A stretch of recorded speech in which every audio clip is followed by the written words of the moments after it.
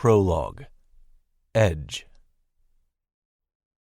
I ain't had nothing much to live for since I was 18 years old, when my entire family was wiped out over a drug deal gone bad. Mine and my best friend's, and it was all my fault. So yeah, there we were, me in ruin. Or Nick, as he still went by in those days before he got his road name, riding across the country on one bike. My dad's Harley-Davidson Road King, to be exact, customized to perfection, and the only thing I had left of him, or any of my family. Nick didn't even have that much. We didn't talk about that. Tried not to think about it either. But Nick woke me almost each night by screaming in his dreams, and I'm sure I was no better. We didn't talk about that either. We turned a lot of heads on that bike, and not in a good way. A couple of kids riding a bike we could hardly steer. The little money we had got us from Michigan to California. The plan was to get to a place where the weather was nice year-round. But by the time we reached San Francisco, we were broke.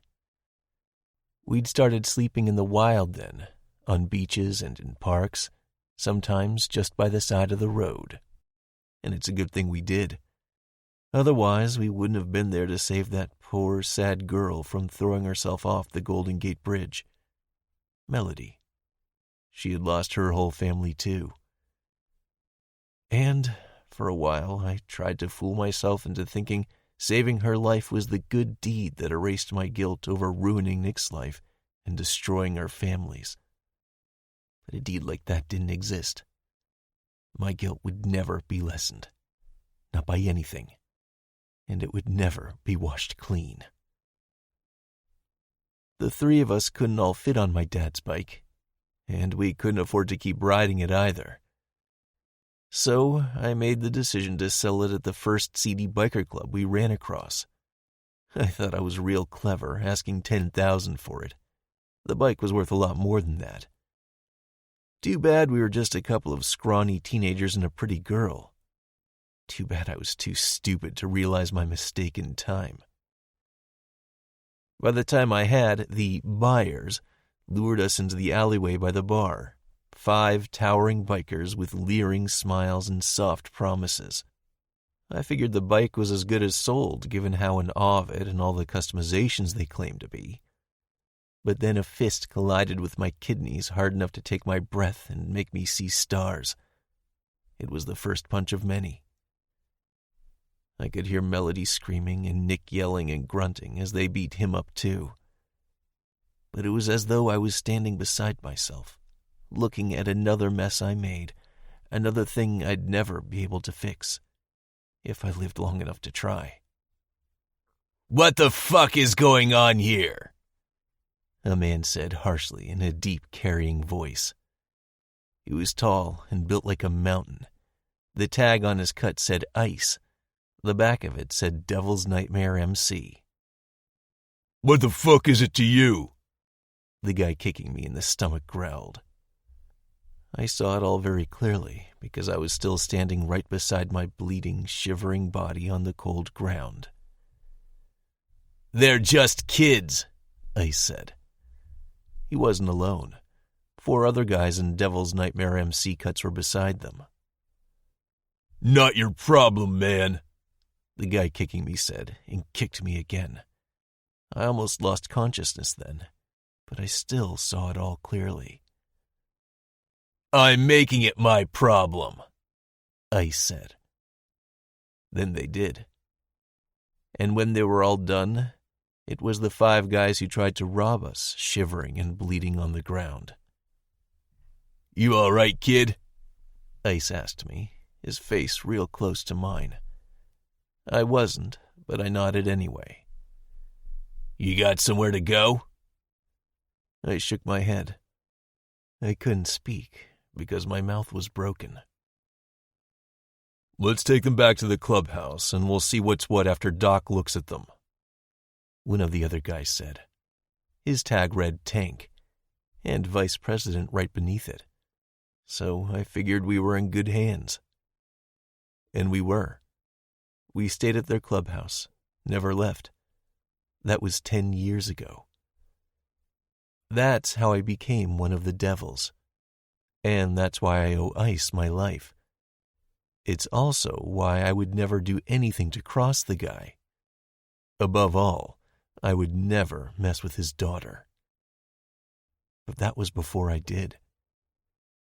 Now, I might have to eat every promise I ever made, because she's made me want to live again. Something I never thought would ever happen.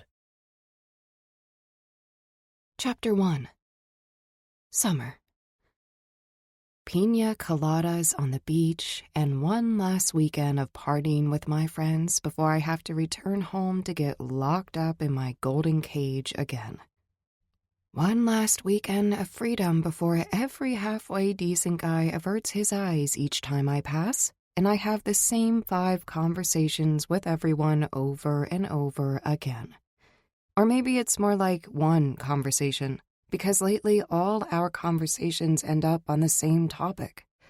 War. Death. Of everyone we love. Even after Hunter and Trixie's wedding, the one no one thought would ever happen, that's all we ended up talking about. I love my family. I do. But freedom is better. I thought I would finally have that when I got my first real job in LA. Junior makeup artist for one of the year's top blockbusters and the single best experience of my life. I got the gig off a makeup video I posted that went viral, but even before that, I'd been applying for years to every such job I could find. It took me months to persuade my parents and everyone else to let me do it. My dad's not big on letting things go, especially his daughters. And now that Devil's Nightmare MC has gotten wrapped up in an all-out war with too many other MCs to count, as my mom tells it, I doubt I'll ever see the outside world again. The bodyguards he had trailing me on set weren't even trying to blend in, which drove everyone crazy, especially me. Biker Club Princess was thrown around a lot, mostly behind my back, until I owned it. Now it's an inside joke with my friends, the people I spent almost every waking hour with for the last 3 months of filming. You tell your own story. You don't let anyone else tell it. Just one of the many things my dad taught me over the years. I just wish more of it was actually applicable to the real world, and not only to the biker world he's so dead set on sheltering me from. I didn't think this getaway to Tijuana would be sanctioned, so I didn't tell anyone I was going. I successfully ditched the bodyguards by dressing up as Princess Steia, the lead character in the movie. I walked right past them in a sparkling green, skin-tight evening dress made of latex. The dress, they noticed. The lioness mask covering my face, they did not. My plan exactly. I'm not a biker club princess for nothing. And one thing I know is that all bikers will sooner notice a hot body than a pretty face. And my dad's MC brothers, well, they've spent so much time not looking at my body that I could walk past them with just my head covered and they wouldn't recognize me. None of them followed me as I slid into the back of my friend Marsha's convertible, and we sped off the studio lot and down the highway to Mexico. We were already sipping the first round of pina coladas before they noticed I was gone. That's when my dad's angry texts started coming. Stuff like, "This is no time to be acting stupid, Summer." And, "Where are you? I'm coming to get you." And, "At least fucking answer me so I know you're all right." I did, but only to keep him from going insane. And I did add that I'm 25 years old and would like some damn freedom. Then I turned off my phone. "They are missing you, biker princess?" Luis asks, his thick French accent somewhat softened by the amount of booze he's already consumed. He'd started drinking in the car, and the hot sun beating down on us on this beach isn't doing him any favors. "Let them miss me," I say as I toss the phone into my bag. "That's my girl," he says, and toasts me with his half-empty bottle of rum. I smile, clink my glass against it, and say nothing. I could tell him I'll never be his girl, like I've been forced to do since we met a month ago. He's been trailing me like a lovesick puppy ever since then. But nothing's ever gonna happen between us. He's a nice guy, but definitely friend zone material. And if I'm gonna be with anyone while we're here, it'll be with one of the buff waiters wearing only tan-colored shorts, which are not loose at all. The one who brought our drinks has been casting glances at me nonstop. The kind of glances that promise all sorts of passion in the bedroom later. That's what I need. Fun and laughter and sunshine and a guy who knows his way around a woman's body. Because soon enough, I'll once again be surrounded by gruff, brooding bikers who think life is just about killing and who all seem to be under strict orders to never even look my way. I don't know if my dad ordered this for a fact, but I'm pretty sure he might have. Luis stands up on very wobbly legs and extends his hand to me. Want to dance? Oh, leave off, Luis, Marcia says. You can barely stand, and Summer is here to have some fun. I gave her a grateful smile. She'd been instrumental in keeping Luis off my back these past few months.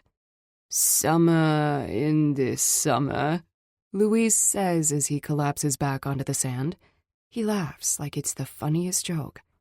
I barely manage not to roll my eyes. I think I'll go for a swim, I say, and stand up. My skin's still all sticky from the latex in the green dress. How anyone can wear that for more than 5 minutes? That sends Luis giggling, and I make my getaway before he regains his composure enough to actually say anything. Sober, he can be a pretty cool guy. Drunk, clearly not so much. I'll join you, Marcia says, and falls in step with me, wrapping her arm around mine.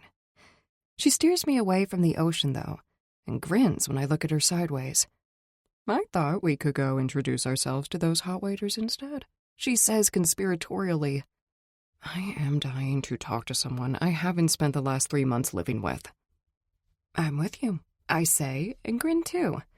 Marcia was the assistant to the assistant of the costume designer and worked her ass off fetching stuff and just being at constant beck and call, just like me for the makeup department. We met on the first day of filming and were besties by the third. It's gonna be hard leaving her behind. Hello, ladies. The waiter has been making eyes at me all day says as we approach. What can I do for you? His coworker, an equally chiseled, golden-skinned Adonis with sparkling eyes and lips made for kissing, snickers beside him. I extricate my arm from Marcia's hold and extend my hand. I'm Summer. What's your name?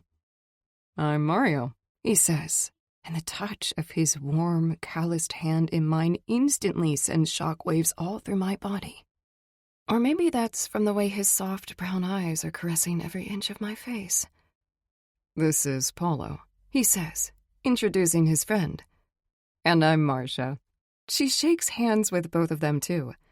But the real question is, what are we doing later? She's so damn forward. I love that about her. But right now, I'm hoping the heat in my cheeks doesn't mean I'm tomato red in the face. Anything you girls want, Mario says, his eyes swallowing me whole. We get off at 8. And then you're taking us out on the town, Marcia announces. This place is nice and all, but I want to see the real Mexico. The two guys exchange glances, both grinning ear to ear. Anything you want, ladies, Paulo says. I'm sure they're both thinking they're getting some tonight, and they might very well be right. Although, I don't know if it's such a good idea to go wandering around a strange city with a couple of guys we just met. I say to Marcia once we're walking back to our group. Oh my God, you are such a princess, she says and laughs. Come on, we're a couple of street-smart chicks, and Tijuana isn't exactly L.A., and it's certainly not New York City. That's where she's originally from, and I'm dying to go visit her there. But between my dad wanting me home for the foreseeable future and her talking about staying in L.A. indefinitely, I don't know when I'll get that wish. We can handle it, she says and grins. It's not that. I haven't told anyone about where I'm from, or that my dad's a member of one of the most notorious outlaw biker clubs in the country. I certainly didn't tell them that the MC is currently in the middle of an all-out war and that we're all in danger of becoming casualties in said war, especially as children. Hunter almost died. Chance survived only because he's the luckiest guy alive and bullets seem to just bounce off him, and Harper came so close to being sold off I don't even want to think about it. But isn't that all the more reason to live it up now, while I still can? "You're not chickening out on me, are you?" Marcia asks. I shake my head and smile. "Nah, we're good. I can't wait to get to know Mario and Paulo a little better." She nods approvingly. My dad's not wrong about me needing to be careful. But who's going to look for me in Tijuana? It's all tourists and college kids partying hard down here. I blend in perfectly. Summer. Tijuana is not just beaches. It's actually a city of 2 million people. But you'd never guess that from the side of it Mario and Paulo showed us. They're actually neighbors. And we started the night at their houses, where they spent an hour getting ready, while Marcia and I sat on plastic chairs in the backyard talking to their grandpas and moms and a bunch of cousins, some barely a year old. Then they took us for some real Mexican tacos, which were so hot and spicy my mouth's still burning hours later. Then it was tequila and dancing. The Latin passion is something I could get used to very fast. I danced more tonight than I had in my whole life before. I'm sitting at one of the outside tables of a small dance club called La Copa, enjoying the breeze on my overheated face and sipping water. I have a good view of Marcia and both the guys, dancing a slow dance on the nearly deserted dance floor just inside the club. Most of the patrons have come out to the sidewalk for a breather, and no one seems in a hurry to get back to dancing. It's almost 2 a.m. I'm dead on my feet, and I'm thinking I could just let Marcia have both of the guys tonight. They're nice, attentive, and passionate, but here I am, wishing I was surrounded by those brooding, gruff bikers that never look at me. It's just my way to want what I can't have. Since the party is dying down, it'll soon be time to go, either to another club or, as Mario has been suggesting more and more loudly, to his house. I don't know how to tell Marcia I'd rather just go back to the resort. "You got a cigarette?" A hoarse voice asks, sending shivers down my spine. The voice belongs to a bearded guy with biceps for days, wearing a leather cut over a black t-shirt and baggy jeans. He's kind of hot, though there's an unforgiving kind of iciness in his eyes, too. I go wishing for brooding bikers, and one appears. But this one looks a little too brooding for my taste. "No, sorry," I say. "I don't smoke." "Good for you," he says and sits down on the stool next to me, bodily blocking me from leaving the table with his hugeness. I stand up anyway and try to get past him. I should go back to my friends. He grins and eyes me up and down. "Come on, stay a while. You're the prettiest woman I've seen all night." "Yeah, right," I say, because that's a blatant lie. The women around here are all much prettier than me, both the locals and most of the tourists. "You don't like being called pretty?" he asks, disbelief in his cold eyes. All the warnings my dad's been filling my ears with since I took the job in Hollywood are a jumbled mess in my brain. My face is overheating all over again, and the breeze isn't doing anything to cool me. I raise my hand to wave to Marcia and the guys, but the biker grabs my wrist and lowers my arm back down. And now it really is Panic City in my head. "I don't want to hurt you, but I will," he says in a hissing whisper. "You're coming with me." The fuck I am! I yank my arm from his grasp, splash the water I was drinking in his face, and try to duck past him. But he just laughs as he wraps his arms around my waist. "You're a feisty one. I like that." "Let me go, you fucking psycho!" Heads are turning our way, but Marcia and the guys are still just dancing inside, flailing their arms around and laughing. "Nothing to see here," the guy tells the onlookers. She's just had a little too much to drink. To my horror, they go back to drinking their drinks and talking with their friends as if nothing's happening, as if the guy's not carrying me towards an all-black van, the kind nightmares are made of. I scream and thrash around, but I might as well be perfectly still for all the good it's doing. "Open the back," the guy yells. Thankfully, the back of the van stays firmly shut. What the fuck? He grumbles as he carries me there anyway. And then he repeats the question, but in a completely different tone as my dad and Tank, Hunter, and Chance step from behind the van. A bunch of others are there too. I've never been happier to see them in my whole life. "I'm gonna need you to let her go now," my dad says. The guy releases me immediately and starts backing away, hands raised. "Now, Ice, I wasn't gonna hurt her, I swear. I was just..." Whoever this guy is, he knows my dad. But that's not surprising. Most 1%er bikers do. The rest of his nonsense is cut off as my father punches him in the face so hard, he goes down like a sack of potatoes. My dad was the undefeated champion in the underground MMA fighting ring for years, and it still shows. He hardly ever talks about those years, but I know all about it anyway. Everyone does. It's the reason everyone knows who he is. I'm sorry, I say to him, but how was I supposed to know these creeps would follow me here? He shakes his head and turns to Tank.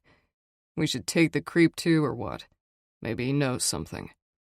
"Yeah, but it's a hassle," Tank says, and instructs some of the guys to lift my unconscious kidnapper and put him in the back of the van he tried to stuff me in.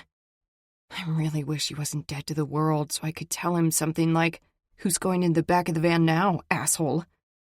"You get in the car too, Summer," Ice says. I glance back at the club where a lot more people are staring now, but Marcia and the guys aren't among them. What about my friends? I ask. "You can just text them later," Ice says snidely, probably referring to the texts we exchanged in which I told him I'm going to spend the weekend partying in Tijuana. Nothing's going to come of those plans now. And nothing's going to come of me arguing with him about it. So I just slip in the back seat of one of the two cars they brought. My cousin Hunter and Chance are both giving me commiserating sort of looks. But what good are those? At least they get to fight in this stupid war that's keeping us all so caged. Me? I'm just a dainty little bird in it. My dad gets in the passenger seat, and Ace takes the wheel. I want to stop in LA to get my stuff, I tell him. "We'll see," he says. "So what? We're driving all the way home?" I ask. "It's the middle of the night." "Yeah, it is," he says. "And this is a detour we didn't need." Figures they'd be on some exciting mission down here, because how else would they reach me so fast? The Sanctuary, as the MC's HQ is so aptly named lately, is over 8 hours away from here. I already said I'm sorry. He finally turns to me, concern vying with annoyance on his face. "This was a close call tonight, Summer." I lean back and cross my arms over my chest. I know. "We're at war, and it's time you start acting like it," he adds. "But you'll have a few days to think about that in the peace and quiet of the countryside now." "Where are you taking me?" I ask. "Oh, a nice little cabin in the woods. You'll love it." He faces forward, chuckling. "It's even quieter and more peaceful than back home." I'm not even going to grace that jibe with an answer. He knows full well I moved to LA in part just to get away from all that peace and quiet back home. And all those pretty birds singing in the redwood trees, which still have a lot more freedom than I'll clearly ever have. Chapter 2. Edge. Getting shot is no picnic, but taking a bullet for the president of your MC is an honor and also has its perks, especially when that president is cross and the club is Devil's Nightmare MC. They always pay their debts. We always pay their debts. I've been a fully pledged patched member for the last 8 years. The only problem is I'm in prison, and the charges leveled against me are no joke. Grand theft auto, assault, and murder, several times over. I've been hearing a lot about how I won't be locked up much longer, but I'm still stuck in a tiny cell with only a single window right under the ceiling, so I can't even look out. Everything in my cell is clean and new. Even the pale blue walls don't have much more than a scratch or two on them. The metal bed screwed directly into the wall hardly creaks, and the toilet hasn't had thousands shitting in it yet, like the rest of the toilets in this prison. I have it better than most here. I know that. But all the newness and the pale blueness of my cell are starting to drive me insane. I get an hour in the yard, half an hour in the morning and half an hour in the evening. The only guys outside with me during those times are white-collar prisoners. We don't talk. We hardly even look at each other. The small outdoor courtyard has walls so high you can only see the sky when you crane your neck all the way back, and even then, the view is ruined by the thick, sharp razor wire on top of them. Sometimes I see a plane fly by. I've never yet seen a bird. The rest of the time I'm in my cell, alone, doing everything and anything I can think of to not go crazy. At least my wound is now healed enough for things like push-ups, sit-ups, and jumping jacks. If I didn't have that, I'd probably have strangled myself with my bare hands by now. I understand I'm in this solitary new part of the prison for my own protection, and that the MC made sure I was put in here and not Gen Pop. So many MCs have banded together to destroy Devil's Nightmare MC that I'd probably be dead within an hour of being put into the regular part of this prison.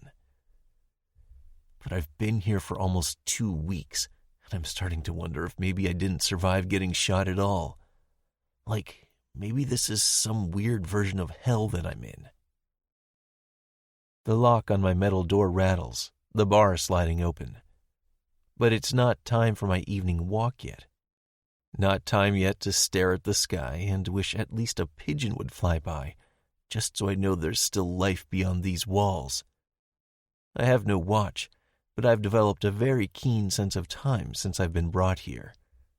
A useless skill, since it hardly fucking matters what time it is in here.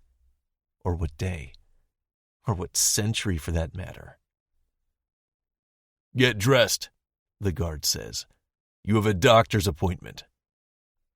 I was lying on my bed in just my boxers, letting my drab, light gray uniform dry from the workout that took care of most of the day.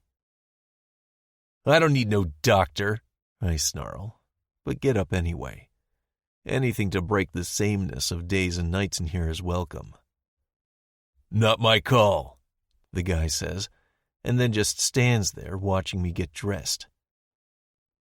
When I'm done, he leads me down this sterile-looking hallway lined with identical light blue metal doors, the same kind of doors that are on my cell.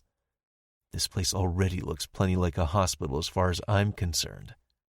Or an asylum, more like. He leads me through a bunch of locked doors until we finally stop in a cramped holding area of sorts where 2 guards are waiting. One of them is holding shackles, the kind that bind your feet and your hands together. I've only ever worn those in court. "What's going on?" I ask. "I thought you were taking me to the hospital wing." The guard that brought me shakes his head. "No, the actual hospital." It's weird because my wound is completely healed, but I don't ask any more questions. I just let them put the shackles on me. The chance to at least see the outside world is too good to pass up.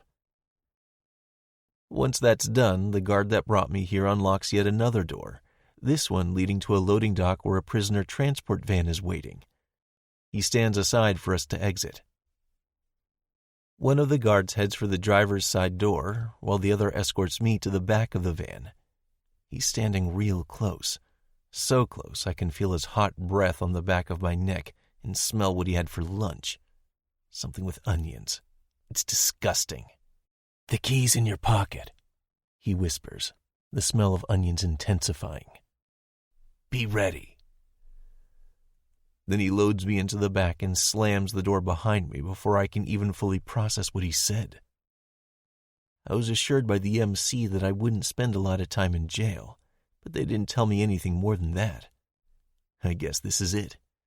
Today's the day I once again become a free man. Thank fucking God. Be ready? I've been ready for weeks. And I gotta say, the smell of onions on someone's breath might very well be my new favorite smell. Edge. I didn't waste any time. As soon as the van started moving, I fished the key from my pocket, nearly fumbling it twice, then undid my cuffs. Then I wrapped the chain around my right palm and waited. Be ready is not much in the way of instructions, but I am always ready. For anything, anytime. It's how I've lived my life since I was 18. No regrets, no filter. No job too small or too tasteless. We're on the highway. I can tell by the smoothness of the ride. No way the devils will attack on the highway. But then the van brakes hard, making me slide down the sleek metal bench I'm sitting on and thump against the wall separating the cab and the prisoner area. One of the guards up front is shouting. Before I can try to make out what's being said, a loud thunk silences him. Then the back door opens and 3 of my brothers are standing there, bandanas covering their faces, their eyes serious and alert. I recognize them all. Hunter, Chance, and Ruin, my best friend from before. "What the fuck took you so long?" I ask, and can't help smiling widely as I leap from the back. "We had to make sure you'd survive getting shot first," Ruin says. "Otherwise it'd be a wasted trip." I give him a huge bear hug. "No time for chit-chat," Chance says. "Let's move." I clap both him and Hunter on the shoulder anyway, and I can't help smiling. I'm free. Now all I need is my cut, my bike, and a very long ride. And a lady or 3. But I don't think I'll sleep indoors for at least a week. There's smoke all around the van, but I don't smell fire. They probably used one of those fancy smoke bombs we make so much money selling these days, among other fancy weapons.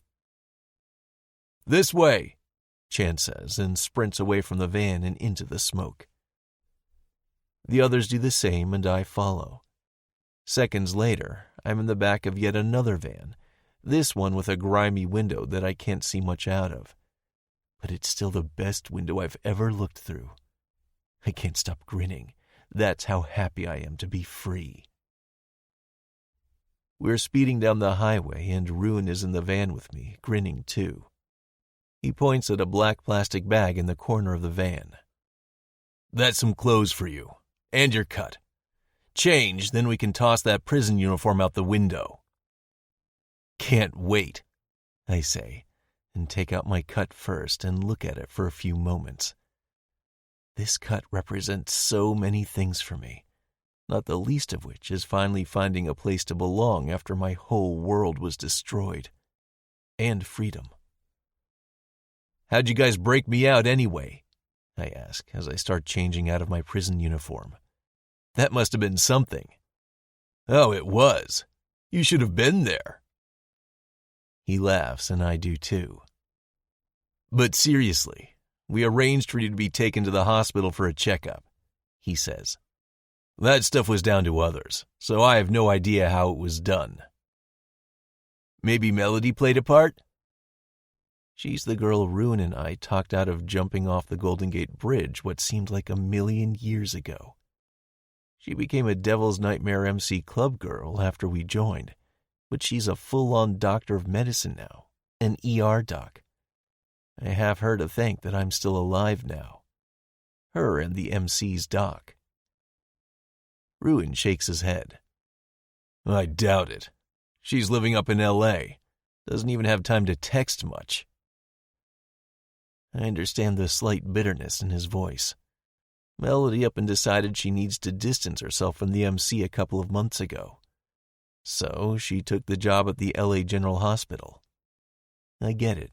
She doesn't want to be just a club girl forever. But I still kinda expected all of us to grow old together after everything we've been through. Anyway, I have no idea how that part was done. Ruin takes up the story again. But 12 of us were in various vans and pickups waiting for the prison transport van to bring you out.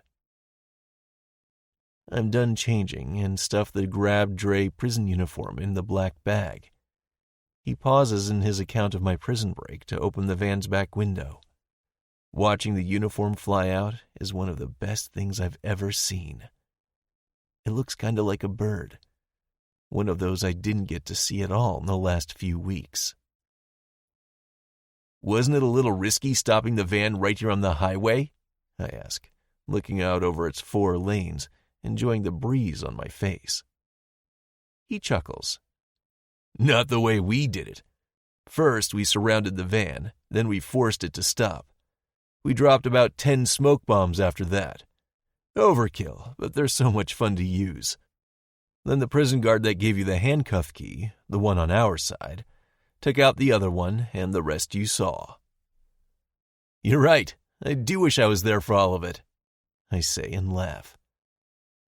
We've exited the highway and are heading up one of the hills Callie is littered with. We're not taking the highway all the way back to Pleasantville? He shakes his head. We're not going home just yet.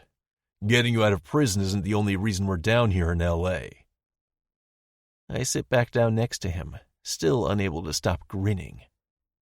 Good. I am so ready for some action, let me tell you. I bet. I don't know how you could stand it being locked up. It wasn't easy. A couple more weeks and I'd have lost my ever-loving mind for sure, I say, and it's not a lie at all. But let's not go there. Tell me everything I missed. He does, going over all the battles in this war we're fighting with various other MCs that want revenge on Devil's Nightmare MC. The club runs guns now, but back in the day, before Rune and me joined, they were a band of mercenaries, killers for hire, and the best of the best at it. Other clubs hired them to take out entire MCs, and they always got the job done. But now, the ones they left behind, mostly children of the ones they'd killed as far as I can understand it, want payback. What goes around comes around, I guess. But that doesn't mean we're just going to take it either. I can't wait to get back into the thick of it, I say. And it would have been nice to see Hunter get married, too. He didn't want to wait, as I'm sure you understand, Ruin says, and we both chuckle. Hunter's the only son of our President Cross, and the woman he married is his longtime on-again, off-again girlfriend Trixie. He's tried in vain to tie her down for years. The van slows, and after a short ride along a very bumpy road that cuts straight through the trees, we stop in the middle of a thick forest. There's only a wooden log cabin there that looks like it was hand-built about 100 years ago. It's growing dark, and the air smells of fresh earth, ancient trees, and some kind of honey-scented flowers. The birdsong is deafening, and I'm still grinning like a lunatic. What's this place? I ask. It's where you'll be lying low while we do what we came here to do, Ice says, coming out of the cabin. He shakes my hand. Welcome back. Thanks, I say, wishing the gratitude wasn't so darkened by what he had said before that. I'm ready to go with you to do what needs doing, I say. Ice nods. I'm sure you are, but it's too risky so soon after your prison break. The guy saved my life 10 years ago, and he's been something like an uncle to Rune and me ever since. Definitely more than just an MC brother. I don't argue with him if I can help it. But right now... He chuckles. Besides, I need you to stay here and keep an eye on Summer. And suddenly, there she is, standing in the doorway of the cabin. Summer, one of Ice's twin daughters, and definitely quite possibly the hottest woman I've ever known. Her long, dark hair is loose, falling like a curtain of velvet over her breasts and down almost to her hourglass waist. She's wearing jean shorts and a tight white tank top, neither of which leave a lot to the imagination. Maybe it's just that I've been in prison, but I've never wanted a woman more than I want her right now. Too bad, though. Ice would never sanction a thing like that. His daughters are off limits. He makes no secret about that. And I owe the guy my life, so I gotta respect that. "You're the only one I trust to watch her," he says in a quiet voice. "To not take advantage, I mean." Why me? Why not Hunter, or Chance, or even Jax? They're all a hell of a lot more trustworthy than me, and they're all taken. Well, I get a boner every time I see Summer. It makes it hard to talk to her most of the time. Spending the night alone with her will be pure torture.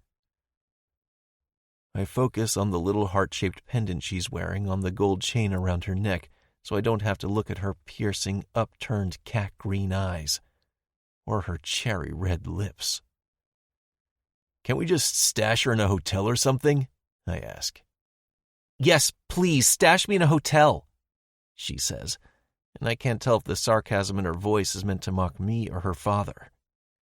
"Any place is better than this rundown shack, and the company is only so-so." She's got a real mouth on her, real sassy all the time. My cock and me both would love to teach her a lesson or two about that. But that'll never happen, so I can't even think about it. I think she knows I am, though, if that smirk on her face and the fire in her eyes is anything to go by. "It's only a couple of days, Summer," Ice says to her. "Then we're going home." A couple of days? Shit. She doesn't look too happy about that either, as she mutters something under her breath and goes back inside. Ice chuckles again. "She'll come around. Come on, let's get a barbecue going and you can tell us all about prison." The rest of the guys have already gathered around an ancient-looking grill, some sitting on rocks, others on the ground. They're retelling the story of how they broke me out of prison, and I can't wait to hear it again.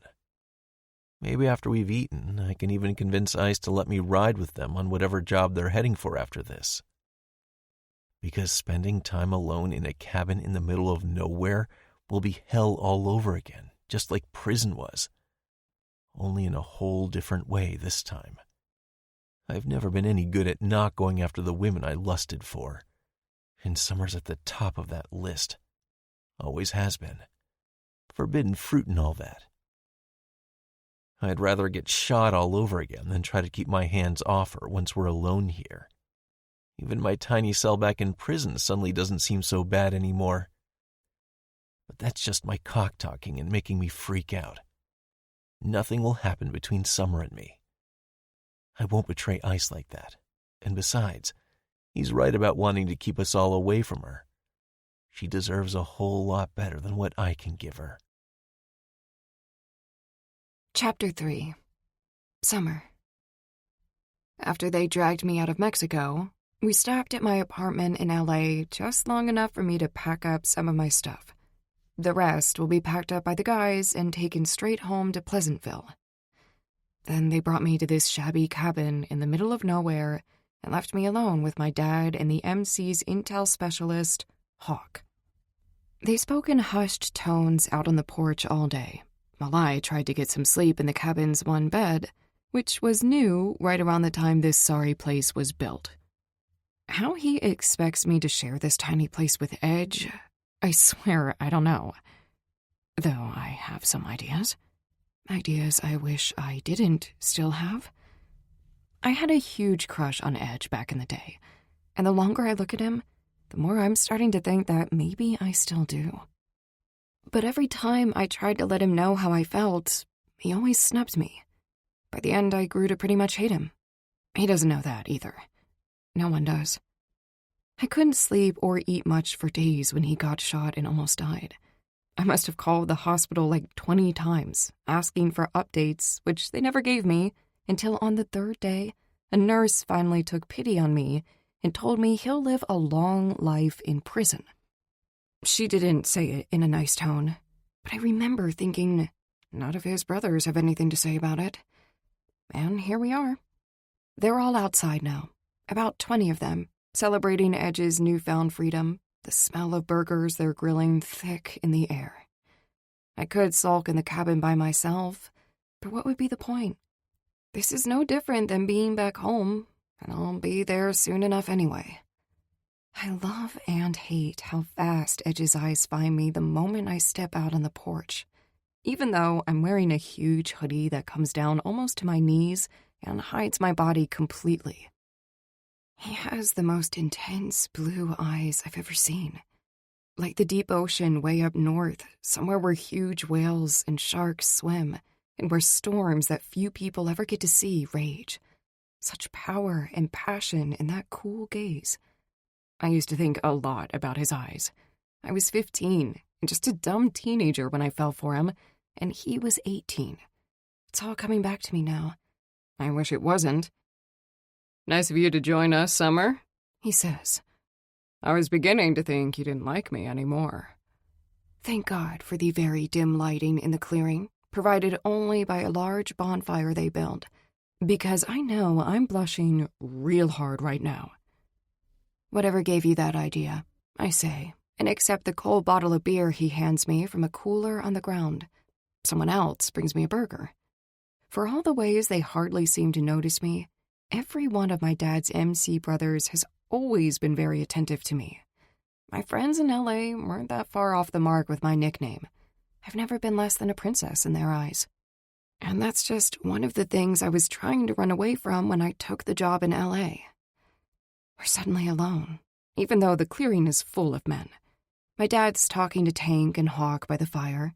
Ruin, Chance, and Jax are watching something on Hunter's phone, and the rest are similarly grouped together. But Edge has eyes just for me. And the look in them makes me think I'm about to see one of those storms few ever do. So, is having freedom again all you hoped it would be? I ask, and take a swig of my beer. He laughs like I'd said the funniest thing. Anything's better than prison, but I did hope for some more action. Instead of babysitting me, you mean? The words just tumbled out. I didn't mean to say them. His face turns tight, like maybe he didn't think it through before he spoke either. Obviously that's not what I meant. Yeah, you don't have to lie on my account, I say, and drink some more of my beer. I know where I stand. It's times like these I wish I was more like my twin sister, Eden. She's the good girl of the family. A label that includes my mom and dad, too, if we're being honest. She's perfectly content running her little bookstore back home in Pleasantville, because books are her life, and the MC is certainly not. So she never had to worry about guys snubbing her, because she's not even interested in any of them. And I stand where I stand, Summer, Edge says, surprising me with some sharp honesty that's just beyond hearing in that statement. And where's that? Because as far as I can tell, it's in the dark next to me. I clearly can't help being catty with him, so why even try? He laughs again, but it's not entirely unforced. Let me try this again. I've been stuck in a tiny cell for 2 weeks, and now you're about to be stuck in a tiny cabin with me. I finish the sentence for him. A hard, predatory look passes over his eyes. And if he means it as a warning enough for me to watch what I'm saying, he's failing. Because, damn, if I'm not literally burning for him to shut me up, preferably with a kiss. He smiles instead. I really like how it lights up his eyes. It's like that rare bit of sunshine the North Seas get. You're testing me, Summer. Wouldn't want to do that, I say, and smile too. Seems I can't stop. He averts his turbulent eyes and shakes his head. Actually, I'd like nothing better than to spend time with you here at the cabin. If it wasn't such an obvious lie, I'd believe him in a second. As it is, I only kinda sorta do. And I'm all out of smart comebacks because of it.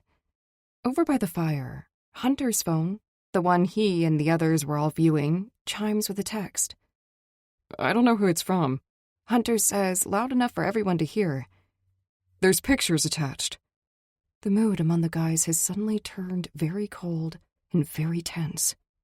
Where before they were all laughing and talking loudly, they're now standing so still I can hear the wind in the trees and the fire crackling. See what it is. Hawk says, But don't click on any links. They could be trying to trace us. there's a war on, of course, and we're all in danger. How could I forget for a teeny, tiny second? But we all did. And now we all remember again. Fucking shit. Hunter snaps. They got Melody. They messed her up real bad. They sent a location to where she's at. Where is it? Edge says, rushing over to Hunter. We gotta go. Now. Melody was one of the club girls before she became a doctor, and she's the only girlfriend Edge has ever had. I want them to help her if she's hurt. I want them to save her. But I wish it didn't sting so bad that Edge is the first in line to go do it. I thought we were getting somewhere.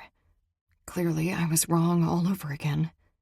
They're talking, but it just goes right over my head. Hawk and Ice think it's a trap. Edge won't hear of not rushing straight into it, even if it is, to save Melody, like he saved her once before. I'm pretty sure he loves her. Hunter, Chance, and Jax all want to go too. Fine. Tank finally says, We're going. But you're gonna have to be very careful. We will be. Edge assures him. Tank turns to him. You're staying here with Summer. The fuck I am?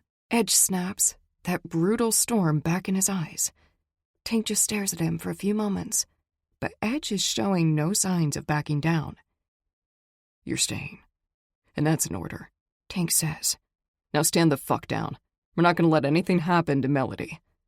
Tank's the club's vice president and will be obeyed. Like his son, Chance, he's usually a very laid-back kind of guy, but his tone right now clearly says he won't hear any more of Edge's arguments.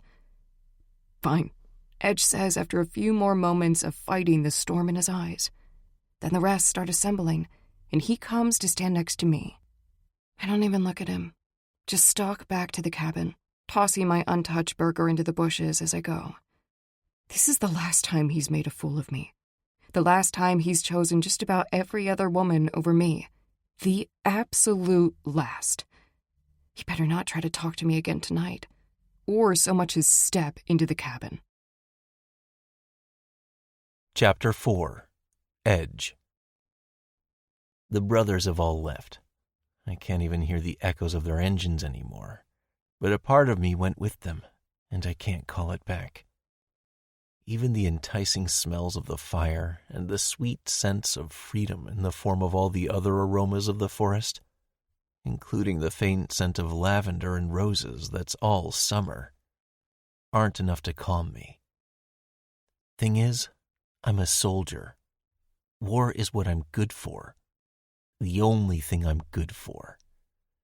Haven't I proven that to the devils enough times in the last decade? Didn't I take a fucking bullet for our president? I'd do it all again in a heartbeat. Do they doubt it? So why leave me behind?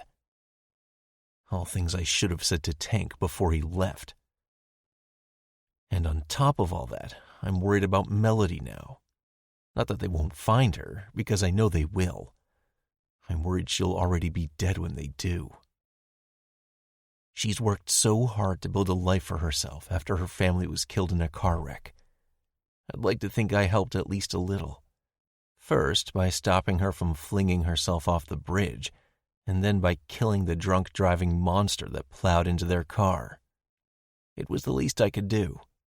I wanted to do more. And then there's Summer. While they were leaving, she stormed off into the cabin like she'd suddenly been attacked by a horde of fire ants or something. And now she's lying in there in the dark. I want to join her, but I can't. Because everything from her upturned eyes to her bow-shaped lips, her curves for days and long legs that just begged to be spread, never failed to get my cock hard. It's already hard now. And the mouth on her. I swear that bantering with her is going to be one of my top 10 things to do. But what the fuck am I going to do alone with her here? Not any of the things I want to do, that's for sure. That won't fly. The fire is quickly dying down now that no one's feeding it. A part of me wants to just continue feeding it, get a blanket from inside and fall asleep right here, with the heat of the flames licking my face and the cool, sweet, fresh air all around me. But that would leave Summer alone in the cabin. And that's not exactly guarding her, now is it? If the assholes who started the damn war with the devils found Melody, then they can find us up here.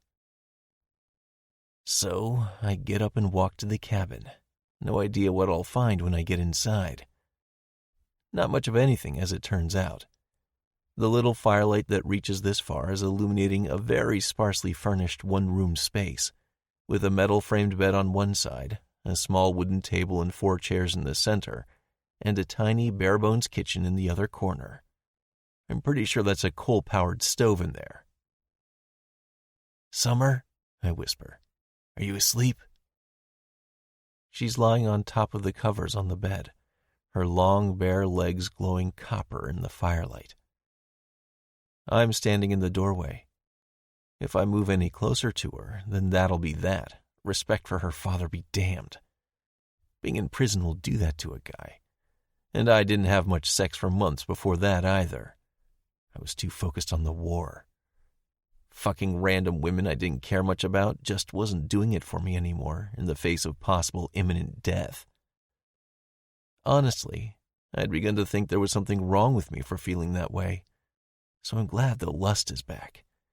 I'm just not happy it's for Summer. I take a step towards her, the floorboards creaking under my weight. "Don't think you're sharing this bed with me," she snaps. Even though I can't see her eyes, I can feel them boring holes into me. Her gaze hotter than the fire. "Well, where am I supposed to sleep then?" I say, teasing her. She scoffs. "Wherever you want that's not this bed." As if to punctuate the point, she swings her long legs up into the air and sits up, slamming her feet against the floor with a thud. I can see her face now, and the look in her eyes is every bit as fiery as I imagined it would be. "All right, we'll figure it out later," I say and laugh. "It's way too early for sleeping anyway. Come back to the fire. We can have another beer and catch up some more. I liked it." She shifts on the bed, making the springs creak and pop. "Not as much as you hated being left here with me," she says. So that's the problem. Me wanting to ride with the guys. I'm sure that's significant. Just not anything I should be thinking about. Hey, you know me. Where there's action, that's where I'm happiest. And where there's women, too. Again, significant. You're a woman, too. I laughed. She didn't. Come on, stop being so sour. It's my first day of freedom. I want to celebrate. The silence drags for a few moments, but then she stands up and walks to me. Okay, but only because you asked nicely, she says and grins at me, giving me whiplash as most women always do. How could they even live the way they run so hot and then icy cold at the drop of a hat? She walks past me, brushing against me as she exits the cabin, even though there was plenty of space for her to go around. I need a couple of minutes to stop thinking with my cock after that. I find her sitting by the fire, holding 2 bottles of beer, the smile on her face more of a smirk. So, tell me all about prison, she says as I sit down next to her. How about you tell me all about L.A. instead, I say. Prison ain't worth talking about. Her eyes change, the feisty light giving way to something much softer as she starts talking.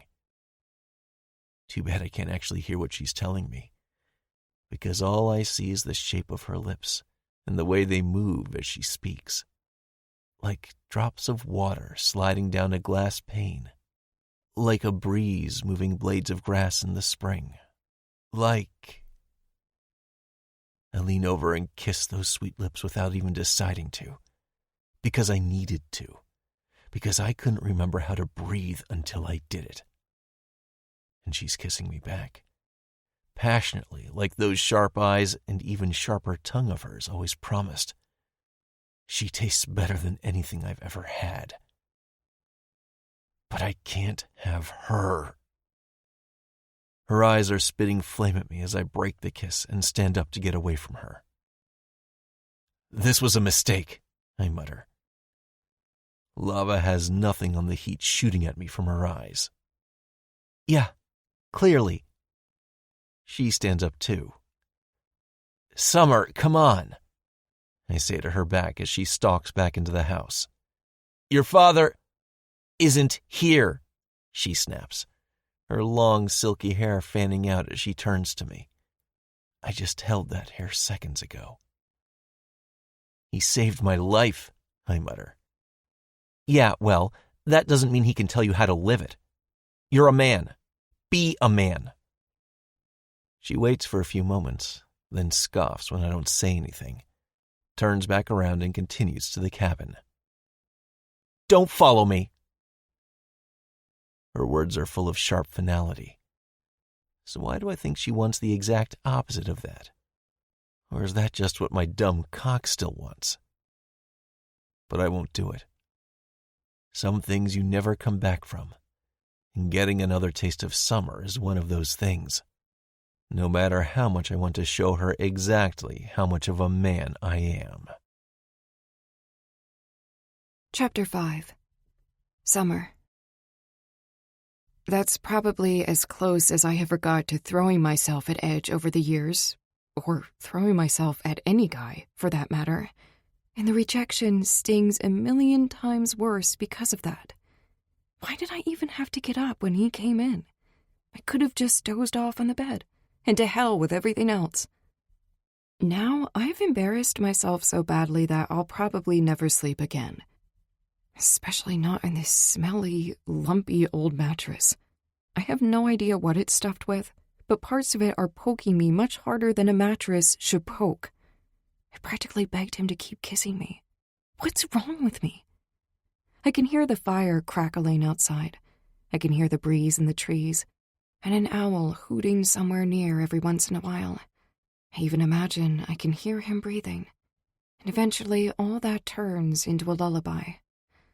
Though, mostly, I'm just so sick of thinking about all the ways I've made a fool of myself in the last day or so. First, nearly getting kidnapped in Mexico, then ending up here and flying off at Edge like some sex-obsessed banshee. I'm sure I'm only acting this out of control because I'll be back home soon. Safe, ensconced, my wings once again clipped. And that's pretty much what I dreamed of when I finally dozed off. I dreamed of walking in the vast redwood forest surrounding Sanctuary and finding a bird that couldn't fly. It was just lying there in the grass, staring up at me, its black eyes like two pretty glass marbles, its delicate wing bent at an awkward angle. I couldn't just leave it there, and I was too scared to pick it up, afraid I'd hurt it even worse if I tried. I couldn't decide what to do, so I just woke up instead. It's the dead of night, and the sounds outside somehow seem more ominous and distant, although they're virtually the same as the ones I fell asleep to, except for the crackling of the fire. The locked heart pendant I wear around my neck and hardly ever take off is very hot against my skin. My mom got it for me when I turned 16, making me promise I'll always be careful about who I give my heart to. Over the years, I've rarely taken it off, since giving my heart away to anyone was such a slim possibility. It became the symbol of my captivity, so it makes sense it's burning now that I'm about to return to my golden cage back home. I get up, the creaking of the floorboards adding yet another note to the eerie, secluded feeling as I walk to the door. The fire has died down to just embers, glowing under a pile of ash. The larger, dark pile by it is Edge, sleeping on his side. The white, artificial glow of my phone's flashlight takes some of the eeriness away, but it quickly returns as I notice that Edge is murmuring and shaking as he sleeps. The latter has nothing to do with the chill. It's not cold. It clearly has everything to do with whatever he's dreaming. And it's nothing good, if the shakes and the mutters are anything to go by. He's talking to someone in his nightmare, begging them to stay home, to stay safe, to not go somewhere where they will die, where everyone they love will die, where blood will flow like water and there will be no winners, only losers forever. His pleas get more and more heated, more and more desperate. The words cut me deep in the chest, even though they make no sense to me, even though they're clearly just the result of a bad dream, and I'm still plenty mad at him for rejecting me the way he did. He's in pain, and I feel it too. So I crouch down and lay my hand on his shoulder. "Wake up, Edge," I say quietly as I squeeze his shoulder gently. He wakes up with a full-body jerk and is on his feet the next moment, the sheer speed of his movement making me topple backwards on my ass. "What is it? What's wrong?" He's looking all around, but I get the distinct feeling that he has no idea where he is, or why, or with who. "We're in the woods," I tell him, shining my flashlight at the cabin so we can see it better. "Nothing's wrong. You were just having a nightmare." He looks at the cabin, and then down at me. I can barely make out his face, but I can still tell he doesn't quite know what's happening yet. "My name is Summer, and you're Edge," I tell him and smile. "Why don't you sit down now?"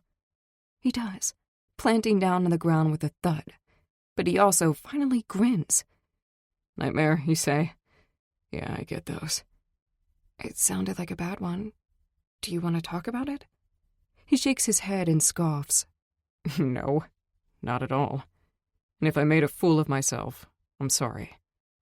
He's impossible. But that's only a very distantly annoying thought. "You were fine," I say, deciding to tell him what he clearly wants to hear. He scoffs like he doesn't believe me, but doesn't say it. "So you're not pissed at me anymore?" he asks. "We're good, again?" "Yeah, we're good," I say. Because why not? We've known each other for a long time, and we've been through a lot. But I can't help adding, "for now." He chuckles. "Until I say something else stupid, you mean?" "Or do something stupid," I say, thinking of the kiss. Which was not stupid at all. Stupid was him ending it. He shifts and lays his arm around my shoulders, pulling me close. "Oh, Summer."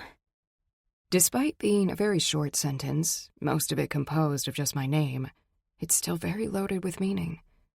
But I don't have to unpack it now. I can just sit here, with his arm around my shoulders and his taut, muscular body to lean on. Because I like this, and I won't like the answers he'll give me if I ask my questions. He's fiercely loyal to my dad, and that means more to him than fucking me does. I suppose I should be happy it's like that. I suppose there's no need to take it personally because it isn't. It's just the way it is. Just like I'm that bird with a broken wing from my dream. I think that's what we both are. "So, what's keeping you from sleeping?" he asks after a while, sounding like he really cares. But then he follows it up with, "Were you scared?"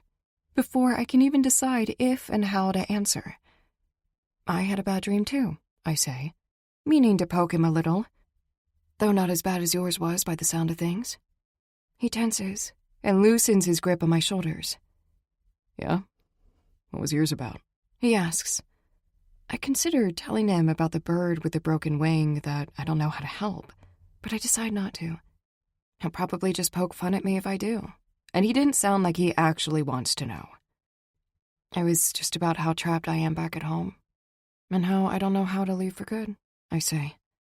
"You want to leave for good?" He sounds as shocked as my dad would be, and it's a bitter and sobering thing. "Not like leave. I'd still visit all the time," I say. "I just want my own life, you know?" He removes his arm from around my shoulders, probably for the best because it was just resting there uselessly anyway. "No, I don't know. I'm more than happy at home," he says. "I can't wait to get back." "So you had your nightmare because you're not there yet?" I ask scathingly. He flashes me a sideways look that is large part exasperated anger. You don't want any of that, Summer. Just leave it and move on. Oh, right. You're trying to protect me. That's why you're pushing me away. That's some classic bullshit right there. I snap. I can make up my own mind, you know. My dad doesn't get to decide how I live my life. Damn it. I swore to myself I wouldn't return to this conversation. Yet here I am. And that's why we're stuck in this cabin right now, He says. because you're so great at disobeying your dad. This is just a blip in my plan, because of the war and everything. But as soon as that's done... You're flying the coop? Funny he should say that. Like he knows I've been comparing myself to a bird all night. But he's probably actually calling me a hen. You don't want none in my life, Summer. He says, sounding both very serious and very far away. You want to know what my dream was about?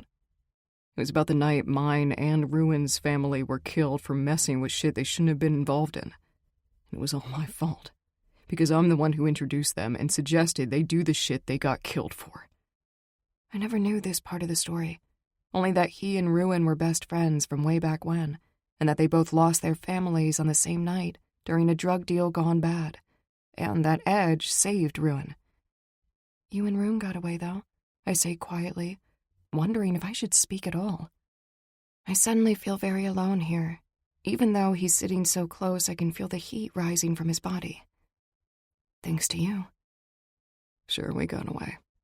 With just the clothes on our backs and my dad's bike. It was the least I could do, but it wasn't in any way enough. What happened? He looks at me sharply. Doesn't matter. It's done. And it can't ever be undone. Tell me, I insist, not even sure why. The short version is, Ruin's parents were a couple of yuppies down in their luck. They were dabbling in cooking meth and growing weed to try and make ends meet. My family had some ties to the biker world, so I introduced them, and they found a buyer. My folks were there to facilitate the sale and get a commission. But those asshole buyers had no intention of paying for shit. They were just there to take out the competition, even though it was no competition at all. Just a couple of dumb, broke, middle-class people who bit off more than they could chew. He's breathing heavily after saying all that fast. Once he's done, he continues looking into the embers and not at me. I had no idea. But what happened isn't on you. It's on those assholes. Who were they? He scoffs. Doesn't matter. They're all dead. The devils helped me get my revenge. Your father was right beside me as I gutted the guy who killed my mom.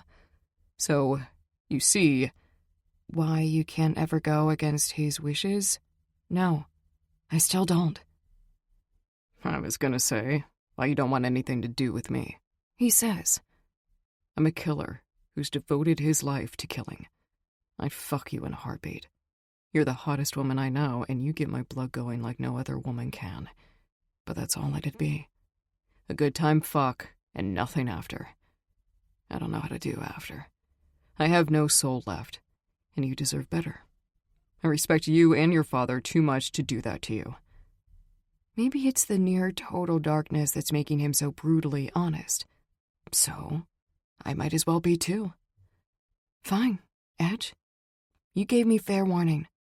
But my mind kinda got stuck on all that about the hottest woman and blood pumping. And I'll prove to you that you still have a soul, and that you can have everything you want and then some. He scoffs and shakes his head. You don't know what you're saying.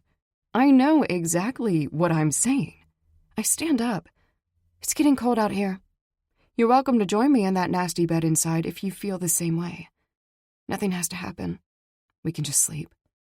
Then I walk away, holding my breath while my heart thunders in my chest as I wait for him to say something. But he doesn't. And he doesn't follow me into the cabin either. Chapter 6. Edge. I meant every word I told her. But it sure is cold out here without her now. Made even colder by her invitation to join her in bed. I poke at the embers, trying to rouse a flame, but nothing happens. They're too dead. too cold, too extinguished, just like me. She's wrong. There's nothing to resurrect in me, and letting her try would be the worst thing I've ever done. And I've done bad things. Many very bad things. Things that give me nightmares where I'm the villain and not someone else. If I let her into that darkness, she'll never come back out. There's nothing here for her. Nothing here for me either if I let her in. Except the knowledge that I've fucked up yet another life. Ruined yet another life.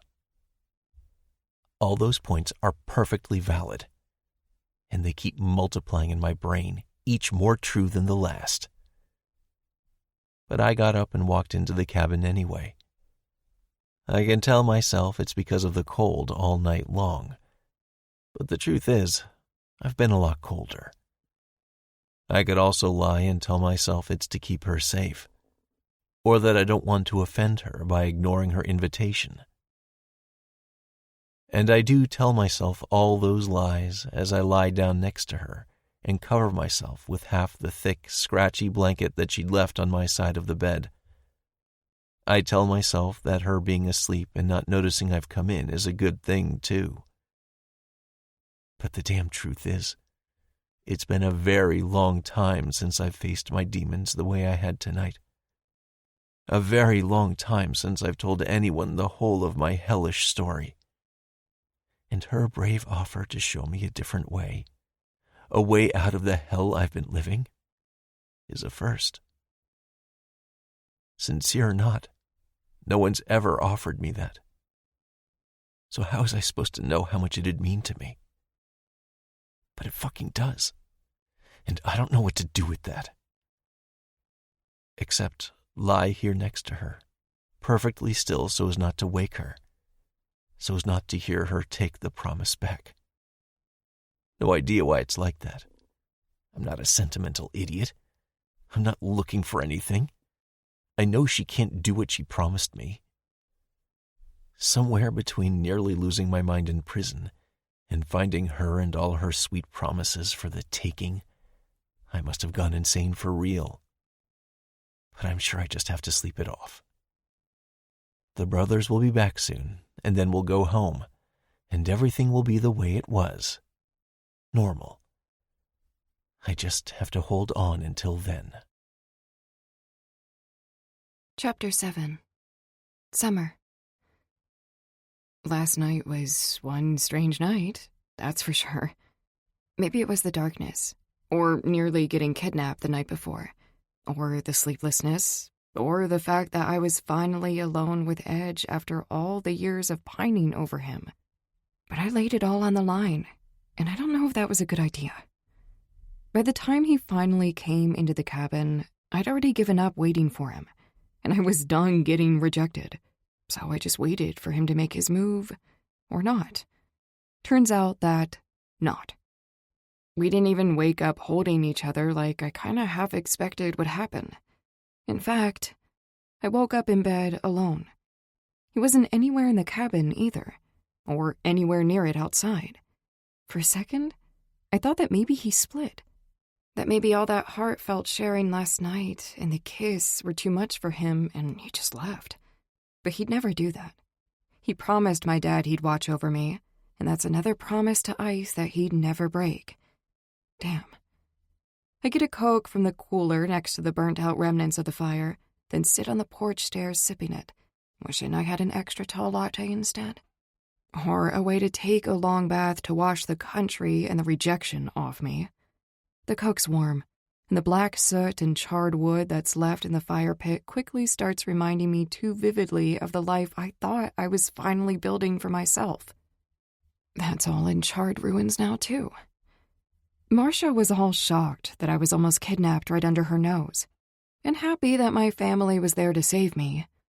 But she hasn't been replying to my texts since. None of my other new friends are either. Only my sister Eden is. And she keeps going on and on about how terrible it is that I was almost kidnapped. I can just picture her, wearing one of her summer dresses with some lovely floral print and a sensible neckline, surrounded by the books she loves so much. Those romance books she can't stop reading that are nothing like real life. For example, a rough, brooding type of biker in his prime would never say no to a young woman on the night he finally gets out of prison in one of those books. I could ask Eden to confirm that, but it would just send her into an even bigger spiral. She's tried to call me a few times, but the reception up here is so bad that every other word she said was swallowed up by static. I'm still trying to wrap my mind around the fact that for the last 3 months, I was living the dream. Assistant to the head makeup artist of a major Hollywood movie, and now I'll once again be stuck doing it on myself on TikTok and YouTube, like I've been doing for years. I might get the occasional themed wedding gig or Halloween party to do makeup for, but that's the best I can hope for. There simply isn't any demand for the kind of work I like to do in Pleasantville. I can transform anyone into anyone else using my makeup skills. My videos get hundreds of thousands of views and likes, but it all ends with me wiping it off my face right after I'm done filming. All that got me the job in Hollywood, but it's just too bad I won't be able to take another one anytime soon. I complain about that to Eden. She just texts back that I need to come home where it's safe for now, and that it's the most sensible thing to do. She tries to comfort me by saying even the war won't last forever, but our conversation fizzles after that, and I let her go once I notice Edge approaching. He's wearing just a pair of jeans, his t-shirt slung over his shoulder, and his hair is wet, glistening a deep gold every time the sun's rays reach it through the canopy. There's a huge scar on the left side of his stomach from where he took a bullet for Cross, and it only makes him look more enticing. There are tattoos across his chest and stomach and down his arms, some of which I've never seen, and all of which I would very much like to study more closely. I wish he was smiling at me as he approaches, but he's holding a burner phone in his hand and frowning down at it like it's done him a great personal wrong. "What's going on?" I ask once he's within earshot. "There's a war going on. Maybe it's bad news. I regret thinking all those other silly things now." "Nothing," he says, sounding like he'd rather growl it. "Is everyone okay?" He nods. "Yeah. They got Melody back safe, but something else came up. It looks like we'll be stuck here for at least another couple of days." "You don't have to make it sound like it's a death sentence," I snap. He looks surprised at my tone for a split second. Then he grins, while his eyes remain very dark. "You like roughing it, then?" he asks wryly. "Fine, then. I found a small stream where you can wash. It's just about ice cold." I point behind me. There's an outhouse shower-type thing in the back with a sun-warmed water tank. I'll just use that. He shrugs, gets his own can of Coke from the cooler, and joins me on the steps. "My way's better. More natural." "Yeah, I should have told you about the shower sooner," I say and grin at him. "Sorry about that." He shrugs, then chugs the entire can of Coke, crushing it in his fist once he's done. "What the hell are we gonna do now?" he asks. "I have some ideas," I say snidely. He just shakes his head. "I meant for food and such. They didn't even leave us a car." "We could go for a hike and find a store, I guess," I say. He looks me up and down, like he's about to make some sarcastic remark, but then his gaze turns real soft and desirous as his gaze caresses my bare legs. "You ever been on a hike?" "Are you kidding me?" I say and stand up. "I'm from Pleasantville. Getting to school was a hike with all those ancient redwood forests everywhere." I'm grossly exaggerating the situation, and my only pair of anything resembling hiking shoes is a pair of dress sneakers with platform heels. But anything is better than spending another day sitting in this cabin bickering with him and trying to keep my hormones in check. Sometime during my chat with Eden, I realized that's all last night was. Out-of-control hormones. I haven't been late in months, and that's not counting the 3 I spent working 12-hour days in Hollywood. I need some, but he's not going to give it to me, and that's that. I really shouldn't have promised him I'd save his soul, or help him find it, or whatever nonsense I promised him in the dead of night. Besides, you can carry me if it comes to it, I say, and smile down at him. He groans as he rolls his eyes. What? Are you saying those muscles are just for show?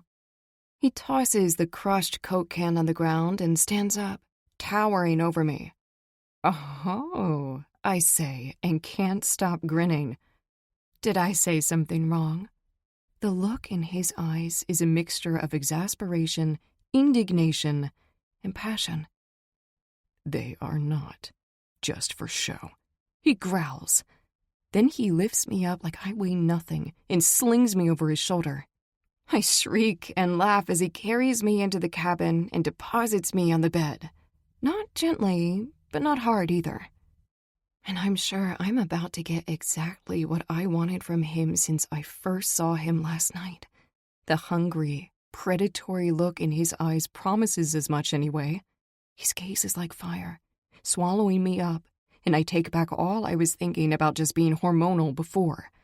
I want him. All of him and only him. Right now, and for a good long while after. Maybe forever. But he takes a step back and runs his hand through his hair, looking everywhere but at me. Get dressed. Now, he says, his voice hoarse like it was burned away by that fire that nearly consumed me just now. We have a long way to walk. Then he retreats back to the porch, picks up his t-shirt and puts it on, his tats and his muscles disappearing from view. I just sit there, stunned for a couple of moments. It's not rejection. He wants me as much as I want him. I know that. I've also known him for a long time. Maybe not well, but enough to know he's no gentleman and not a guy who's particularly in control of himself most of the time. Or one who keeps his cock in his pants, for that matter. Doing it now is clearly taking all he's got. Maybe I've been wrong about him all this time. Maybe he is the forever type. But be that as it may, this is still frustrating as hell. He really got me going, and now I have to walk for miles and miles with a hard-on, for lack of a better word to describe it. You're a real tease. You know that? I say as I'm tying my shoes. He laughs. Now you know how I feel. I do. And it's not great. But that's okay. Because I'm going to do something about it. Chapter 8. Edge. For the first mile or so of the hike, I can barely understand what she's saying, although I seem to be answering her questions just fine.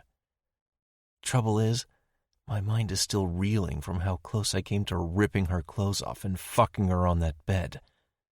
I came so close that a part of me seemed to have torn off and is doing it right now, like in some weird alternate universe. Trouble is also that I want this universe to be that one. My cock is still rock hard and it's not getting any better, making our trek through the woods that much more annoying. Good thing the town of Fairview is just a couple of miles from the cabin. Bad thing is that it'll be all uphill going back. "We're here," she says, sounding a little disappointed. Probably because she was having so much fun poking at me and my resolution to do exactly as her father would want, for her own good. The town doesn't look like a huge one, and there's a large chain supermarket right where we came down the hill. "Ice wants me to wait here while you go in and do the shopping," I tell her, "but we're not going to do it that way." It's totally priceless how the look of total confusion on her face gives way to open-mouthed indignation. "So you don't always do what Ice tells you?" she asks, trying to sound sassy, but it's too snappish for that. I like pissing her off way too much. I should stop. "What can I say? I eat a lot and I can't have you carrying that much by yourself. Plus, I don't trust you to get everything for that same reason." She's still staring at me with her mouth open, and now I'm picturing her lips wrapped around my cock, and I should stop that too. "Seriously, we'll be in and out. No one will recognize me," I say and start walking towards the supermarket. "Also, you're paying, since I don't have any money on me and I can't have you do all the shopping and paying for it on top of it." "You're just such a gentleman, aren't you?" she says as she catches up to me. It sounds like an insult. I grin at her over my shoulder. "When I want to be." She huffs and falls in step with me. I wish you weren't, she mutters, and I can't help laughing. Just yesterday morning, while I was still stuck in my tiny cell, I figured I'd probably never laugh again. Hell, for the last 10 years I haven't fully laughed. But it's easy to do it with Summer. Probably because this whole situation is just an anomaly, just a stolen little piece of time that will end soon and won't ever come again. So, why not make the best of it? Why not take full advantage? I should stop thinking that too. It's around noon on a weekday, so the vast supermarket is blissfully empty. Except for a couple of bored-looking cashiers, the place is virtually a ghost town. I grab the first black baseball cap I see, an LA Kings hockey club one, of all things, and put it on, pulling it low over my face. "Can you even see anything now?" Summer asks in her signature sassy style. "I see just fine." "I could have given you a total makeover before we came here. I wish I'd thought of that," she says. "Then no one would recognize you, unless I made you look like Brad Pitt or something." "I'd never let you put makeup on my face." She looks put out for real by that, so much she's struck speechless. "Let's get a move on," I add. "I don't even know what we need," she says, leaning over the handles of the cart and looking this way and that. "Or where anything is." I scoff.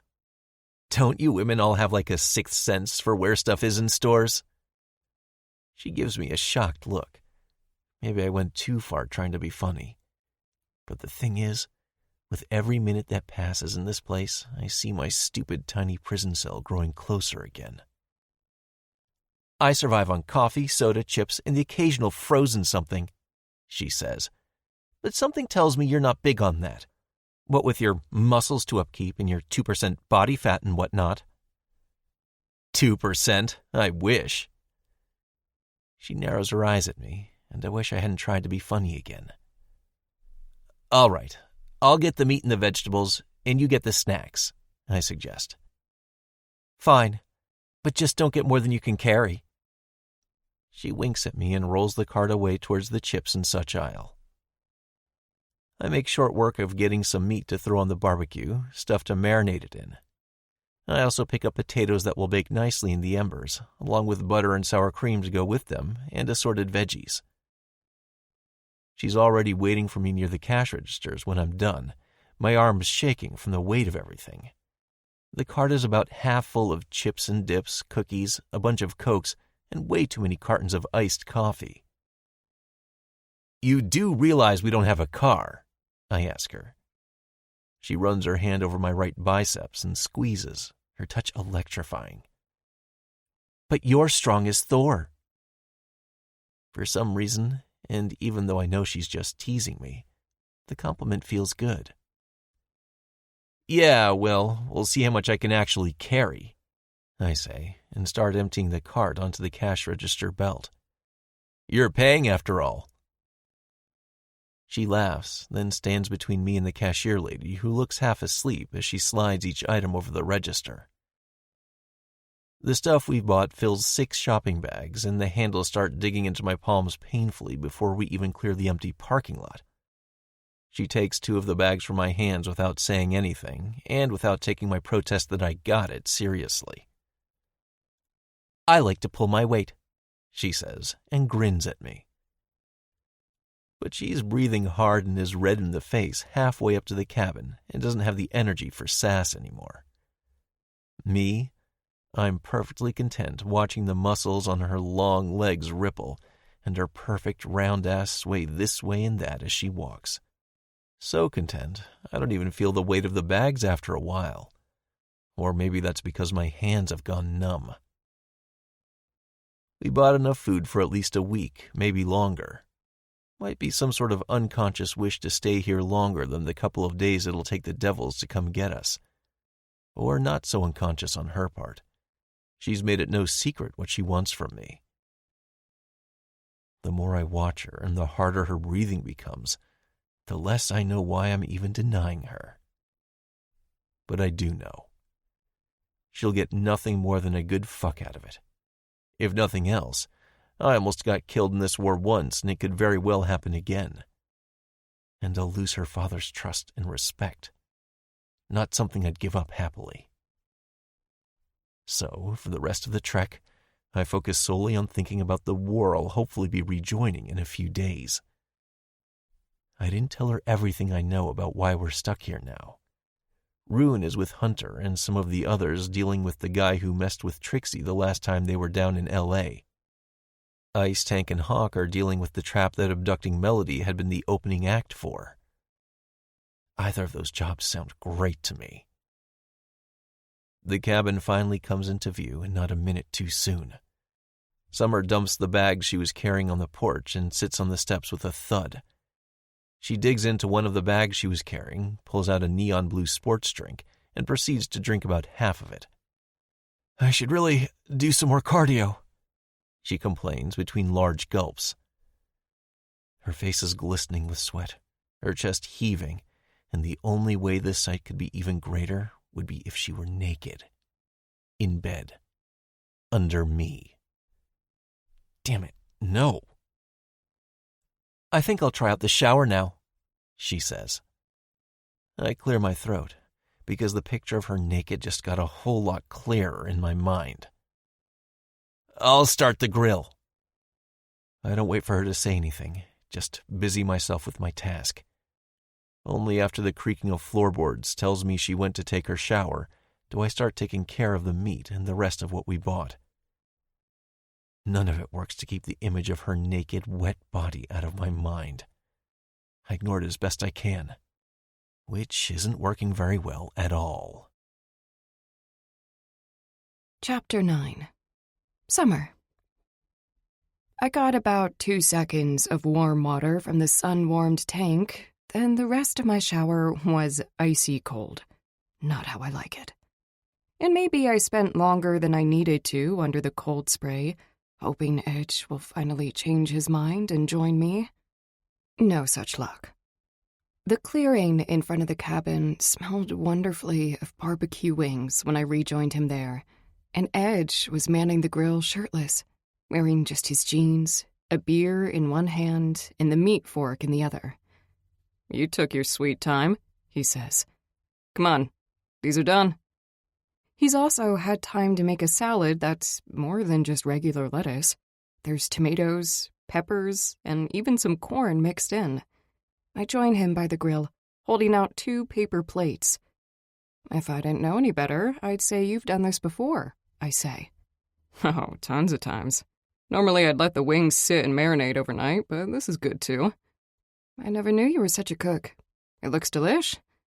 He looks at me from the side of his eyes, clearly trying to see if I'm teasing him again. I mean it. I tell him. "Can't wait to dig in. I'm starving." He loads the plates with the wings and the salad, and we retreat back to the porch steps to eat. For a while, that's all we do. "I haven't had a home-cooked meal in ages," I say.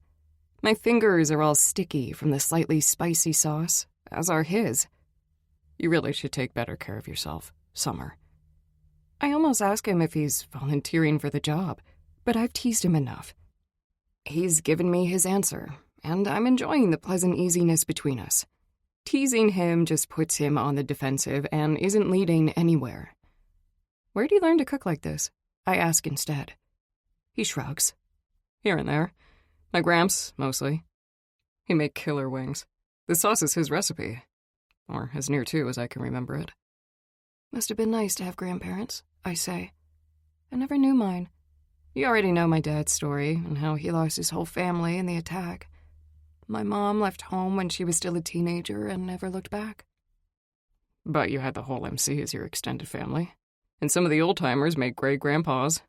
"Yeah, they do," I say, remembering Bear, who we just lost a couple of years ago, and how he always had some fun trick to show Eden and me whenever he saw us.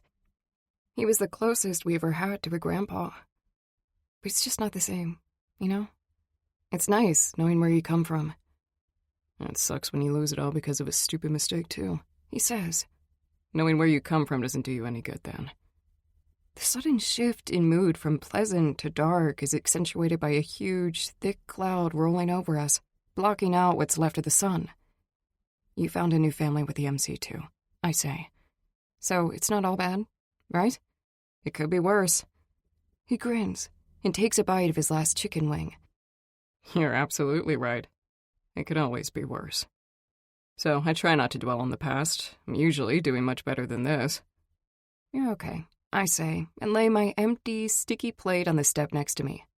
Now, come on and show me that stream you found this morning. I have to wash all over again. He lays down his plate, too. So you're saying that the shower isn't better after all? I shake my head. Sadly, this is no 5-star hotel. So, if I gotta wash with icy cold water, I'd rather do it in the wild, with the birds singing around me and the wind in my hair. He doesn't need any persuading beyond that. And a few moments later, we're walking through the trees again. He's moving with the surety of someone who knows the way perfectly, even though this is his first time in these woods. I love the way the muscles in his back and arms all work together as he moves, and I miss the sun illuminating that perfect picture with shades of gold.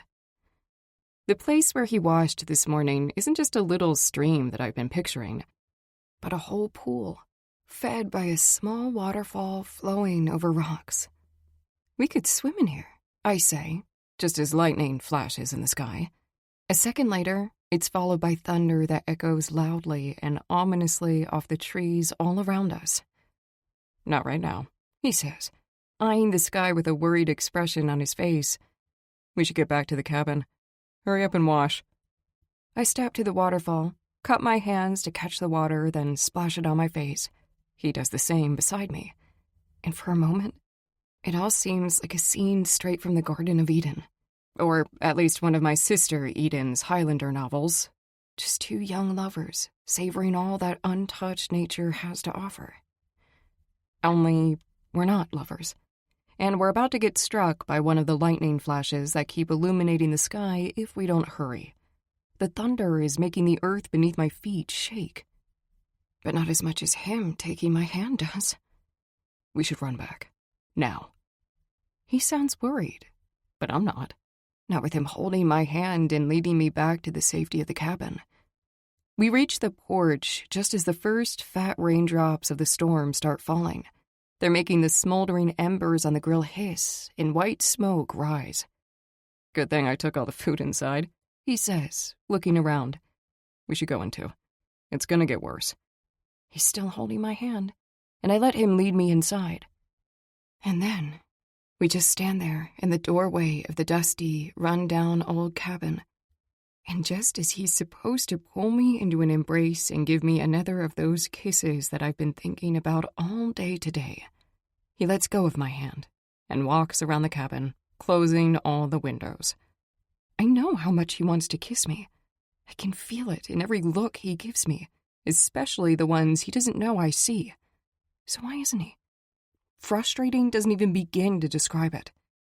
It was dim before, but now it's almost pitch dark. There's barely any light coming from outside, so I switch on the one inside. It casts a deep yellow light over the interior. What do we do now? I ask, and get a very shocked look from him.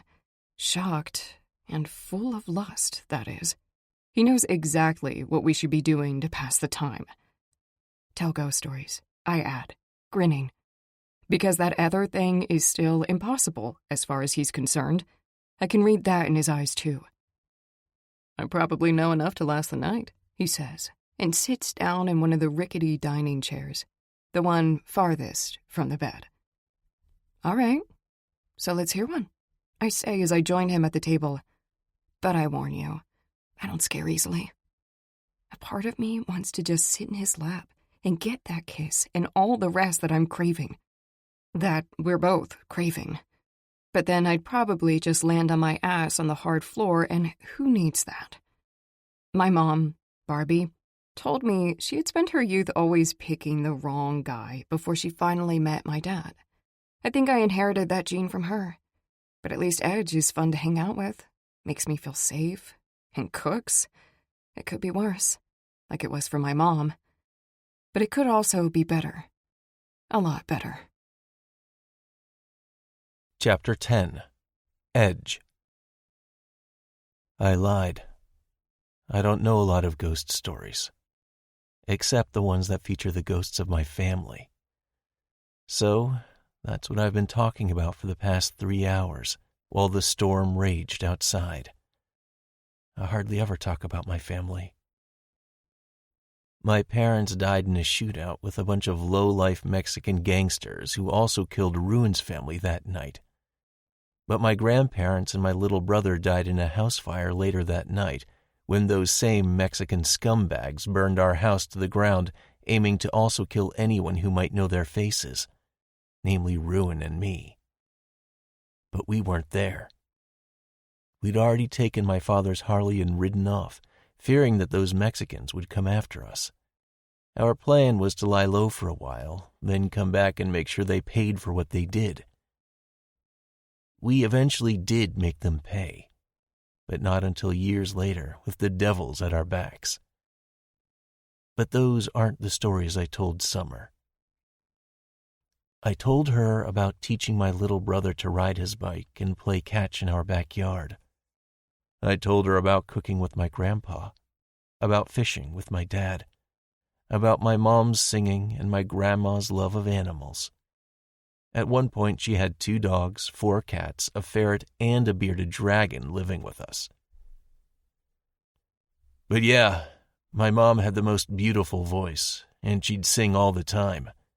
While cooking and cleaning, in the shower, you name it, I say.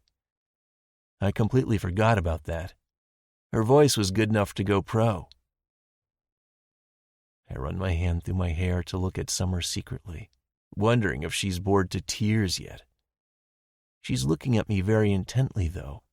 Her eyes glowing in the overhead light are kinda wet. I haven't heard her munching on her tortilla chips for a while. Man, I hope she doesn't start crying. But why would she? I'm not talking about sad things. She slides her hand across the table and takes hold of mine. I'm so sorry about everything you lost, she says. Nothing for it now, I say in a choked-off voice. This is why I don't talk about my family, and I don't think about them. It never ends well. I have no idea why I just did. So, what MC did your dad belong to? She asks. Why didn't they ride to avenge them? I chuckle and shake my head. His club was just a bunch of guys and ladies who liked to ride. White Eagles MC. They did charity drives, made sure kids got to school safely and stayed off drugs, that kind of thing. They also held get-togethers, these huge barbecues and whatnot for the whole town almost every month. So, in other words, there were no Devil's Nightmare MC? She asks wryly. I shake my head. You could say they were the exact opposite. She's still holding onto my hand, and I like it very much. More than I ever thought I could. I also like spending time with her alone here. More than I ever thought I'd enjoy spending time alone with a woman. So, how did your folks get mixed up in that drug deal that went bad? I hate talking about this part, because it's all my fault. But I've laid it all out for her already, so what's telling her more gonna change?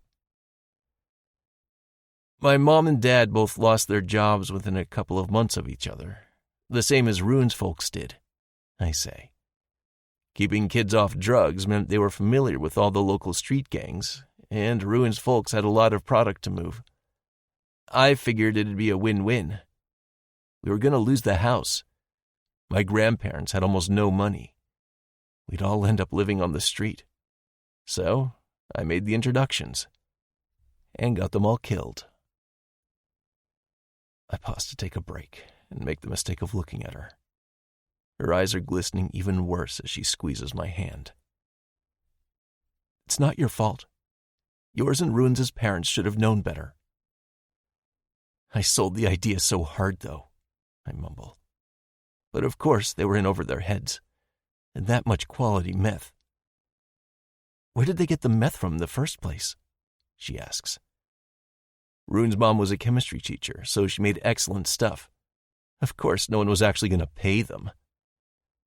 So, she was like that guy from that TV show Breaking Bad or something? I nod. Yeah, that's probably where she got the idea. But reality is not some TV show, right? The gang they were trying to sell to were actually going to kidnap her and make her cook. But she dove in front of a bullet meant to finish off her husband before that could happen. My folks were already dead by then. I feel like I'm just telling her someone else's story, not my own. Not describing the most terrible thing I've ever seen. I'm sure a shrink would have a lot to say about that. You and Ruin witnessed all this? She asks, her voice low and whispery, full of awe and shock. Nothing compared to the shock I felt that night. I felt like I was standing beside myself, looking at the brutal scene unfolding, looking at the shots fired, looking at my parents going down. My mom was lifted off her feet by the shot that killed her. The shots, plural, because the bastards had semi-automatic weapons. Looking at all the blood. I will never forget all the blood. I feel like I'm standing beside myself now, too. Yeah, we were looking at it through the window, is all I managed to say. She stands up, comes to me, and wraps her arms around my neck, holding me close. I never put much stock in hugs. Not since I was a little kid. They're just a nuisance. Something women like to do. But this hug is powerful. It's like I can give her some of my burden. Like I can lean on her. Which I do. All the way to the bed where she leads me. Not to fuck. Just to lie there. Together. Which we do. Her arms wrapped around me, mine around her. You do know none of that is your fault, right, Lucas? She whispers after a while, using my real name, the name no one's called me in many, many years. I didn't even realize she knew it. Hearing it feels good, but at the same time not. Because now a part of my mind is even more stuck in the memory I was sharing with her and how the rest of the night played out. How Ruin and me climbed in through the basement window after the Mexicans left. How Ruin tried to do CPR on his mom even though her chest was riddled with bullet holes. How I tried to do the same with my parents. How I somehow managed to find enough sense to grab my dad's keys. How he mounted his bike, covered in blood, and rode off, promising to return as soon as it was safe. We'd called the cops and the ambulance, but we knew it was too late. How we hid out in the forest near our town, a forest much like this one, dense, unpopulated, empty, but with healing powers, just like this one. And how, a few days later, we returned to town to find the rest of my family gone, burned down with the house that had been my home. And how we rode out of town with no direction, no plan, except to get as far away from all of that as we could. We didn't even talk about it. I might have told some of the story to Ice and the Devils when we first met, but I doubt I told them everything like I told Summer tonight. But that was a long time ago. I still don't think Summer had to hear it all. But she heard it. It kinda was my fault, though, I mutter in answer to her question, which seems to have come a long time ago, too. You shouldn't have to carry that burden alone, she whispers and holds me tighter. She seems to be offering to share it, which is complete nonsense. But the idea feels good. So I'll let it linger. For tonight. Thunder is still rumbling outside, and fat raindrops are pelting the roof. But it's safe and warm in her arms and in this bed. Almost kinda like home. Chapter 11. Summer. He fell asleep, but I couldn't, not for the longest time. I just lay there, listening to the rain hitting the roof and thunder cracking outside, and tried not to imagine what he'd been through. I had it so easy compared to him. 2 loving parents, a support system counted in the hundreds, all of whom would die for me. I felt very small over the way I'd acted when I first found out we'd be stuck here together, and over how I acted when I ran away to Mexico without telling anyone. I have an obligation to my family, an obligation to stay safe, if nothing else. I fell asleep with a promise to never put myself in danger recklessly again, and to never take anything or anyone for granted ever again. The knowledge that we're at war also hit very close to my heart, closer than ever before. I guess I was just living in a bubble, pretending it wasn't as bad as it is, because I couldn't face it. But everything can be taken away so fast. Everyone I love can be taken away in a second. And I have to accept that. It wasn't easy to fall asleep with that thought, but I somehow managed it. A particularly loud crack of thunder woke me what feels like minutes later. But it's already day outside, and Edge is no longer in my arms. He's standing with his back to me in the open doorway of the cabin.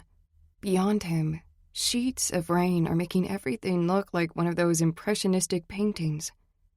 I sit up in bed, and the creaking makes him look back at me. He's drinking one of the iced coffees I bought straight from the carton. "Good morning," he says and grins. "Sleep well?" "Sure," I say, although it's kind of a lie. My dreams were super vivid and super anxious. I remember none of them, but I know that. "Yeah, it got kind of heavy last night," he says, averting his eyes and smiling sheepishly. I'm pretty sure he blushed, too. "Sorry about that." "Don't be." I walk to him and take the coffee from his hands, taking a long gulp. "You needed to get it off your chest, and I think I needed to hear it. I've been acting like a total creep. To you, to my dad, to everyone. I'm the one who should be sorry." "A creep?" he says and grins. I wouldn't go that far. "Spoiled brat, maybe." I gasp in indignation, but then smile too. I deserve that. He shakes his head and lays his arm around my shoulders. "Nah, you're fine. But let's try to do something fun today. I hate dwelling on the past." I peer up at the sky. It's just one giant mass of gray cloud. "Do you think it'll stop raining soon?" I ask anyway. He chuckles. I seriously doubt it.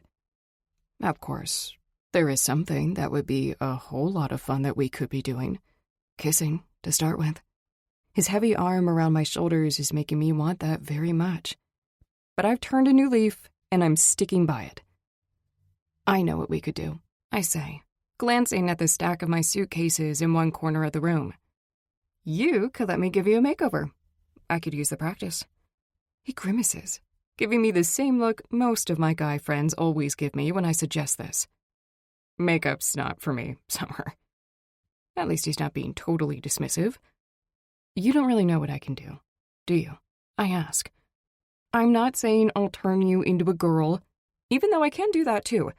But no, I can make you look like anyone. Like Hulk, or Thanos, or Joker, or Frankenstein, even. "Those are all villains," he says, grinning. "Is that how you see me?" I shake my head. "But I think that's how you see yourself. So how about it? I got all I need right there." I point at the heap of suitcases and bags. "But I can also make you look like someone pretty. Thor, maybe?" He laughs. "Nah, I'll take Joker. He's a badass." I'm glad you said that. I can do a mean Joker. I rush over to get my makeup kit, a large, cooler-looking black box that holds everything I need to make my creations. But his laughter makes me look back sharply, worried he's going to tell me he was just fucking with me. "What?" I ask. He shakes his head and sits in one of the kitchen chairs. Nothing. Have at it. To start with, I have him move the chair to the door for the light, and then I get to work. I start with the white foundation, which I apply in several layers to his entire face, then the black around his eyes, and finally, the jagged red smile, which stretches from ear to ear. I don't have to look at any inspiration photos, and I don't have to imagine much when I work on the smile, since he's already grinning from ear to ear. Can I see? He asks a few times while I'm working. Nope, not until I'm done. I tell him every time. And now I am almost done. Much too soon. He has the best skin for applying makeup to. Supple and thick, and much smoother than I give him credit for. I finish the look by slicking his hair back from his forehead, using a mixture of hair gel and foam with just a hint of brown color to counteract the blonde in his hair. He gasps as my fingers touch his scalp, and I think I know why. I felt the surge of electricity, too. It was like a flash of lightning. I'm just standing here, frozen to the spot, waiting for the thunder. Can I see now? He asks. I hold up the mirror without saying anything. He takes it from my hand and whistles appreciatively. You got some real talent, he says. I barely recognize myself. Where do you learn to do this? YouTube, some from my mom, and I took a few courses. I say as I snap a couple of quick pictures of my creation. But mostly I just figured it out by myself. He looks at his face some more. This is so awesome. It looked like I just walked off the set. Thanks, I say, feeling my cheeks heat up. He looks at me over the rim of the mirror. Now you just gotta make yourself look like Harley Quinn, and we're all set. Set for what? I ask, but I think I already know. That stark desire and lust in his eyes, the kind that won't be stopped. For this, he says, takes my hand and pulls me into his lap. He kisses me deeply, hungrily, with a wild passion befitting Joker himself.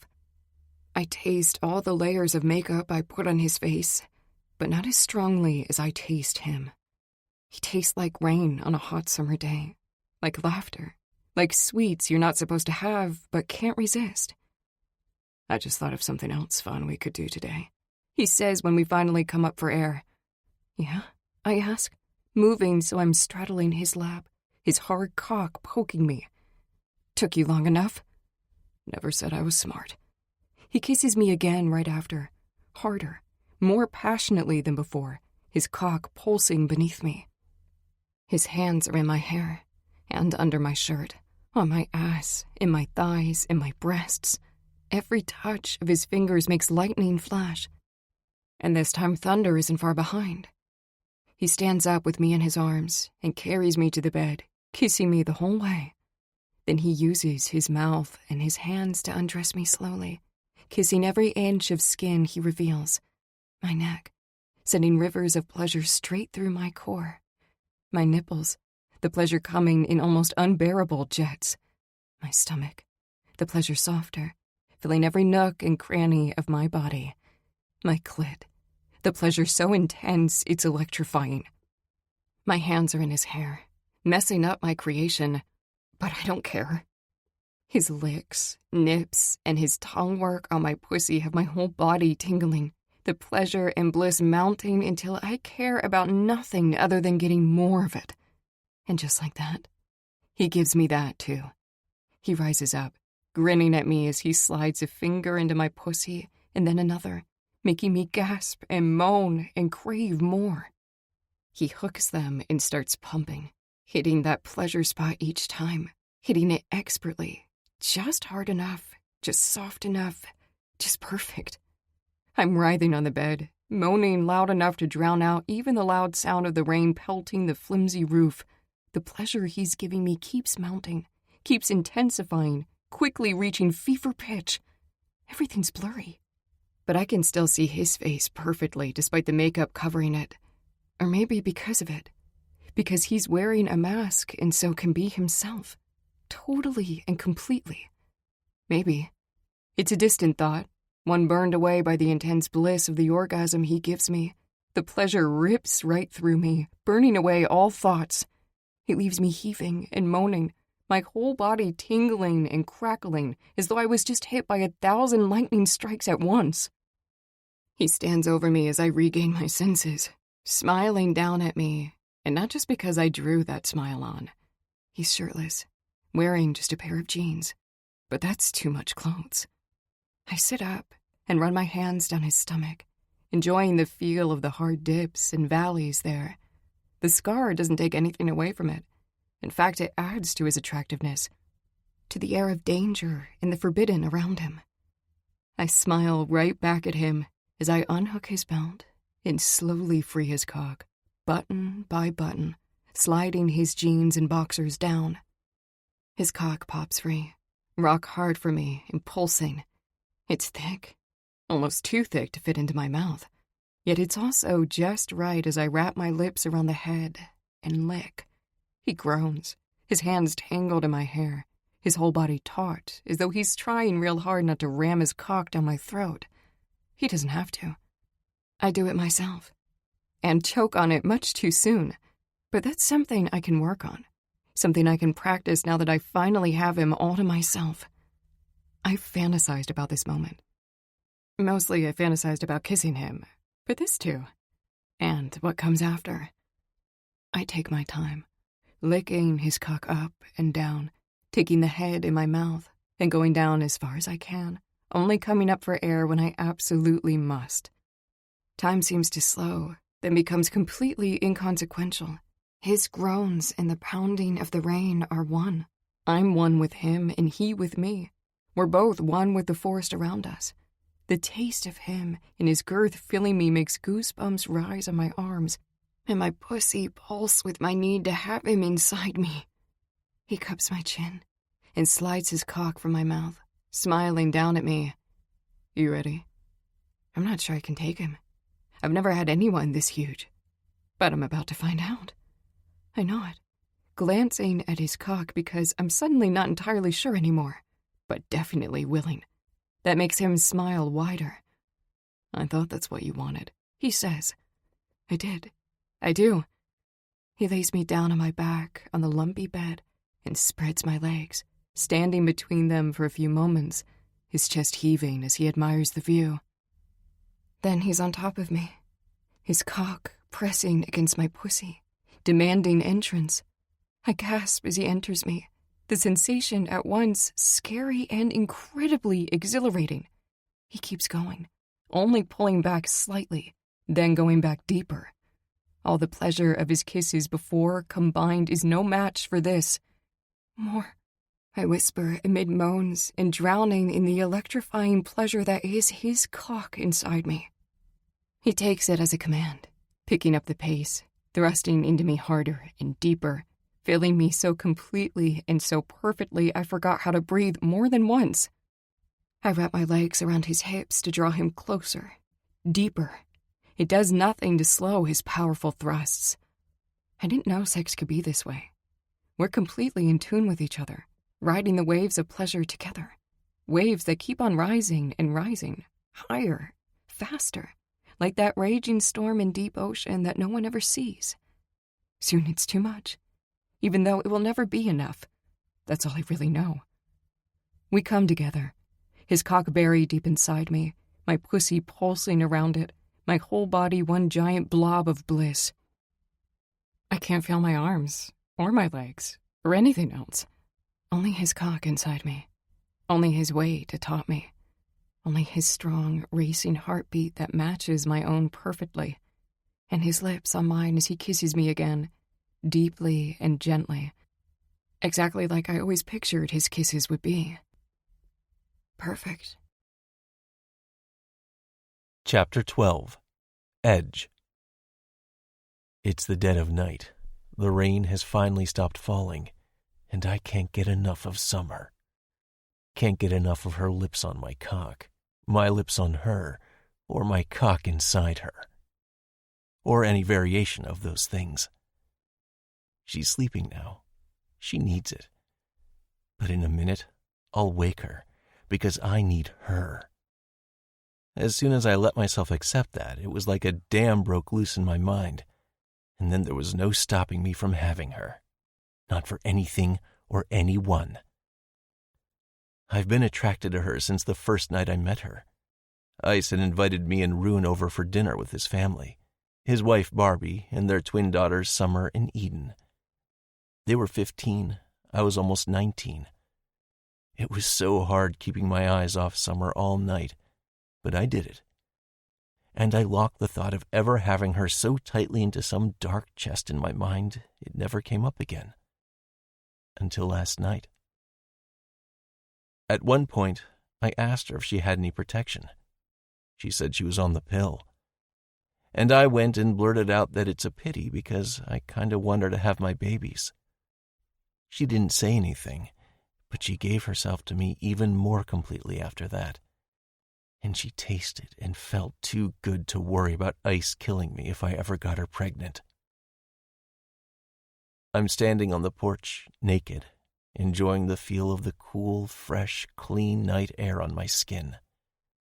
Drops are falling from the soaked leaves, some glinting silver in the moonlight as they fall. I don't think this night could get any better. But then I hear her footsteps on the floorboards behind me. I don't turn, and a few moments later, she wraps her arms around my stomach and leans against my back, her hard nipples pressing into my skin. "Come back to bed," she whispers in a sultry voice. It sends a shiver straight through my entire body. "Man, you really can't get enough, can you?" I say with a wide grin on my face. She runs her hand down my stomach and across my cock, which instantly rises to attention under her soft touch. "Is that a problem for you?" I grab her hand and spin her around, pressing her against the wooden pillar that holds up the roof over the porch. "Not at all," I say, then kiss her fiercely, hungrily, my tongue warring with hers. I lift her up, keep her balanced against the pillar as I hook my arms under her knees and impale her on my cock. She screams as I enter her, but it's a yell of pure bliss as the smile on her face clearly tells me. She tries to kiss me again, but I only let her get a small peck in before I start thrusting into her pussy, burying my cock to the hilt, the velvety softness of her pussy all I truly feel, and her nails digging into my back as she holds on for dear life. She's screaming again, screaming my name. It echoes off the trees louder than thunder. She screams until her voice is just a hoarse whisper. The whole cabin is shaking from the force of my thrusts, and I still need more of her, need to be deeper inside her. But it's no use trying to hold back. She feels too good. I bury my cock deep in her as I come, holding her close, her pussy gripping my cock like a vice, her fast, erratic breaths tickling my neck as she comes too. We stay like that for a good long while. At least that's how it feels like. Her legs are a little wobbly as I set her back down. "Was that too much?" I ask as I smile at her. She smiles right back, her eyes shining silver in the moonlight. "Nope," she says. "It was exactly what I wanted." Then she takes my hand and leads me back to bed, where she falls asleep the moment she rests her head on my chest. This was exactly what I wanted too, and I wish I'd told her that before she went to sleep. But that's okay. Tomorrow is a whole new day, and there's plenty of tomorrows coming after that.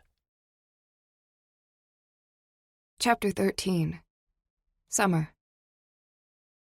The sun is shining, birds are chirping, and we're sitting on the porch steps, wrapped in the blanket and sharing one of the cartons of iced coffee. The blanket is covered by the stains of the Joker makeup, but none of it remains on his face. And yet he's still holding me, still sitting so close that our bodies are literally glued together. I should probably throw something on the grill. He muses. I'm starving. And you must be too. After that workout last night, who wouldn't be? I ask and grin at him suggestively. You ready for more? he asks, disbelief heavy in his tone. Fact is, I can still feel him inside me, but I could take more. I never knew sex could be that good, I say and lean my head on his shoulder. He chuckles. I love hearing that kind of thing. I look at him sharply, and he averts his eyes, his cheeks growing rosy. Bet you've heard that a lot, haven't you? Not gonna lie, he says. But as far as I'm concerned, it's right back at you. I never had it that good either. I continue looking at him, trying to see if he's being serious. I see no lie in his eyes, or anywhere else on his face. But how could there be? He told me he wants me to be the mother of his children last night, and he meant it. Jumping the gun quite a bit, sure, but it was amazing to hear anyway. Though I wonder if he even remembers it. The way he said it sounded more like he was just voicing a thought, not trying to have an actual conversation. I think we should go wash up first, I say, and stand up. At that waterfall you found. He stands up too. Hardly a waterfall, but yeah, let's do that. I only dip inside for my towel, then take his hand and let him lead me through the woods. We're naked. We're completely alone, and we're laughing. I don't think I've ever felt as free and alive as I do right now. Even being locked up in my metaphorical cage back home would be all right if Edge was there with me. The rain swelled the little pool, and the waterfall is now rushing over the rocks. Man, that's freezing, I say as I dip my toe in the water. Maybe the shower at the cabin is a better idea. Nonsense, he says and leads me into the water, ignoring my shrieks and protests. He leads me to right below the waterfall, cutting my protests short with a soft kiss. The cool water is washing over my hair and back, and his lips are so deliciously warm I don't want to move a muscle. There. Was that so bad? He asks once we break apart. No, that was just perfect. But you're not wet enough yet, I say, and splash some water on him. He does it right back, and for a while we're just a couple of kids playing in the water, laughing and splashing and shit-talking. Pretty soon I'm shivering, but laughing so hard I can't stop. And I swallowed way too much of the water, but that's fine. I think we're clean enough, he says. Your lips are blue. I am pretty cold, I admit. He wraps me in a huge hug, which does help a little, even though his skin is as icy as mine. Now, don't be alarmed by the shrinkage, he says once we're standing in the soggy grass, and he releases me. What? He looks down between us at his cock. Oh, look at that! How cute, I say. It looks like it's gone back into its little shell. I'll give you cute, he says and reaches for me, but I duck under his arm and start running back to the cabin. He's right at my heels, but doesn't catch me until we're in the field by the cabin. He wraps his arms around me, tackling me to the ground, but making sure I don't land on anything harder than his taut stomach and the muddy grass. We'll need to wash all over again, because we'll be covered in mud when this is over. But I'm not thinking that far ahead, because this moment is all sorts of perfect just as it is. My heart's thumping. I'm warm again, and his deep, hungry kiss takes care of the last coldness in my body. There's nothing cute or small about his cock as he slides it into my pussy. He rolls his hips back and forth, sliding his cock in and out slowly, making love to me right there in the mud, with the sun shining down on us and birds singing all around. He silences my moans with his kisses, makes me moan even harder as he kisses my neck. The orgasm building inside me is soft, too, but it flows through my body like water, like the sweet, soft water we just washed in. Only this water is not cold. It's exactly perfect, and I wish I could just stay in this moment forever, for all eternity, just like this, with his cock deep inside and his soft kisses caressing my skin. But it ends, in an explosion of bliss that echoes through my entire body, crackling and urgent, yet as gentle as a summer breeze. And if it must end, that's the perfect way. Chapter 14. Edge. I outdid myself on the burgers I grilled for us, even if I do say so myself, which I'm not. Summer said it often as she wolfed down 2 whole patties. I forgot to eat mine for a while as I watched her lips move and realized that if I could just do that for the rest of my life, I'd die a happy man. All the raining has dropped the temperature considerably, and now that the sun's gone and the first stars are starting to appear in the sky, it's getting cold. I started a fire in the pit, and we're huddled together under the blanket next to it, and I pray I don't start telling her any more of my stupid ghost stories. "So, you really liked being in Hollywood, didn't you?" I ask. She nods exaggeratedly. "Oh yeah, it was a dream come true. I can't wait to go back."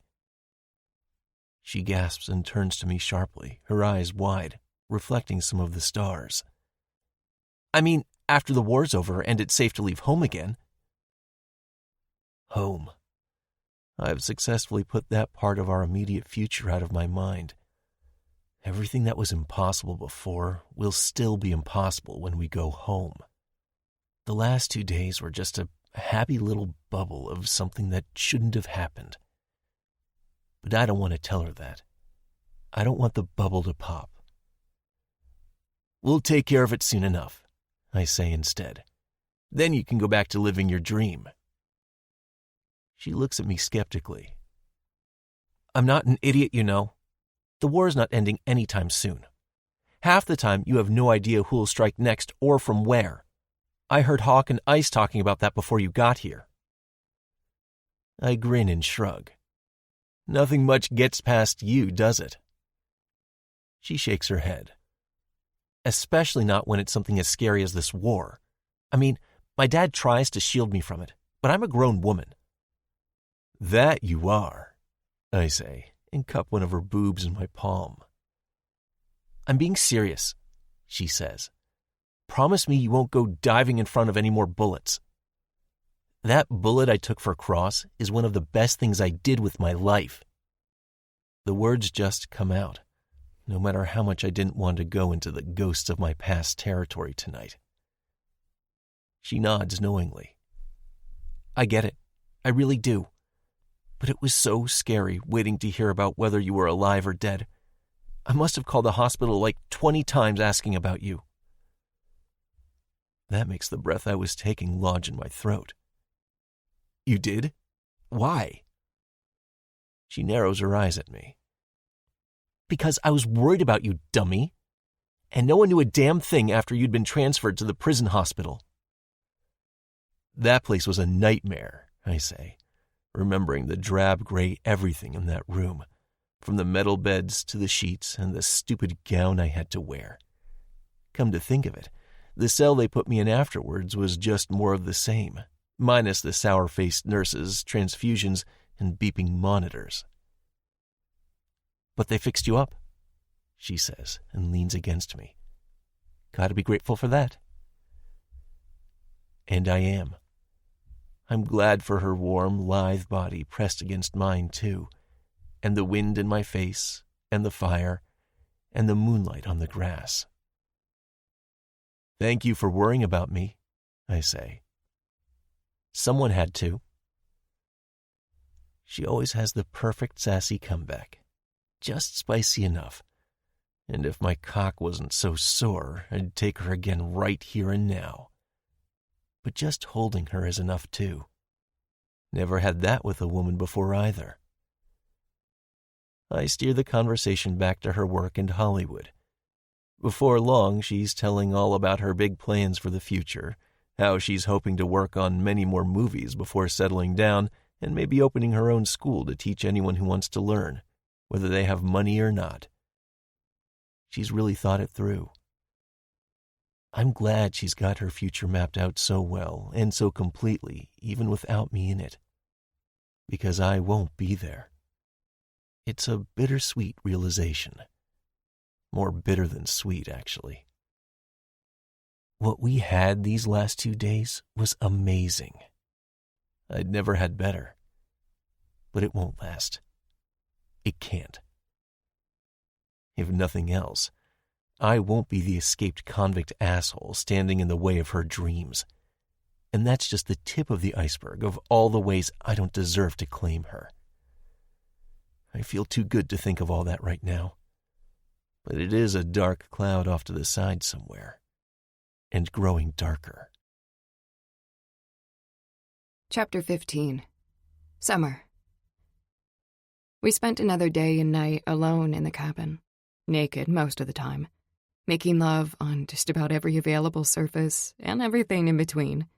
Every time I look at him, I want to hug and kiss him. And every time he looks at me, he does exactly that. I've told him all about my dreams, and he's told me all about his past.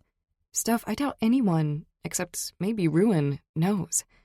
Though I doubt it. I think it's more stuff that has been cluttering up his mind. Stuff he didn't dare say out loud to anyone. Until I came along and listened.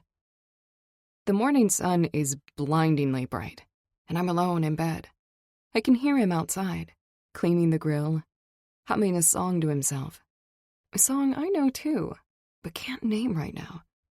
The bed is so wonderfully warm and smells like him, like wood, fire smoke, and grass, that I really don't want to get up yet.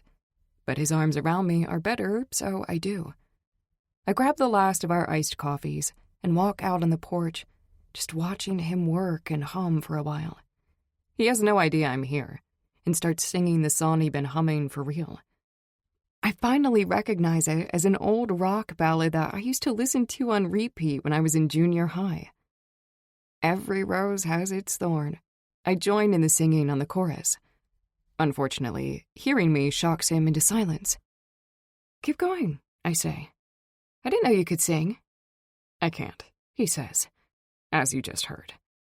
He's being modest. He can sing. Probably inherited the talent from his mom. He drops the rag he was using to clean the grill and walks over, wrapping his arms loosely around my neck, and leans down to give me a good morning kiss. Those are always the sweetest. "We should make the trip to the store again," I say. "We're running out of coffee. And chips." He just gazes into my eyes. His kind of soft and unfocused, like he didn't hear what I said. I'm just about to repeat it when he says, "Ice and a couple of the others are coming to get us in a few hours." Hearing the words makes me feel like I've swallowed a bunch of cement, and now it's hardening in my stomach. "Okay, good," I say. "Then we can finally go home." "You're going home with your dad. I'm staying in LA to help Hunter with something." "What?" "Something about getting Trixie's engagement ring back," he explains. But that's not exactly what I meant by my question. I leave his embrace, though I miss his arms around me the second they're gone. "Do you have to stay here? Can't you come with me?" That's more along the lines of what I meant by my question. "This is what I do," he says. "If they need me, I'm always there. Besides, I haven't seen any action in months. I miss it." I just nod along, since I'm all out of things to say. Obviously, I can't keep him from NC business. I never thought I would even try. What I really want is for us to just stay at this cabin indefinitely, but I know that's impossible. "And I don't think we should tell anyone about what happened here," he adds, his voice so low I can almost pretend not to have heard him, except that it sounded like a scream. "What do you mean?" I snap. He looks down at the grass and kicks at a tuft of it. "I just think we should keep it on the down low, you know? Not everyone needs to know." I close the distance between us and lift his chin so he's forced to look at me. "Was this just a little fun for you?" He chuckles. "Wasn't it fun for you?" Oh, man. I don't think anyone's ever made me as mad as he just did by answering my serious question with a stupid one. And the worst part is, his eyes are all closed off to me again. I don't see the vastness of what we shared in them anymore. Don't see the cool waters of our pool, the soft grass under us, the moonlight making our skin glow as we made love all night. Night after night. Don't see the vulnerability as he told me his deepest, darkest secrets and hurts. I just see the same guy who said he could never be with me because he respects my father too much. Are you fucking kidding me? I explode because I can't handle any of that. Can't accept it. Are you saying this was a one-time thing? That everything goes back to the way it was now? What the fuck? He looks shocked and more than a little anxious. I had a really good time. I'll never forget this. But before he can string more dumb words together, the roaring of engines fills the clearing as a van in a pickup park beside it. Great. Ice is early. He steps out of the pickup, grinning at us, the cabin reflected perfectly in his shades. Oh, good. I see you two survived. Ruin is also with him, as are Hawk and Tank. I could just throw my arms around Edge and claim him for all to see. And he's eyeing me like he's afraid that's exactly what I will do. But I can't do that to him. I know how complicated everything is for him around ice. And I know my dad. He needs to be eased into finding out. Barely survived, I say, giving Edge a dirty look.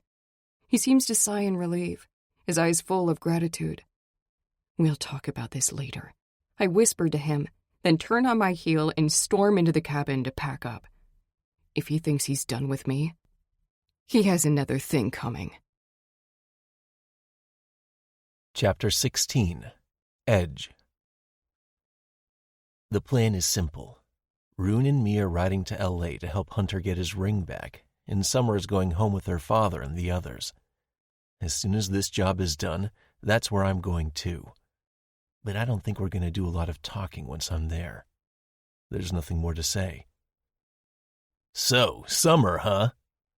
Rune asks as we reach the main road that'll lead us to L.A. Seeing the supermarket where Summer and me shopped not so long ago is making me feel weird. Nostalgic, I think they call it. Summer and me what? I ask, my voice all hoarse. Summer and you got together up at that cabin, Rune says. That's what. No, Don't bullshit me, he says. It was all over your face. I've never seen you look at a woman like that, and I've seen you look at a lot of women. Great. Now I gotta worry about my face betraying me. I hope Ice didn't see it too. Rune chuckles at his cleverness, or whatever the hell he thinks he's being. But I kinda like him knowing, because the farther away from the cabin in Summer we get, the more it's starting to seem like it was all just a very nice dream. Yeah, we got together, I say, and it was awesome. He shakes his head, but is smiling from ear to ear, kinda like the red Joker smile Summer painted on my face. You dog, he says. You know Ice'll be pissed. That's why he'll never find out. The smile vanishes from his face. How are you going to make that work? I ended it with her. Kinda. I tried to anyway, but the words just wouldn't roll out of my mouth. But I did the best I could, and I figure the distance will take care of the rest just fine. Dude, why? What do I got to give her? And like he said, it would piss Ice off. That shuts him up for the moment. He knows I'm right. I got nothing to give her.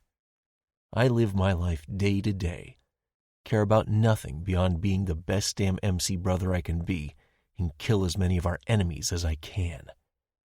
I live in a small room at the clubhouse where the only personal belongings are my clothes, my weapons, and my cut. I'm wearing it now over my t-shirt, the one that still smells like Summer from the night she fell asleep leaning against me on the porch steps. I carried her to bed without waking her, and then fell asleep beside her. Just a dream, when I should start to forget. You saved Cross's life, Rune says. You can have anything you want now, even Summer.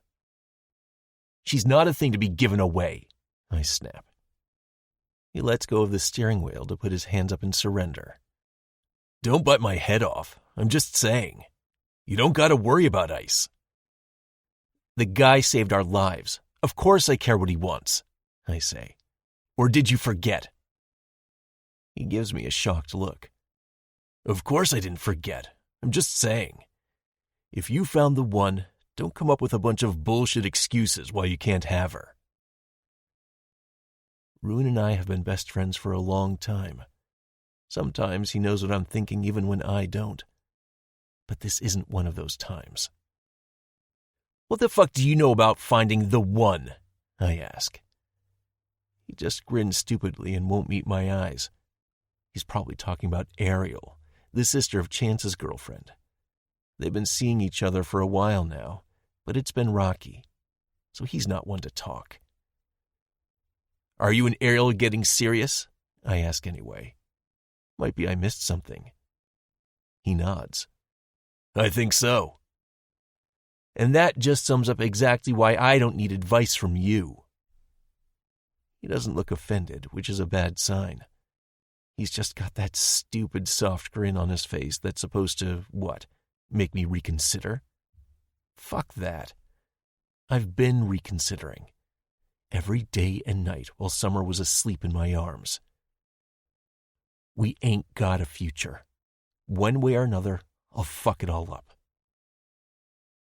I just wish I didn't miss her so much already. I miss her soft lips, her soft body, her laugh, and the way she can always say the exact right thing to get my blood pumping. But what happens at the cabin stays at the cabin. Forever. We're only about 20 miles out of L.A. Once we get there, once I'm back in my element, killing and keeping my brothers from being killed, Summer will fade too.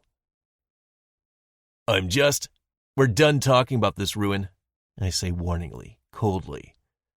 Tell me about the job instead. This wipes the stupid grin off his face, and it doesn't return. And after a few moments of silence, he does what I asked him to do. It sounds like we're heading for a nice and dangerous job. Just what I needed.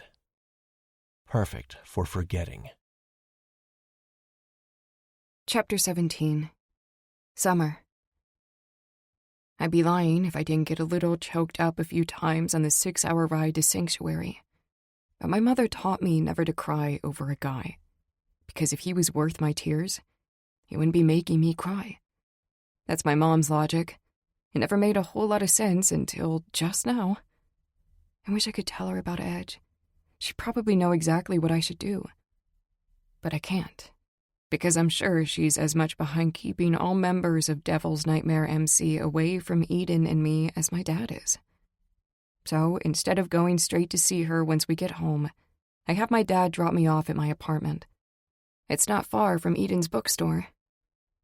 Mom will be expecting you for dinner, though. 8 o'clock. He says like I'm a little girl and not 25 years old.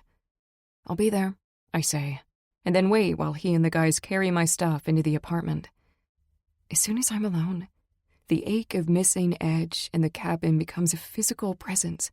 It's in the walls that seem to be closing in on me, in the sound from the cafes and shops on Main Street that my living room windows overlook, and in the tears I will not shed for him. Because it's not over. I don't shower, even though I probably should. I don't want to wash his scent off my skin yet, even though I probably should.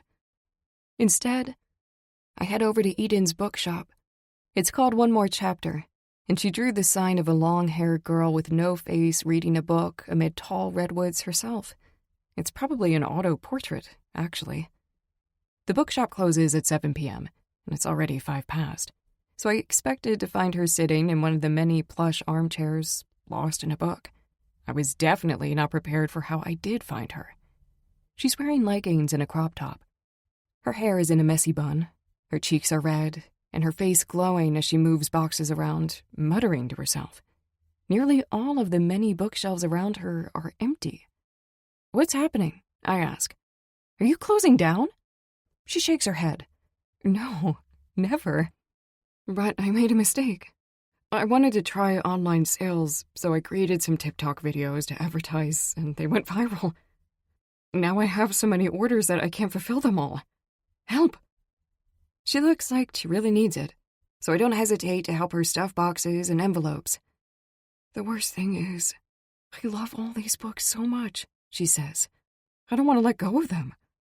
Looking at Eden, my younger sister by about 5 minutes, is like looking in the mirror. We have the same dark hair and the same green eyes, nearly identical bodies, and sometimes we even sound exactly the same. But on the inside, we probably couldn't be more different. She loves staying in, lives in her books, and always does everything right. I crave the excitement of being bad once in a while, and I don't have the patience to read more than a page or two of a book in one sitting. I love working with my hands, and she loves working with her mind. But we complement each other perfectly. Probably because we're single-egg twins, so we were actually supposed to be one person. Everyone calls me weird when I say that, but I don't see it as a bad thing. It means she's my other half, my soulmate, and my best friend, and I hers. She's the only one who truly understands me. About 5 minutes into the task, I realize that dinner with the folks will have to be canceled. She has a printed list of orders that we're trying to fulfill, and before we even get done with a third of it, I know she doesn't have enough stock. "There's 6 more boxes of books in the basement, and I have a few overnight shipments coming," she says as I point this out. "Why are you even going to all this trouble?" I ask. "You don't need the money. This whole building, which houses the bookstore, and her apartment upstairs, is owned by the MC, so it's all rent-free.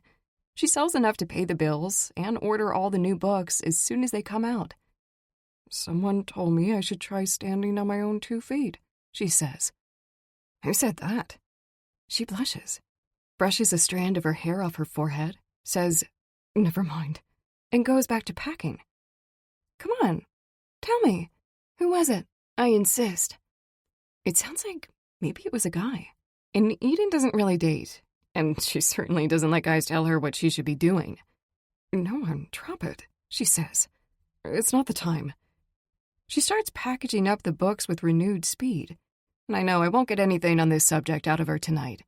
She's nothing if not stubborn and single-minded, and that's something we do have in common. It's almost 2 a.m. by the time we have everything packed up. We didn't get through her entire list because not all the books are in yet, so we'll have to finish up in the morning once those overnight shipments come through. The store looks like she's closing it, which makes me sad, even though I know it's not true. Eden started this place when she was 16, and I can't imagine her without it. We drank so much coffee to stay awake and work that my hands are shaking, and I doubt I'll sleep for the rest of the week. I could really use a beer right now, I say as I sink down in one of the armchairs.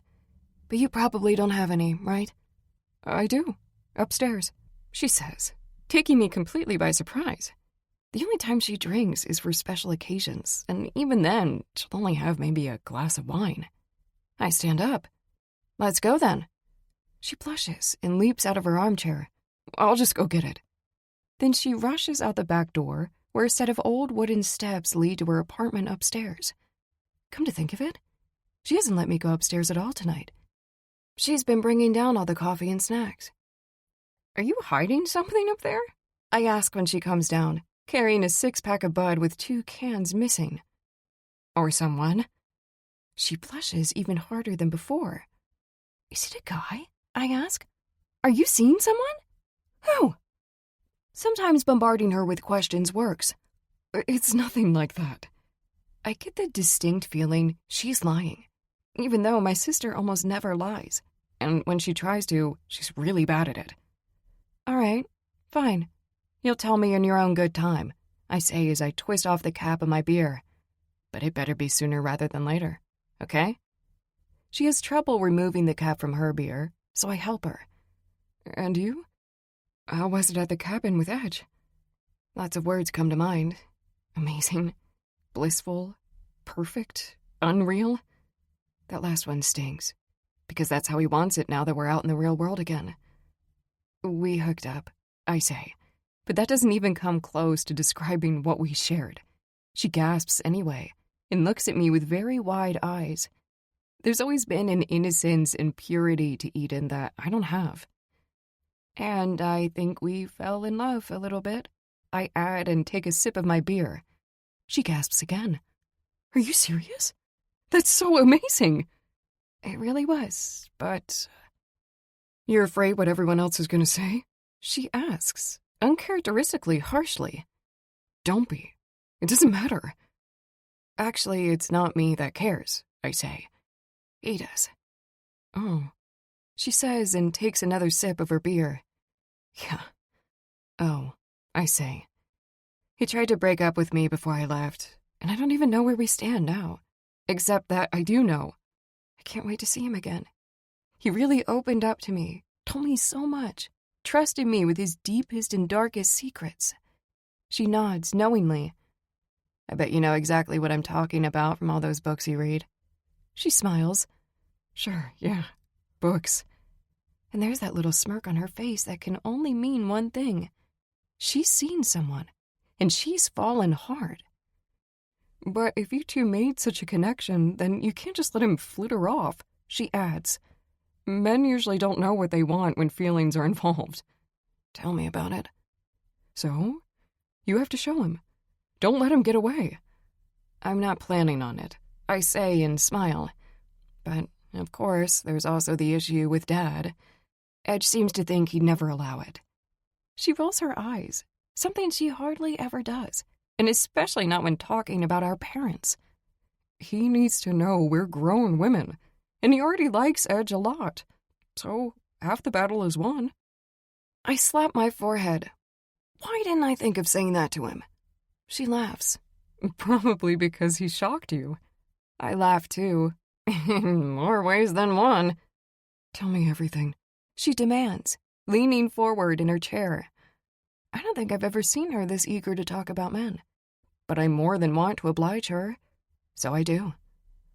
I leave out the more sordid and sexual stuff. To my mind, that's just the physical expression of the passion and connection that we shared up there, but I tell her all about the latter. Wow. So you think it was the Joker makeup that made him drop all his reservations? She says. Interesting. I think it played a part, I say, because the floodgates opened after that. Reliving it all as I told Eden about it has made the longing to have him in my arms right now a much more urgent thing. I'm worried he'll do something stupid now, I say, like get himself killed. She shakes her head. Don't worry. I think he has too much to live for now, whether he knows it or not. I wish she was right. I wish it with all my heart. But what if she's wrong? What if everything I'm so sure he feels for me exists only in my head? He'll be back before you know it. You'll see, she says, magically reading my mind like only she can. We talk for another hour, since despite all I've already told her, I still have more to tell. Then I spent the night in her bed, happy, but kind of dismayed not to find a guy hiding there. The place is a mess. Maybe that's why she'd been so keen on keeping me from her apartment. But I doubt that's the whole reason. Eden has a secret, and I think it's a lot bigger than mine and Edge's. Chapter 18. Edge. The rest of the way to L.A. was pretty painful, with Ruin returning to the subject of summer every chance he got. Or maybe it was painful for other reasons. But what else can I do except cut her loose? Hunter has chosen an old, abandoned side-of-the-road compound as their HQ for this job. He has about 10 brothers with him, all their bikes hidden from view behind a surprisingly sturdy metal wall. "What took you so long?" Hunter asks as we exit the pickup. "I want to move on this guy tonight." "What guy?" I ask. "There's nothing around here but a bunch of desert." It's not exactly desert, but it's all very arid, and Rune and I didn't pass any inhabited buildings for miles after turning onto the road that led us here. "And there's a bunch more desert, as you put it, between here and the house we're hitting," Hunter says. "Didn't Rune explain the job to you?" "He told me some, but mostly he kept tiring me with other nonsense," I say, and give Rune a dark look. He doesn't look cowed. "I would have just confused him. You know how I'm no good at explaining plans." Rune's not wrong in his self-assessment, so Hunter shrugs and tells me to follow him into the building. He's our President Cross's son, and will make a fine replacement as our president one day, even though they're nothing alike. Where Cross likes to play things close to the heart, keeping the rest of us on a need-to-know basis, Hunter is all about including everyone in everything. Or maybe it just seems that way to me because we're good friends, and I respect Cross too much to assume that kind of familiarity with him. So the thing is, this guy Clive Kruger messed with Trixie and is still messing with some friends of mine now. Hunter explains as we walk. He also took Trixie's engagement ring. The thing you've been carrying around for the past 10 years? I ask, before thinking better of it. But they're married now. The guy's got to have a sense of humor about their turbulent past by now. He proves me right by grinning at me over his shoulder. Good. So you see my point that it'd be too much of a waste to let the thing stay lost. Chance, for example, doesn't. I never said that. Chance grumbles since he was meant to overhear. I just think that maybe we need more guys for this job, and that looking for a ring is a side quest we don't need to go on right now. He's our VP tank's son, and a loose cannon on the best of days.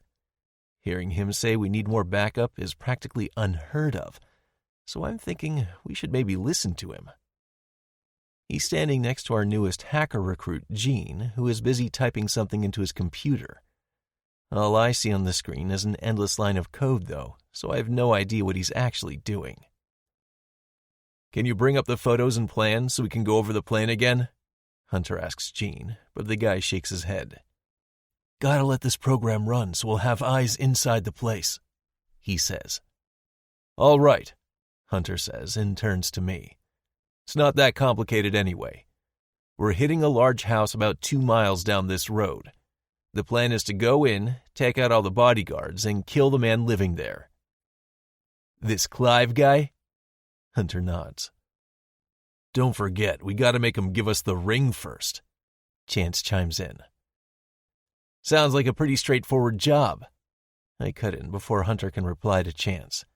Unless we're talking like 50 bodyguards. Chance and Hunter exchange a look. The kind that doesn't mean anything good.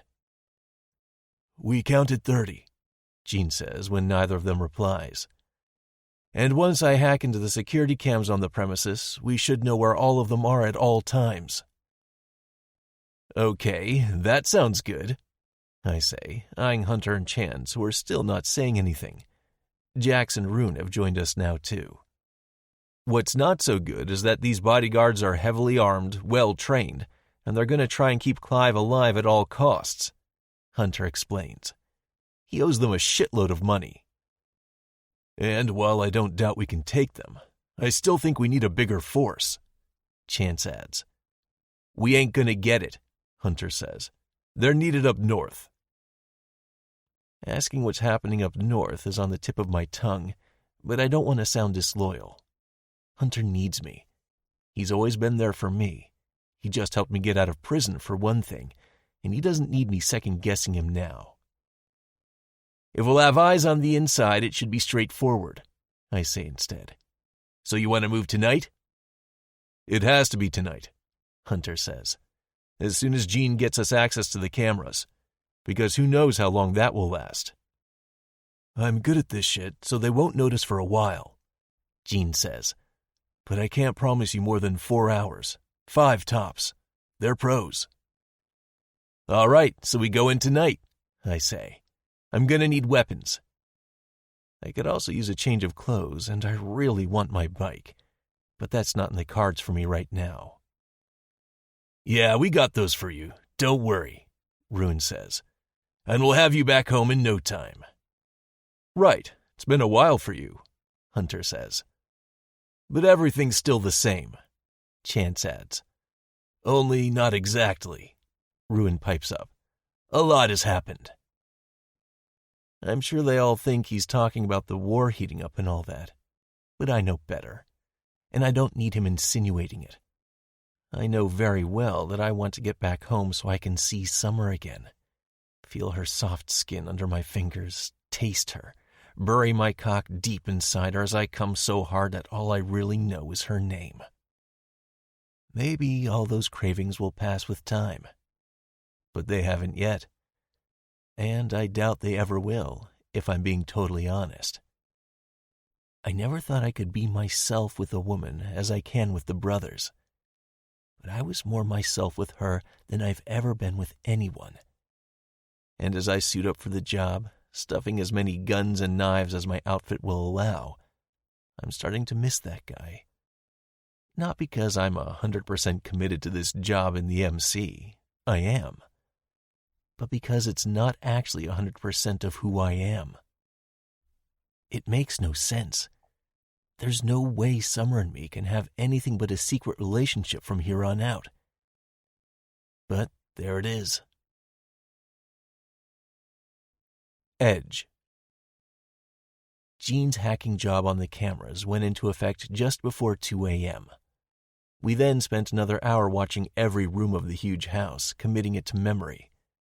Of the 30 bodyguards, 20 were on patrol at all times while 10 rested.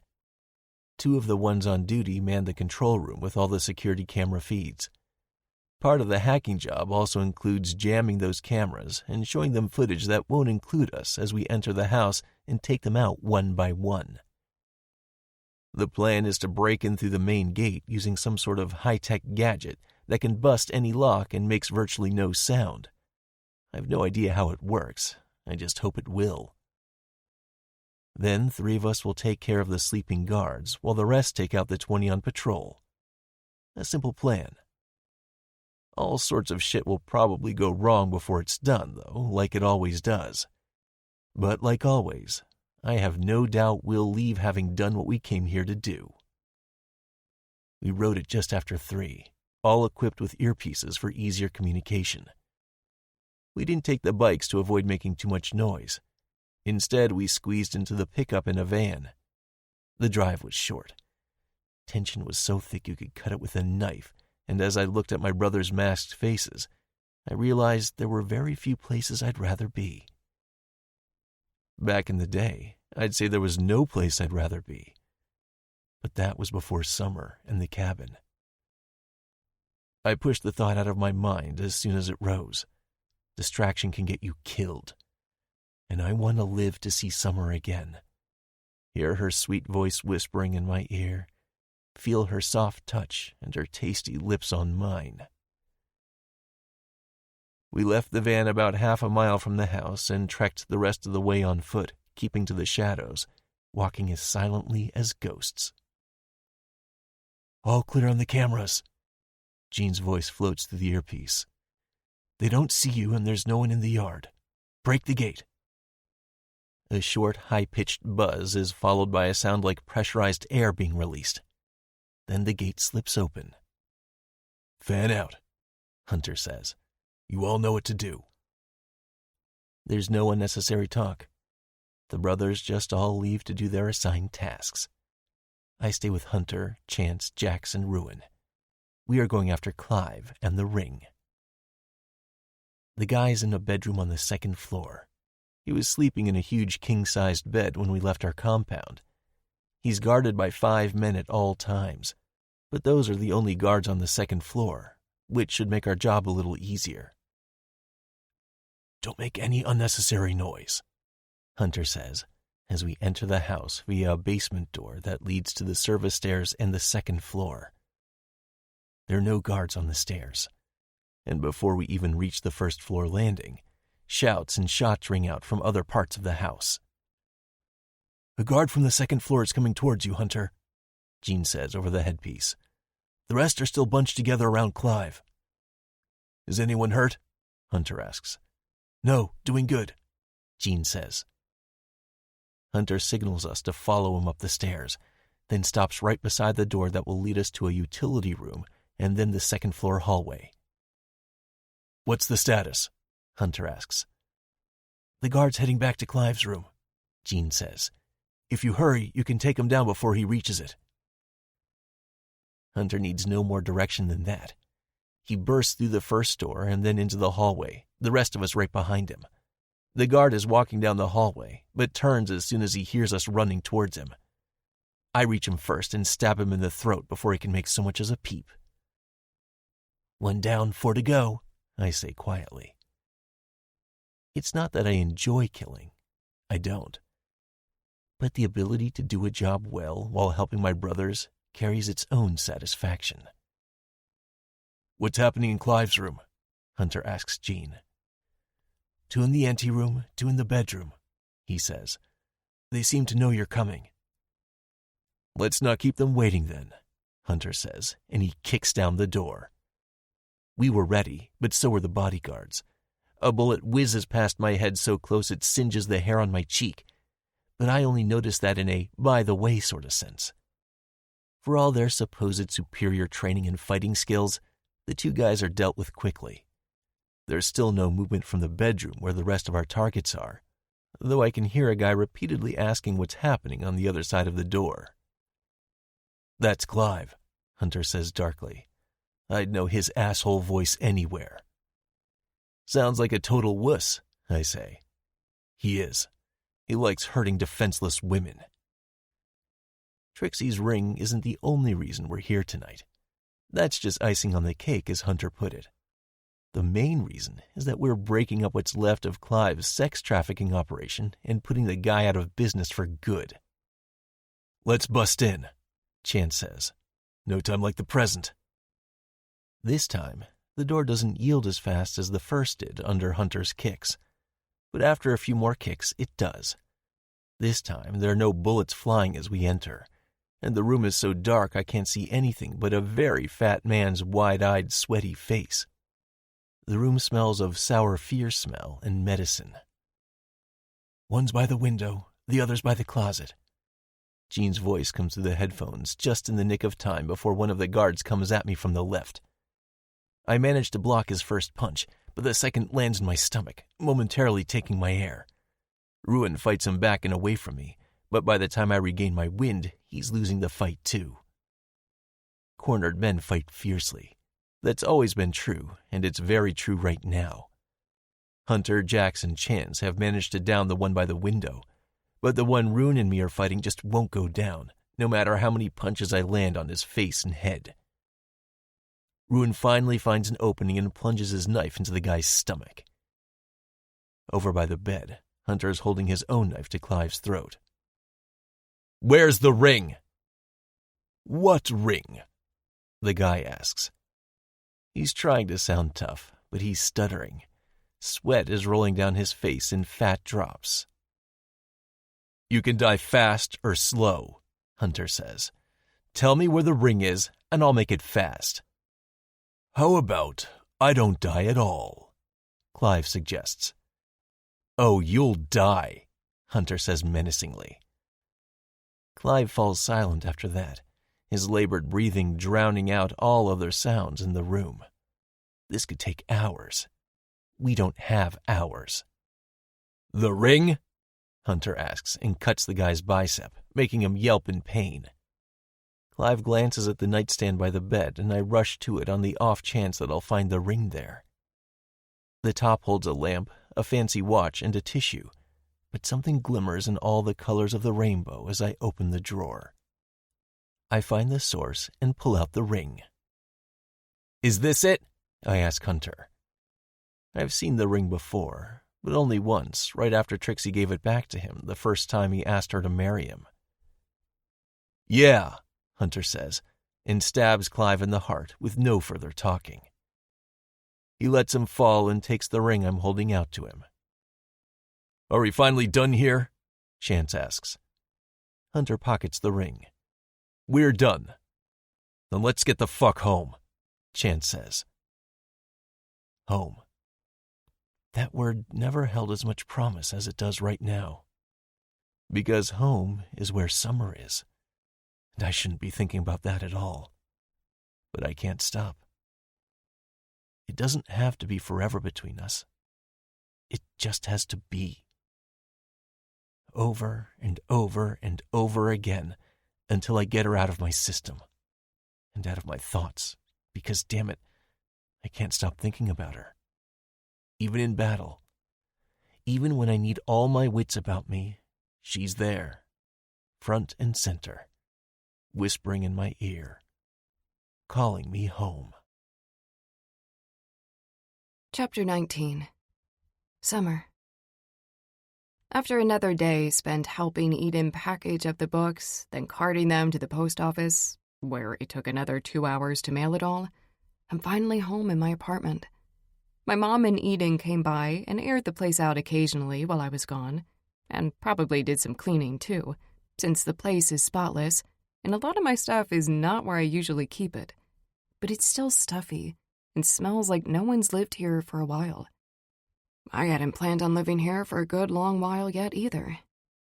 Muffled rock music is coming in through the open windows from the bar downstairs now, along with the fresh, tangy scent of the redwood forest that surrounds this little town.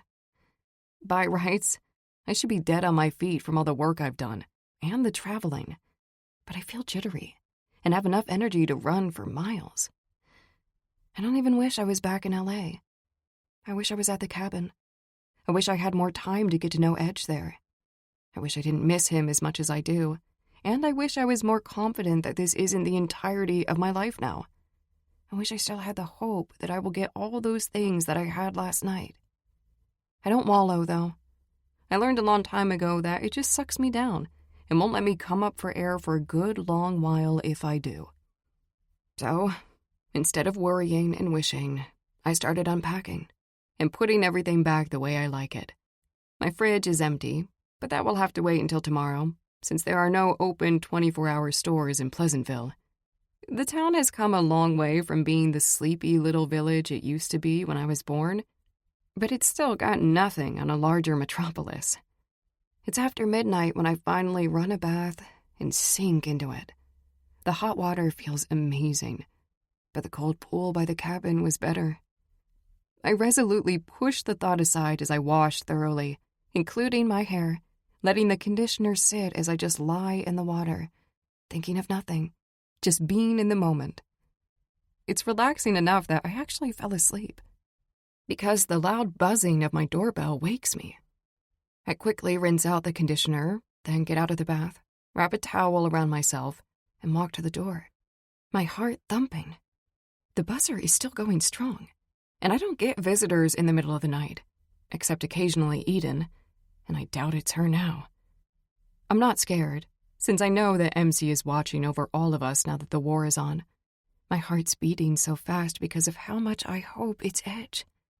My heart starts thumping even harder as I look through the peephole and see that my wish has finally come true. "Who is it?" I ask anyway.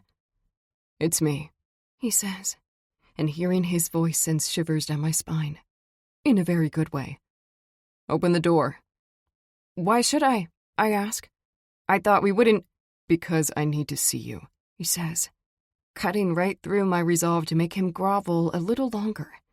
It was the sincere emotion in his voice as much as what he said that makes me unlock the door and open it wide. He's wearing his cut over the same t-shirt and jeans he left the cabin in, and his scent is filling the hallway intoxicatingly. His eyes are bright, like a light is shining in them just for me. "Can I come in?" he asks. I stand aside a little, and it's enough for him to barge in and grab me, kissing me deeply and hungrily. My towel slips off as he lifts me and deepens the kiss even more. I'm transported back to the clearing by the cabin, with the sun shining on us while we kiss just like this. Only this time the sun is shining just for us. "God, I missed you," he mutters right before his lips find that special spot on my neck that only he's ever been able to find. The one that causes time to stand still. It makes tickles of bliss run over my skin. "I missed you too," I say as I slip his cut off, deciding on total truth. Because honestly, what else but that matters? "Come." I take his hand and lead him to the bathroom. He chuckles as he sees the full bath. "You're saying I need to wash?" "Yeah, kinda," I say and let go of his hand to step into the water. I sink back into the bath and watch his perfect body appear from beneath his clothes. There's plenty of room in the bath for the both of us, and he sinks into the water with a satisfied sigh. Now that's what I'm talking about. I lather up the sponge and start washing his chest and his neck and his muscular arms and the rest of him. He lets me for a while, but then takes over, barely rinsing off before he lies back down and pulls me on top of him, his lips finding mine again. His cock is rock hard. It's been that way since he got into the water. It's pressing against my pussy now, pulsing in time with my racing heartbeat, and a part of me is thinking this is just a dream. That's how perfect this is. But the other part of me, the one that knows I'm wide awake and that one of my biggest wishes has come true, is savoring every second of this moment. I shift my hips and let his cock slide into me, joining us completely. We just stay that way for a few moments, kissing deeply. But I feel his cock growing inside me. He grabs my waist as he thrusts deeper, making me moan into his kiss. The moans only get louder as he continues thrusting into me, taking me with all the urgency of now and all the pent-up need that we clearly both felt. I give myself to him completely, water splashing over the rim of the bathtub as his cock transports me back to the glorious, blissful quiet of the hillside where we made love for the first time, and everything was simple. This is simple too. This perfect bliss. This seamless joining. This mind-blowing pleasure. I surrender to it. Come hard on his cock. Once. Twice. 3 times before he's done too, exhaling raggedly and hoarsely as he thrusts his cock into me one final time. His heart is thumping in time with mine. The water is growing cold, but I could stay just like this forever. And I think it's the same for him. I hope it's the same for him. But that's a wish for another night. This one is already perfect just as it is. Summer. We made love 4 more times, falling asleep with our bodies tangled together worse than the sheets. The apartment no longer smells stuffy and unlived in. It smells like us, like our new beginning. The music from the downstairs bar has long since gone silent. All that's coming through the open windows now are the night silence and the faint scent of redwoods that's growing stronger as dawn breaks. He's awake, too, running his fingers through my still damp hair, breathing lightly and evenly. He kissed me lightly on the lips and forehead, and that's what woke me. I'm expecting him to kiss me again, harder this time, as I open my eyes fully and smile at him. But he doesn't. He just looks at me for a few more moments before whispering, "I gotta go now." He gets up with no more warning than that, then walks into the bathroom to find his clothes. He's dressed when he comes back into the room and sits on the edge of the bed to pull on his boots. "You have a meeting or something?" I ask, talking very quietly. I don't even know why. Probably because I already know the reason isn't anything as simple as that. "Sure, later, maybe," he says. "Then why do you have to go now?" I ask, finding my voice again. He just looks at me instead of answering, his eyes kind of soft and fixed on my lips and not my eyes. "Because I have to sneak back out so no one sees me," he finally admits. I shake my head. Here's a grown man, a tough, no-nonsense killer no less, talking about sneaking around. He takes what he wants, when he wants it, and doesn't apologize. So what is going on here? He stands up and kisses the top of my head. "It'll be easier once I take up your guarding duty." He's already by the door by the time I finally figure out how to respond. I rush after him. "So that's how it's going to be?" I ask. "Sneaking around? Keeping secrets?" His eyes take in my nakedness, his chest heaving. "Yeah, that's how it's got to be." "What if I don't want that?" He shrugs, like it's a take-it-or-leave-it kind of thing for him. But his eyes are telling a different story. They're literally drinking me in, begging me to agree to this foolish plan. "So it's no?" he asks. Finally, the tough guy comes out. If I say yes now, I might never get him again. I know that, however hard it would be for him. And I'm not ready to let him go yet. "Just go," I say. "We'll talk later." He grins, kisses me again while grabbing my ass and grinding his hard-on into my belly, whispers, "I'll miss you," then leaves. My head is spinning. I want him again, and in a lot of ways, I don't even know what just happened. I'm not one to let things I want just slip out of my hands, but if I try to hold on to him too hard, that's exactly what will happen. Maybe it's best to just think of this as a good time thing, a once-in-a-while kind of thing, a no-strings type of thing. Too bad it's more of a long-time wish coming true for me. No man has ever swept me off my feet quite this badly, and no amount of pretending otherwise will make me not want him all to myself. Out in the open, day in and day out. Chapter 20. Edge. After the successful raid on Clive's house, we spent the next day lying low and making sure there was no retaliation. In the evening, we met up with Rogue, the president of Rogue Angels MC and Melody's man. He's the one we were helping by eradicating Clive and those bodyguards of his. As far as I understand it, Rogue Angels MC's main occupation is going after the criminals no one else is going after for one reason or another. I'd hoped to see Melody while I was there to make sure she really was okay, but she was working at the ER, and Rogue gave me the dirtiest and most possessive possible look when I suggested I visit her there. I was sure he'd fight me over it if I insisted on going to see her. And it was that possessive look more than anything else that convinced me not to push for a visit. She's clearly in good hands, and that's all I need to know. Ever since I talked her out of killing herself all those years ago, I felt very protective of Melody. I don't think she knew, but I always made sure no one treated her bad at the clubhouse. I also made sure the bastard who killed her family got what he deserved. But now, I think Rogue will do just fine making sure she's taken care of. And if he doesn't, I'll pay him another visit. No need to warn him ahead of time. I'll just show up.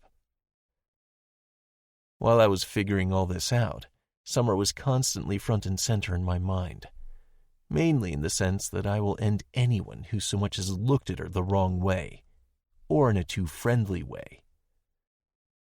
So, as soon as I got my bike from the clubhouse garage, I left the guys, saying I needed a good long ride. But I headed straight for her apartment. She lives at the edge of Main Street, over a bar called Woodstock that caters mostly to yuppies these days, but usually plays a good selection of music. It wasn't hard to slip past Trench, who was guarding the entrance to her building, but it also wasn't hard to break in via one of the bar's back windows. The storage space of the bar shares a staircase with the rest of the building, and that's something that needs to be corrected if we're going to keep her safe. If I'm going to keep her safe. Which I very much intend to do. I got no sleep last night after she opened the door for me dripping wet from her bath, a bath we later shared. "You smell like a bouquet of roses," Ruin says as we're assembling for a short meeting to learn what's what now. At the end of this meeting, I plan to get myself on Summer's security detail and stay there for the foreseeable future. "Did you have some fun last night?" Ruin adds, even though I'm ignoring him as hard as I can. "Yeah, Ruin, I did," I snap. "Now drop it." "Dude, love has certainly not made you any more pleasant," he says, grinning at me. "I'd love to wipe that stupid smile off your face. That's what I'd love to do." It just makes him grin wider. "That bad, huh? Well, you know what you gotta do." "What's that?" I ask, despite myself. We're standing by ourselves at the back of the clubhouse bar, but the place is packed, and the longer he keeps talking, the more of a chance someone will overhear and start asking more stupid questions. "Go for it," he says, like it's the most logical thing in the world. "You only live once." Ice walks in just then, right on cue, and the way his eyes dart straight to me makes me sure he already knows all about me and Summer. But then he nods a hello, and I nod back, and the queasy feeling in my stomach lessens. "You're acting like a stupid teenager," Ruin says. "All the guy wants is for his daughters to find men who will treat them like queens and take care of them. And I'm sure he'd prefer you for the job over any other guy in here." Tank, Cross, and Rook, our sergeant-at-arms, followed Ice into the bar, Hawk and Scar bringing up the rear.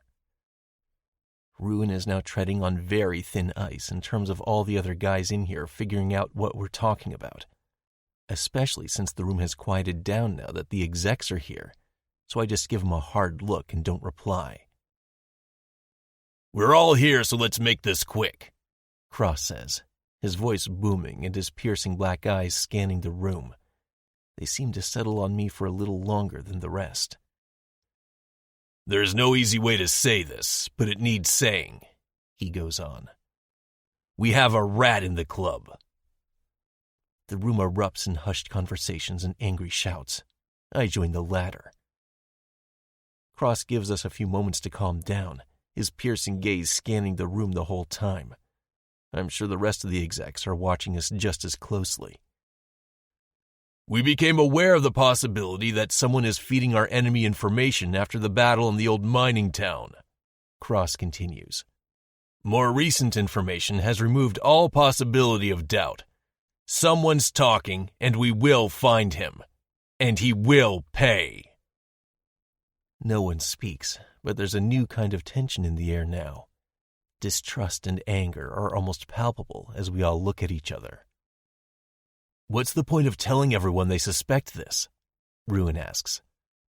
To make the rat panic and make a wrong move, Hunter answers. I didn't even notice him walk up to us. It could also make him burrow even deeper, I add. Hunter shrugs. Things are moving real fast now. But the problem is, we gotta find this person before we can do anything else.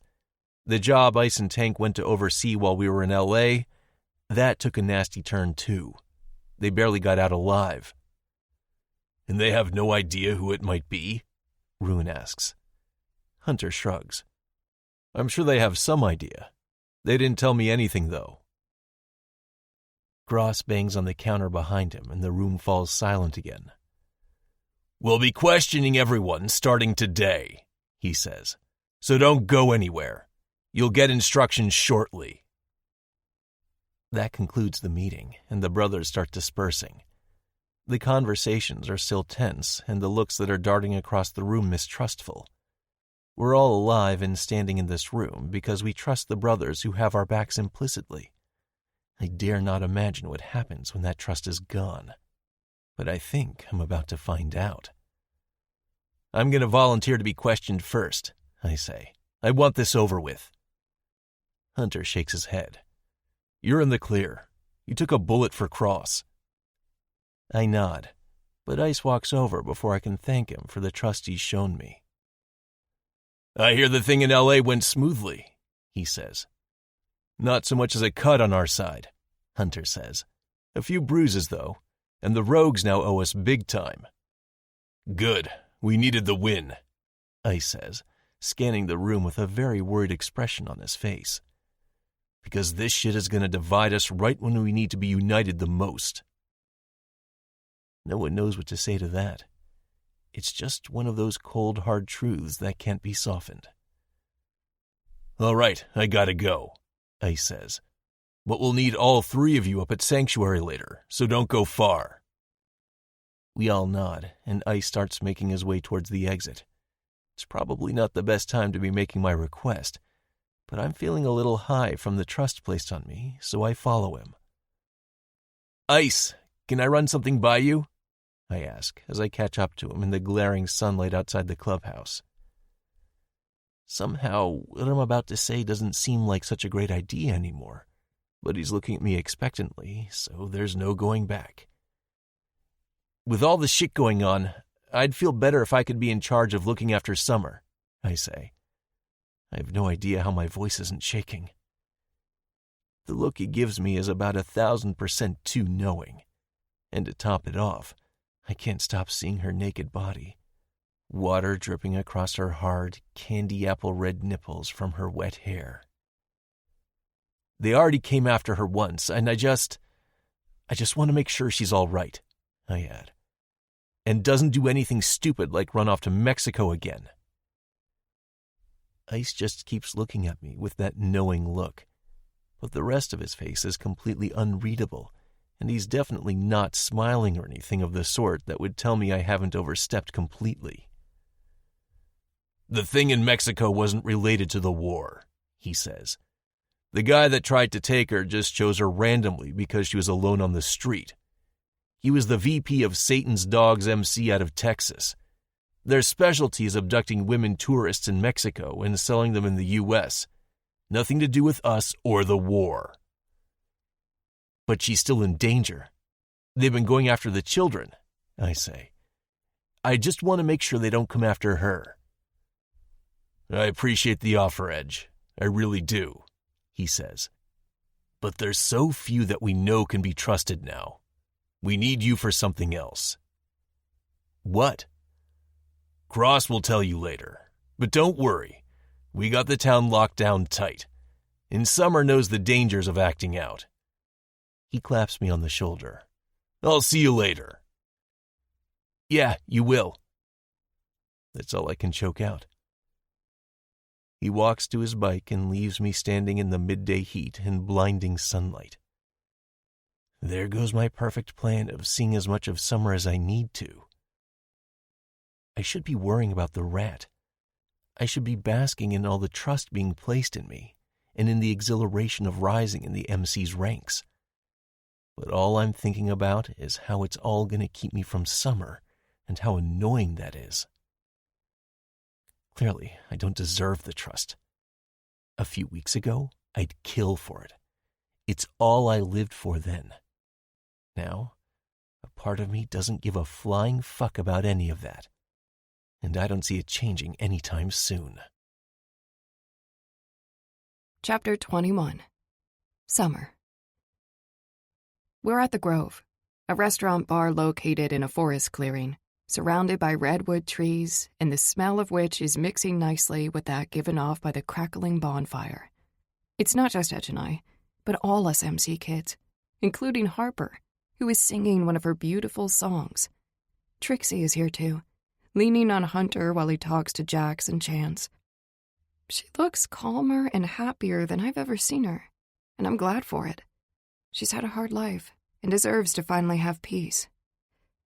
Edge has been skillfully avoiding being alone with me for more than a stolen kiss or two in the darkness, which drove me mad at first, but the way he's been looking at me the whole time more than makes up for it. His gaze is always on me, and it feels like I'm being warmed by the fire even when I'm nowhere near it. He seems to feel where I am or where I'll be at any given time, and there he is too, watching over me, desiring me, the passion that we're denying ourselves like a thick rope connecting us. I could get used to this sneaking around, especially since I know there'll be fireworks in bed as soon as he lets me take him home. But maybe I just can't wait that long. He's leaning against the side of the log cabin that houses the bar and looks a lot like the cabin we shared in the woods near L.A.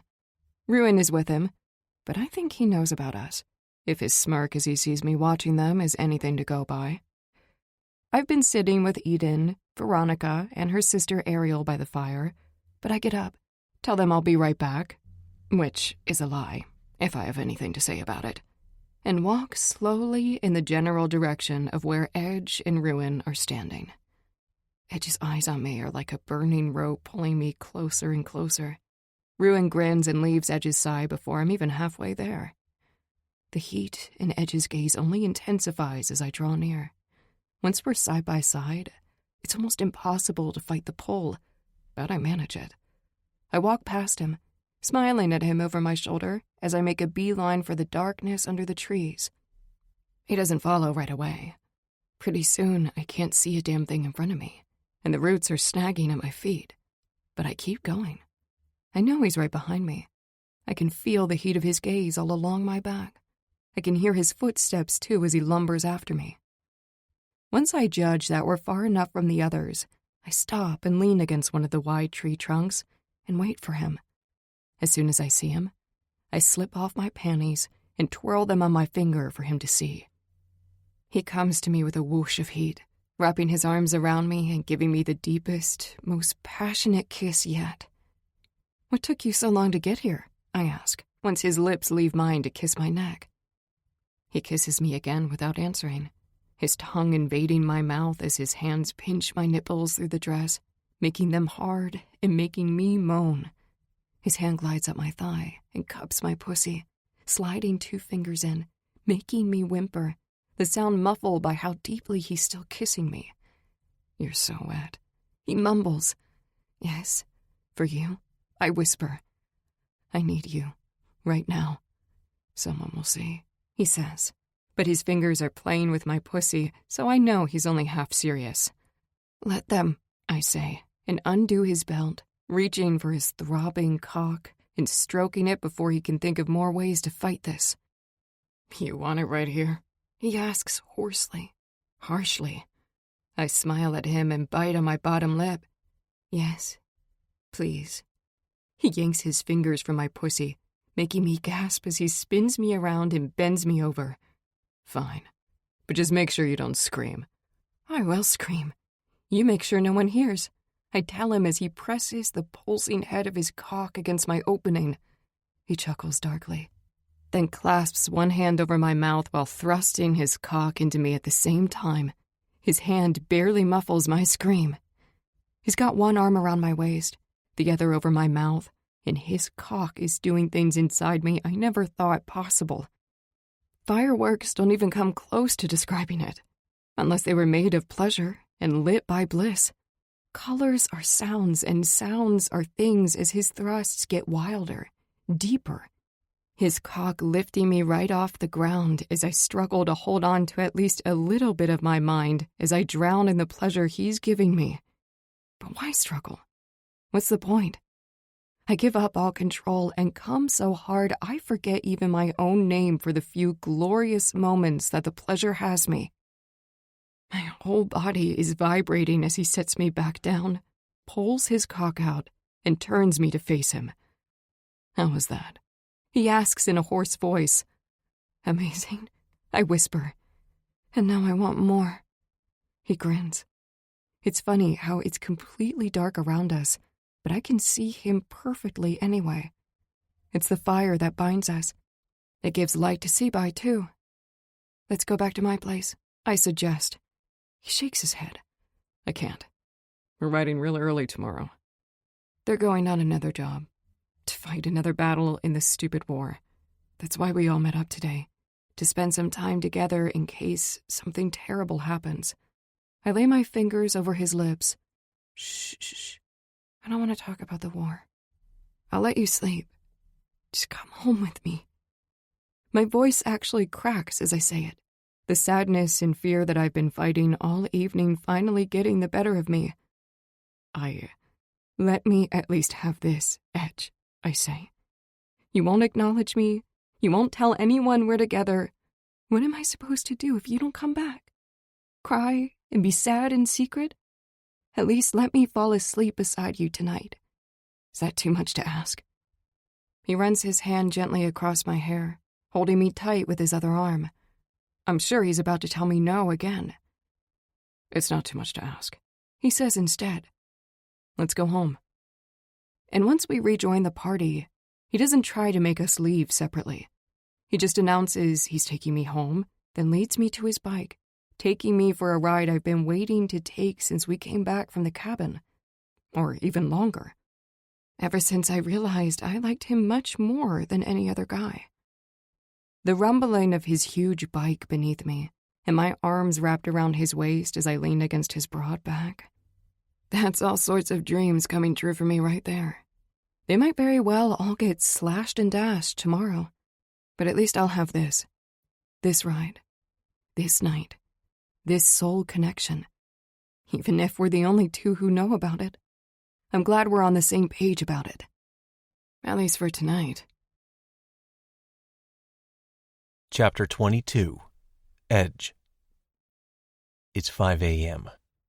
The MC's assembling at 6 at an abandoned rest stop about 5 miles out of town. Only the inner circle is going, and the 25 members whose loyalty is beyond reproach. We're to go there separately, so as not to alert the rat. I'm supposed to be on my way, but I can't leave Summer's warm bed. Or her. She's awake too, looking at me with her gorgeous green eyes that look brown in this half-light. Brown and sad. It's time, I say, more to convince myself than her, and sit on the edge of the bed. My clothes are in a heap by the foot of the bed where she ripped them off me just 3 short hours ago. They seem to be miles away, and I have no energy to stand. She rises too and wraps her arms around me, her warm, soft body pressed against my back. Do you have to go?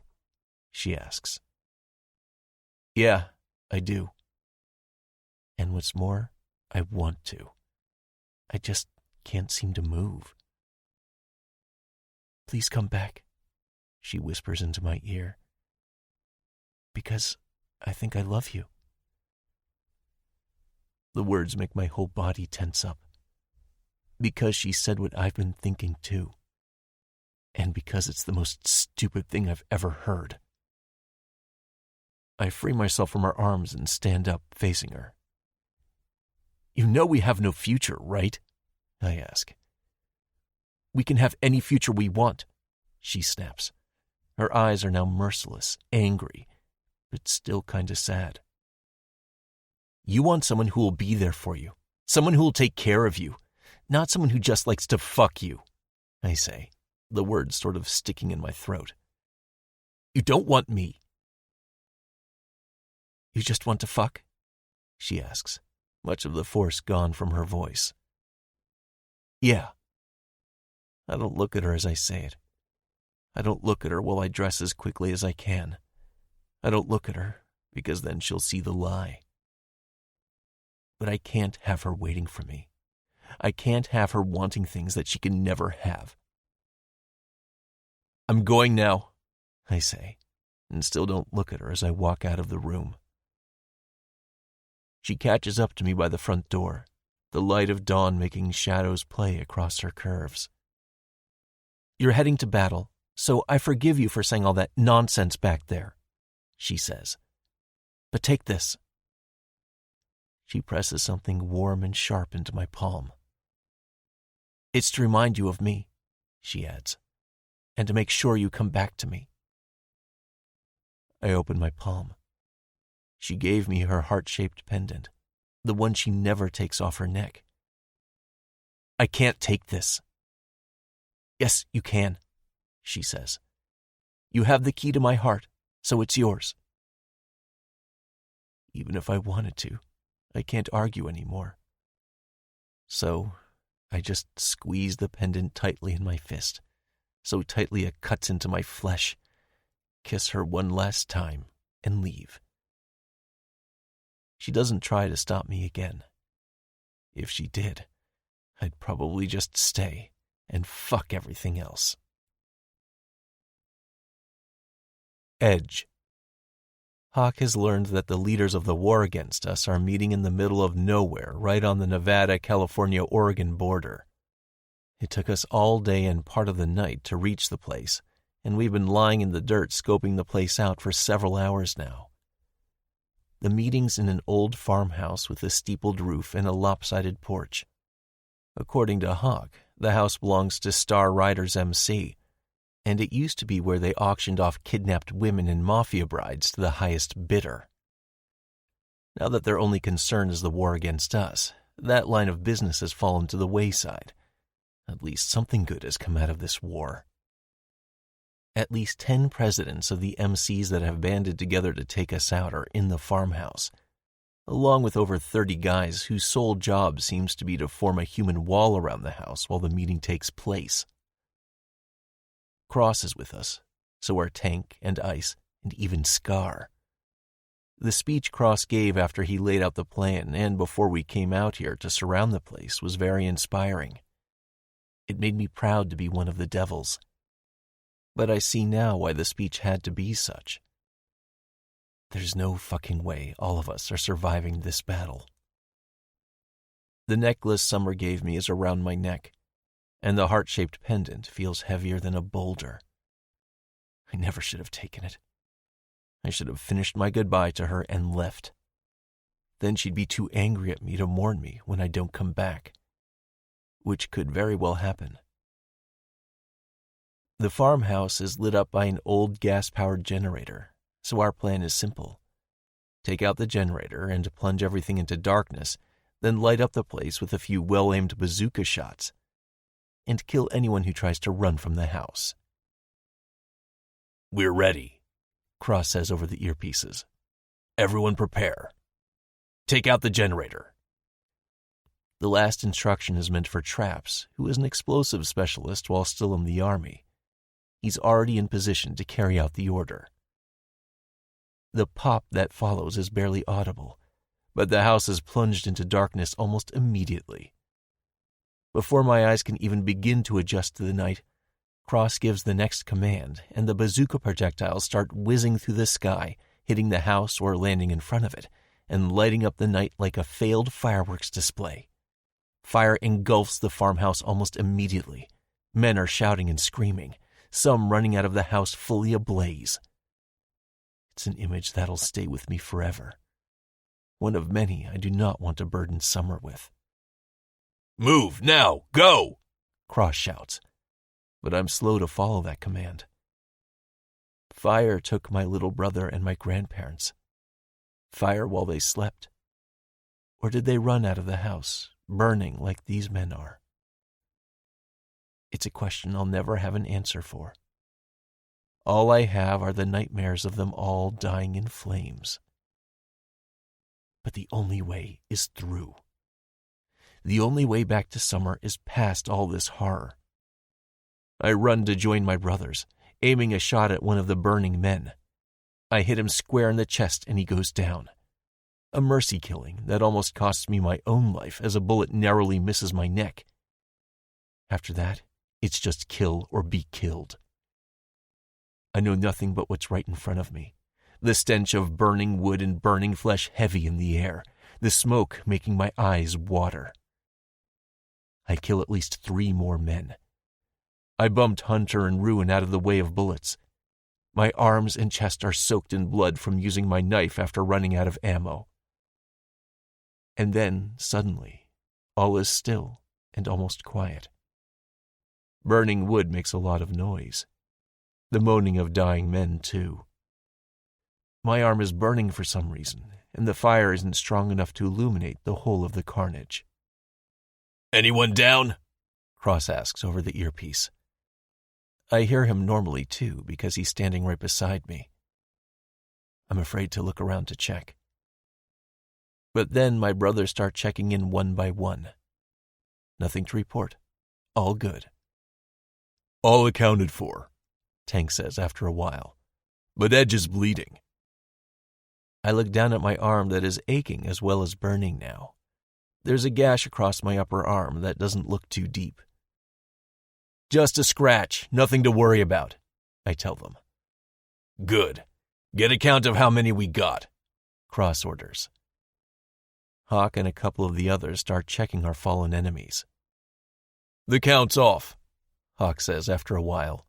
"Some got away. We regroup at the safe house and figure out what to do about them," Cross says. "I'd sooner take out as many as we can while we're up here than have to come back. Let's go." We run back into the darkness, away from the burning house and towards our bikes. The air is full of a quiet sense of a job well done, of success, of righteous revenge. It's the only thing I lived for before I let summer in. But now, I'm afraid it won't ever be enough again. Her pendant is still as heavy as a boulder around my neck. But I also know I'll never take it off again. Chapter 23. Summer. Eden, Harper, and I are restocking the bookstore. We've already unpacked about 12 huge boxes of books, and we still got 12 left. I just love the smell of new books, Harper says as she flips through one before putting it on a shelf. I know, right? Eden says. But of course, that's no surprise coming from her. She loves everything books. So, no more online selling? I ask her with a grin. You're just keeping all these beauties for yourself? She grins too. That was a very exhausting little exercise. I still get a trickle of orders, and I'll fulfill them as they come, but no more advertising on social media. How about you, Summer? Made any wow makeup creations lately? Harper asks. Not since Joker, I mutter without meaning to, and now they're both staring at me. Must have been something in my tone. I can't stop thinking about Edge no matter how hard I try. I really laid it all on the line the morning he left, and I expected at least a text while he was gone, but it's been a day and a half, and nothing. I must have missed that one, Harper says. Was it one of your boyfriends in L.A.? She chuckles as she says it, and Eden shoots me a look that plainly says she's bursting to tell Harper about Edge and me. No boyfriends in LA, I say. I was too busy for anything like that. So who then? Harper persists. It was at the cabin, Eden says, then clasps her hand over her mouth, her eyes very wide and apologetic as she looks at me. Oh, it was one of our boys, Harper says. Do tell more. Both of them are now looking at me expectantly, and, honestly, I don't even know why I'm still trying to keep this a secret. Maybe because I'm now very afraid that nothing will come of it. That once he comes back, there'll be nothing to tell anyway. It was Edge, I say. We, well, I kinda fell in love with him. You've been in love with him for years, Eden says. You just got him on the same page as you are now. I wish. I place the book I've been holding on the shelf and sink down into one of the plush armchairs. But he's still trying to tell me he's no good for me, even though I know he maybe kinda loves me too. Harper sighs and sits down on the armrest, taking my hand. I know a little something about that kind of nonsense talk. It's so frustrating. Jax did the same to me for years. But he stopped now? I ask, hope oozing from my voice. She nods. Yeah, he stops now. But it took years. You just have to be patient. And call him out on his bullshit. I wish I had better advice to give you. What is it that makes these guys so damn unable to admit their feelings? I ask. It's like, I know he cares about me, but he can only show it when we're all alone, and even then, only when we're not talking much. It's all the killing, Eden says sagely. It makes them very hard. The silence that follows is fraught with things best left unsaid, and sadness. There's also our fathers, Harper adds, chuckling. It works to lighten the mood. Her father is Scar, the MC's torturer and a very scary dude to anyone that's not part of his family. I know, right? I say. All Edge could talk about in the beginning was how he doesn't want to disrespect Ice by being with me. I mean, what the hell? Ice isn't that bad, is he? Do our dads actually go around ordering the guys not to even look at us? I thought maybe it was more like just a guideline or something. The look on Harper's face tells me I'm wrong even before she says, Scar forbade Jax from seeing me. It's why he left and got himself thrown in jail. Eden and I just stare at her with our mouths open. For real? And what did you do? I had a talk with him, she says. But I also got kidnapped and saved by Jax. That helped a lot. She's smiling as she says it, but her eyes look scared. Great. So all I gotta do is get myself kidnapped and then all's gonna be okay. Harper's not smiling anymore. I wouldn't recommend that. Eden looks shocked as hell too. Stop talking crazy, Summer. I smile at both of them. Relax. I was kidding. Besides, we're being watched 24/7 again. How would that even happen? As if to prove my point, a couple of bikers drive past the open door of the bookstore, going slow, the visors of their helmets pulled low over their faces. It is annoying, Eden says. But I feel better knowing they're around. This war, it's nothing to joke about. And here we are again, talking about the war. The painful twist near my heart at the mention of it says all I want said about it. How do you do it, Harper? I ask. How do you stay calm while Jax is away fighting? Her eyes tell me that her heart is twisting as badly and painfully as mine, but she smiles a sad little smile anyway. Honestly, I'm a wreck. But keeping busy helps, and hanging out with friends does too. Let's finish up in here and get some dinner. She leaps to her feet and picks up an armful of books from the box at her feet and starts placing them on the shelves. Eden and I share a look, and then Eden places a hand on her shoulder. We've got at least another day of unpacking to do. Let's get that dinner now. And no more talk of war, please, I say, the pain near my heart reminding me I'm the one who brought it up. Yeah, No more, Harper says. But how about dinner and drinks, just to make sure we don't end up wallowing in depression? I wish it was as easy as saying that to make the anguish go away. But I'm sure we'll make do. What other choice do we have? These men we've chosen, they'll never stop fighting, and they'll never stop living dangerous lives. Summer. We were joined by Veronica, Ariel, and Trixie for dinner, and ended up making a night of it. Unfortunately, none of them had any better advice for coping with the waiting and worrying when the guys are away fighting, or coping with their guys' reluctance to form a bond that goes beyond the bedroom. I told them about me and Edge, and we drank many shots toasting to our future, and all our futures, and everything in between. I'm more than a little tipsy as I walk down the dark, quiet sidewalk back to my place. The rest took an Uber, but my apartment isn't far from the bar we were at, and I needed the fresh nighttime air to clear my head at least a little before I try lying down. My head's spinning as I walk, and I imagine it'll be a million times worse when I try to sleep. I'm not ruling out puking. I overdid it with the shots. I usually do. But what's interesting is that my sister was right there with me.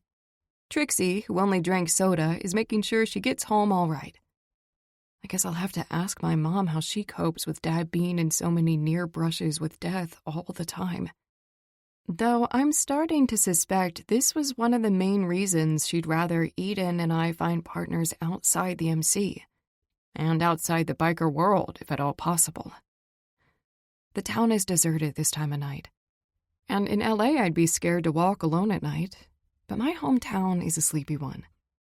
And I'm sure there are at least 2 MC guys assigned to watching me at all times. They are really good at staying out of sight. They always were back when I was still in high school and had round-the-clock protection just like all the rest of us kids. The night wind is chilly, since summer is starting to turn into autumn, my favorite time of year.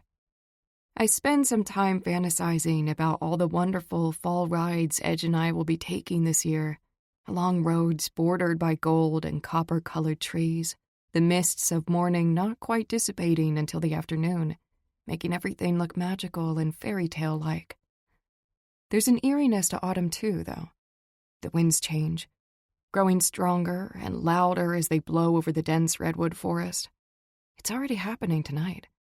The wind is howling in the distance, but it's just a soft, though cold breeze when it reaches me here on this dark street.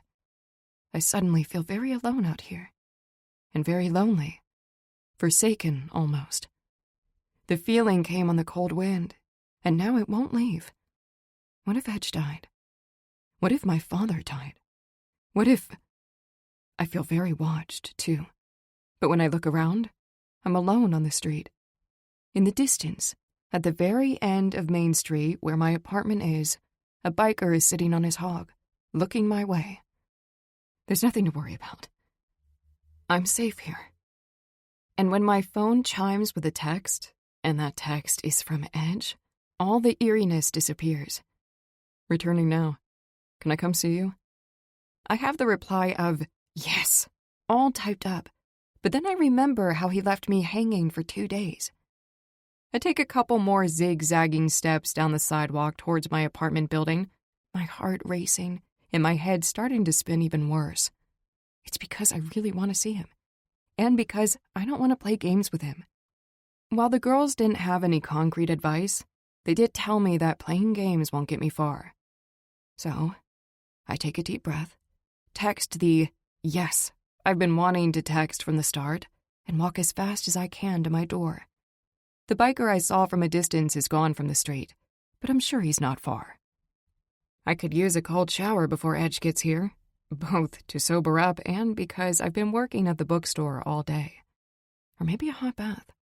That idea is prompted by the fact that the cold wind followed me into the lobby and up the stairs, and also because the last bath we shared is one of my best memories ever and features in my daydreams often.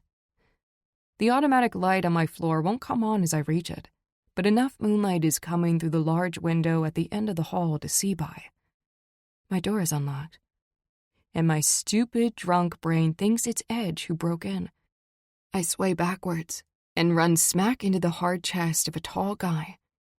I even smile for a split second before the door to my apartment opens wide, just as arms grab me from behind. Not lovingly. Certainly not gently. "Hello, Summer," the guy in my apartment says. He has the same cold eyes as the guy who tried to kidnap me in Mexico had, and the same wavy dark hair, and kind of the same face minus the beard. But it can't be that guy. That guy is dead. He didn't get far from the back of that van they stashed him in. I don't know what happened, but I'm sure the devils took care of him. "What do you want?" I ask, and wish I wasn't slurring as badly as I am. "This is for my brother," he says.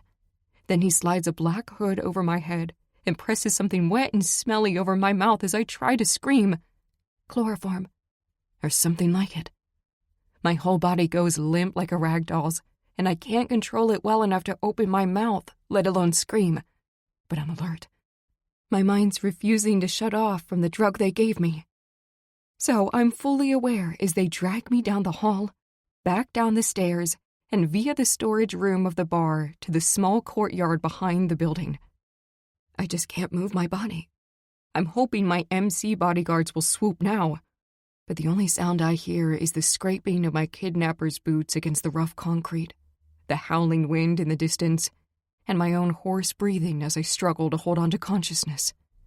I'm tossed hard into a van, my shoulder colliding painfully with something sharp sticking out of the floor. The pain's good, though. It solidifies my grip on consciousness. But I pretend I'm passed out, so they won't think to dose me with the chloroform again. We're moving. Now I can try to get free. There are many ways to escape from the back of a van. My dad taught me about 10. I just wish my arms and legs would start working again. Chapter 24. Edge. Tracking the ones that got away from the burning farmhouse took us the rest of the night and well into the next day. Funny how fast and far men can run when they've got nothing to lose. Or everything to lose, actually. The 2 guys that got away had help, though. Someone picked them up on the side of the road. But we found them anyway. Hiding in a huge compound surrounded by barbed wire-topped metal walls, and so much noise coming from inside it sounded like there were hundreds in there. Much too many for even us to take. The place was surrounded by tall pines that gave us plenty of hiding places to watch and wait for an opening. But it never came. The gate in the metal wall stayed firmly shut. No one came or went, and the noise of the many people talking and music playing on the other side of it didn't die down. I volunteered to go in and find out what I could, but was shot down. "We only take risks like that when there's no other way," Cross said. For some reason, it sounded like the best praise I've ever gotten from him. In the end, it was decided that we'll need a bigger force to hit the compound. A fight for another day, in other words. All the way back to Pleasantville, actually for the past 2 days, I fought the urge to call Summer. Stringing her along isn't fair. On top of everything else, at the rate we're going in this war, I probably won't see 30. My arm got grazed by a stray bullet. 5 inches to the left, and it would have gone straight through my heart. 2 inches up and 1 to the left, and it would have gone through my neck. I never used to worry about shit like that. I used to laugh it off, enjoy the scar, and get real drunk to celebrate surviving another day. Now, all I can think about is Summer mourning me when I die. So it's no fucking surprise I lost the battle and texted her when we were about 5 miles out of Pleasantville. The minutes while I waited for her to text back, watching the phone instead of the road, seemed to drag for eternity. Truth is, if she hadn't texted back, I'd still show up at her door. But I figured she deserved more respect than that. Her yes meant more to me than I'll ever admit to anyone. We entered Pleasantville the same way we left, coming in from different directions, in no more than groups of 2. Ruin didn't ask stupid questions when I said I'm going in alone. I took the shortest possible route to Summer's apartment building and parked out back by the dumpsters. Only 2 of the apartments in the old brownstone walk-up where she lives are rented out, so I wasn't surprised that all the lights were out. What did surprise me was that no one had fixed the lock on the bar window, and that it was wide open besides. I figured Ice would take me telling him about that easy access to Summer's building more seriously. But it's no matter. I'll fix it myself first thing tomorrow morning. For tonight, she has nothing to worry about because I'll be with her. The light on her floor is busted, and the door to her apartment is wide open, the room beyond it illuminated only by silver moonlight. Maybe she's hiding inside, waiting for me to find her. "Summer!" I call out as I step inside, blood whooshing in my ears from how hard my heart's beating. She doesn't answer, no matter how hard I hoped she would, no matter how much I wanted to hear her voice, no matter how fiercely I wished my worst nightmare wasn't coming true. I quickly check the apartment anyway. She's in none of the dark, cold rooms. There's a pile of ash on the dining room table and about 5 butts, extinguished right there on the tabletop. It makes me so mad I see red, even though ruining her table like that is the least of the bad things that happened here tonight. I call her cell next, hoping against hope she never came home tonight and something else spooked the smoker from her apartment. It just rings and rings. The sound of her voice on the voicemail makes my heart burst in the kind of pain I haven't felt since I watched my parents get killed. The kind of pain I haven't let myself feel because I never got close enough to anyone to feel it after that. Yet here I am, my hands actually shaking as I call Ice. "Summer's gone," I tell him. "Someone took her." "What are you talking about?" "Who is watching her?" I ask. "She's not at her apartment. Someone was here, waiting for her.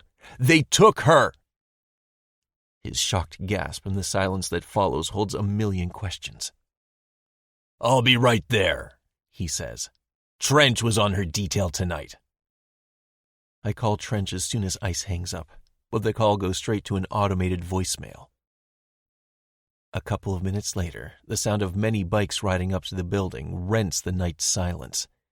It continues to echo as boots thud up the steps. Ice rushes in first and checks the apartment himself, calling for his daughter. Cross stops in front of me, piercing me with his hard gaze. "What are you doing here?" There's suspicion in his tone bordering on accusation. I look at Ice, who's standing by the kitchen table, also waiting for my answer.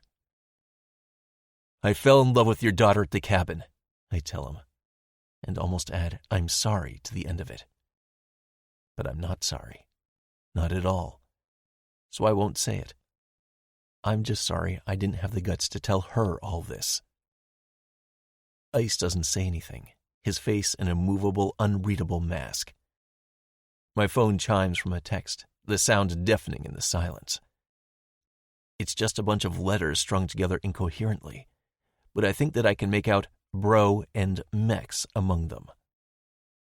"It's from Summer," I say and hold up my phone. "I think it's the same assholes who tried to take her in Mexico," I add, while Ice is puzzling out the letters. "We dumped those guys in the river before we crossed the border. They couldn't have survived. They didn't even know her name." "Seems they found out," Cross says. "We gotta trace them, now." "Already on it," Hawk says as he rushes over and places his laptop on the kitchen table. "But I'm just gonna trace her phone first. Good thing the idiots didn't take it from her." The minutes while he does that drag by slower than decades. "Got it," Hawk finally announces. "It was on the move a moment ago, but now it's just sitting there in the middle of the woods. Here." He turns the screen so we can see it on the map. And he's right. The yellow dot that is her phone's signal is just flashing alone amid a sea of green. "They must have taken her phone and tossed it," Hawk says. "Sorry." "I'm going there to check," I say, already heading to the door. "Wait, Edge. We gotta be smart about this," Ice says, but there's nothing in the world smarter than going after Summer and saving her. and nothing he can say will stop me. "I'm going," I say, and exit the apartment, then run down the stairs to my bike. Ice is right behind me when I reach it. "You can't talk me out of it," I tell him. "And I won't try," he says and mounts his bike. "Let's go." We're not going alone. Hunter, Chance, and Jax all come too. And Ruin. Even Cross and Tank. With all these men behind me, there's no way I can fail in finding her, in saving her. But I'd do it alone too. There's no doubt in my mind about that. I'm not losing another person I love. That won't happen. It can't. Chapter 25. Summer. My phone's buzzing because the creeps who took me didn't find it on me. They took my purse, but not my phone, which I stuck in the pocket of my sweatpants after texting Edge back. I try to reach for it, thinking it must be him, thinking I'm as good as saved. But it's not the chloroform or whatever they drugged me with that's making me unable to move my arms. They tied my hands with fucking zip ties. But like the idiots they clearly are, they did it in the front and not the back. I managed to reach into my pocket and take out my phone, even though the zip ties are cutting off my circulation so bad my fingers feel like sausages. I can just about see the screen through the black bag over my head. The van is going over rough terrain. Maybe the forest floor? The roots and rocks we're hitting are making the whole van wobble. Going over a particularly big one nearly knocks the phone right out of my hand. I type fast, replying to Edge's last text. I call my dad, but I know Edge is probably staring at his phone right now, waiting to hear from me, wondering why I'm not at my apartment like I said I'd be. Ice is most likely asleep since it's the middle of the night. The van stopped, and I only realize it as the back door opens. I got maybe 2 words in, I hope. I can't see the tiny letters as well as I'd need to through the bag. "Give me the phone, bitch." The guy who took me snarls. I scramble away from him as he jumps into the van and press send. At least I hope that's what I did. Because in the next moment the phone is yanked from my hands and a fist connects with the side of my head. The sound of the door slamming again is the first thing that makes sense again as I try desperately not to lose consciousness. The fact that we're moving again is the next. We're going faster this time, so now when we hit the tree roots, the whole van lurches into the air. I smell redwoods all around, thick and lush. It's the smell of my childhood, of playing with my sister and cousin and friends in the forest that surrounds Sanctuary, the MC's HQ. We were always perfectly safe there. We could go anywhere we liked. There was no danger lurking anywhere. That's not the case now. After what feels like hours, the van stops again. This time the guy drags me out of the back and tosses me to the ground.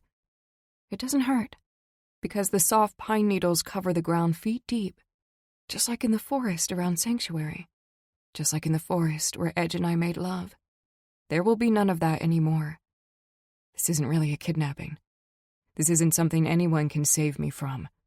I feel the knowledge of that deep in my chest. I don't feel drunk anymore, or drugged, or in pain. The adrenaline pumping through my veins seems to have taken care of all that. "What do you want with me?" I ask, trying to sit up, but I can't get my feet under me. "Revenge," the guy says. "A life for a life." "I'm more valuable to you alive," I say, my voice shaking as I realize I actually have nothing to offer him, and I'm a really bad talker besides. "I'm young. I can do stuff." He and the other guy laugh harshly. "Hear that? She can do stuff," one of them says. "Want to see if it's true?" the other one asks, dark sarcasm thick in his voice. "Nah, no time. We got dozens of girls prettier than her back at the compound. She just needs to die." My breath lodges in my throat, expanding painfully. I was right. This is no kidnapping. There will be no rescue mission. Only revenge. And that's the one thing I can promise him. You kill me, and my father and his brothers will hunt you down, They'll kill you and everyone you love. They already killed everyone I love. The guy snaps. My brother was my only family. And he shouldn't have messed with me. I snarl back. That earns me a kick in the stomach, which makes me unable to breathe for a couple of seconds. How do you want to do this? Just shoot her in the head and be done with it? No. The grieving brother says. We do it right. Cut her up. Make them hurt when they find her. The darkness in his voice makes me shiver, and I can't stop. Please, just let me go, I say. It's not too late. I'll tell them not to go after you. Everything can still work out. We can all still just walk away. Please.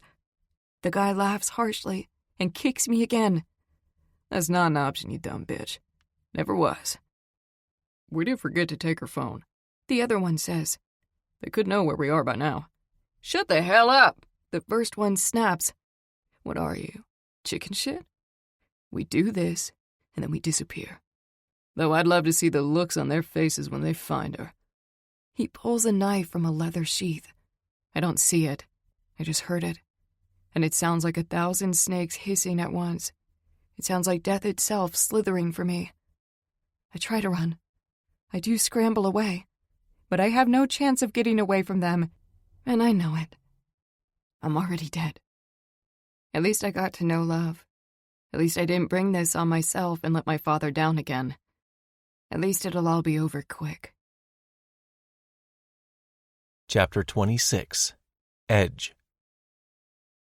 As I ride as fast as I can for the yellow dot that is summer deep in the forest, a part of my mind is fixed in the memory of the wild ride Rune and me took out of our hometown. The fear is almost the same, the nausea too, the shock and the shakes as well. But I'm riding towards something here. I'm riding to save a life, not running from death and destruction. Though there will be that too when I reach my destination, and plenty of it. Tuning into the killer in me helps drive all those useless, sad memories from my mind. I've left everyone else behind already. No one dares drive as recklessly as I'm driving. But I feel them right behind me anyway. They won't be late. We won't be late. We can't be. The turn off from the main road that will lead me straight to the yellow dot is so narrow and so overgrown I almost miss it. But I don't. The road is not a road. It's at best a forest lane, but more a footpath. Twice my father's bike almost buries me under its weight. I have to slow down. It's the only way. The tracker on my phone leading me to summer starts vibrating and beeping fast as I near the spot where the dot last pinged. It emits a single steady beep when I reach it. But there's no summer here. There's nothing but a small clearing surrounded by trees so tall I feel like they're trying to swallow me whole. And it's dark. So fucking dark. Darker than it was on the night my family got killed. Darker than any night I've ever lived through. So dark, I don't believe I'll ever see light again. I find Summer's phone in the undergrowth, the screen cracked from hitting a rock.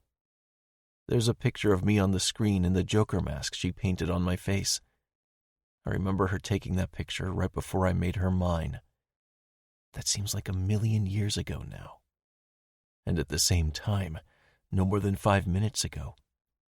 The heart-shaped pendant she gave me to remember her by is heavier than a mountain around my neck. "What's happening?" Ice asks. "Why'd you stop?" They're all here, and I didn't hear them arrive.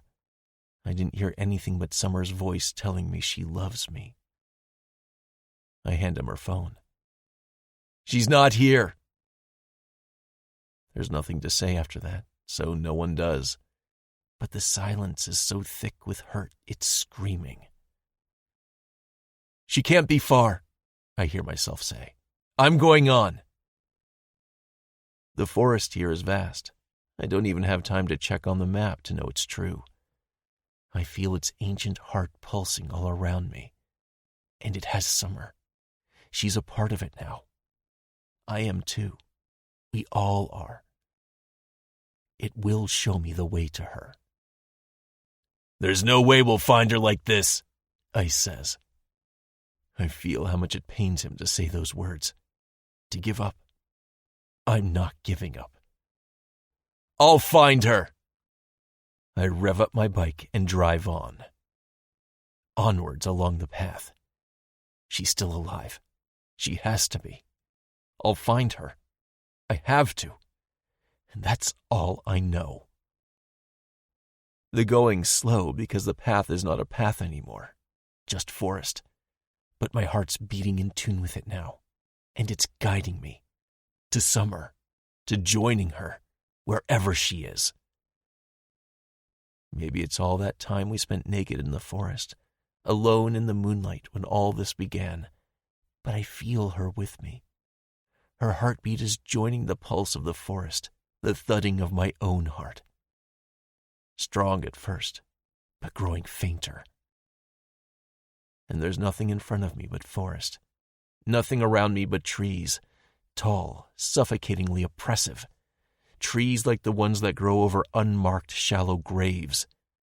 I hear the bikes of my brothers behind me and all around me. I almost missed the van parked amid the trees to the left. It's just a black mound slightly darker than the night. I rode up to it so fast one of the guys standing next to it has no time to react before I run him down. My bike buries him, and he doesn't move. Now it's just me, Summer, and the guy holding a knife to her throat. A great big old hunting knife against the delicate skin of her neck that I love kissing so much. You think you're on time? The guy snarls at me. You're too late. He flicks the knife and a drop of blood forms on Summer's neck. He's wrong. I'm right on time, and I'm not here to talk. I don't think. I just lunge at him, the element of surprise on my side, making him stumble backwards and remove the knife 1/2 inch from Summer's neck. It's all the opening I need to bump him away from her, knock him to the ground, and start punching his ugly psycho face with all I got. Each time my fist connects, something crunches. But it's not enough. I need him to hurt worse. I need him to feel all the fear and all the desperation I felt riding here tonight. I need him to know death is coming and fear it. It's okay, Edge, Summer says quietly. I'm okay. He's dead. But he's still twitching. He's not dead yet, so I don't stop. I need you to hold me, Lucas, she says, laying her hand on my shoulder. I freeze and stand up. Wrap my arms around her and hold her so tight I don't think I'll ever let go. She leans against me, soft as a breeze, yet more solid than anything I've ever held in my arms. The others are here too. I can hear them talking all around us, but I don't hear their words. All I hear is Summer's heart, beating strong and fast. I love you, I whisper into her hair. I haven't said those words to anyone for a very, very long time. I never planned on saying them again, yet they roll off my tongue as effortlessly as breathing. I know, she whispers back. I love you too. Summer, are you all right? Ice asks, and I let her go so she can go to him. He hugs her tight too, then holds her at arm's length and looks at her. You're covered in blood, he says. Are you cut? She looks down at her t-shirt, which is red with blood. Then she gasps and looks at me. It's your blood. You're bleeding. He cut you. It would appear that he did, all over. Blood is oozing from my arms and my stomach, but I don't feel any pain. It's fine, just a few scratches. I heal fast. Which is especially true now that she's in my arms again. I can't read the look on Ice's face. I never can. But he's looking at me like he's trying to read something off mine. This is serious then? He asks. Yes, it's very serious, I say, and Summer just nods. He continues looking at me for a few more moments, and this time I know exactly what he's thinking. He doesn't even have to say it. Hurt her, and I'll end you. He says it anyway. Never. Then he cracks a grin and claps me on the shoulder. Welcome to the family. Now let's get you sewn up. My cuts aren't as bad as all that. I have no trouble lifting my bike off the guy I ran over. He's not quite dead yet, but my brothers will take care of that. And I have no trouble riding out of the woods with Summer on the back of my bike, leaning against me and holding onto me tight like she'll never let go. And I don't ever want her to. Chapter 27. Summer. If it were up to Edge, we'd just go back to my apartment and get lost in each other. His words, not mine. And I wanted that too. But I made him take us to Sanctuary so Doc could take a look at his many cuts anyway. Except for the large gash in his forearm, which will need stitches. A gash that had probably saved his life as he blocked a slash from above. All the cuts on his body saved my life. Doc is suturing him up now. I kept leaping up each time fresh blood started oozing from somewhere. So he asked me to go wait outside. I'm sitting in the gazebo near the entrance to the big mansion that is Sanctuary, an ornate white thing that's been standing here since they built this place back in the 19th century.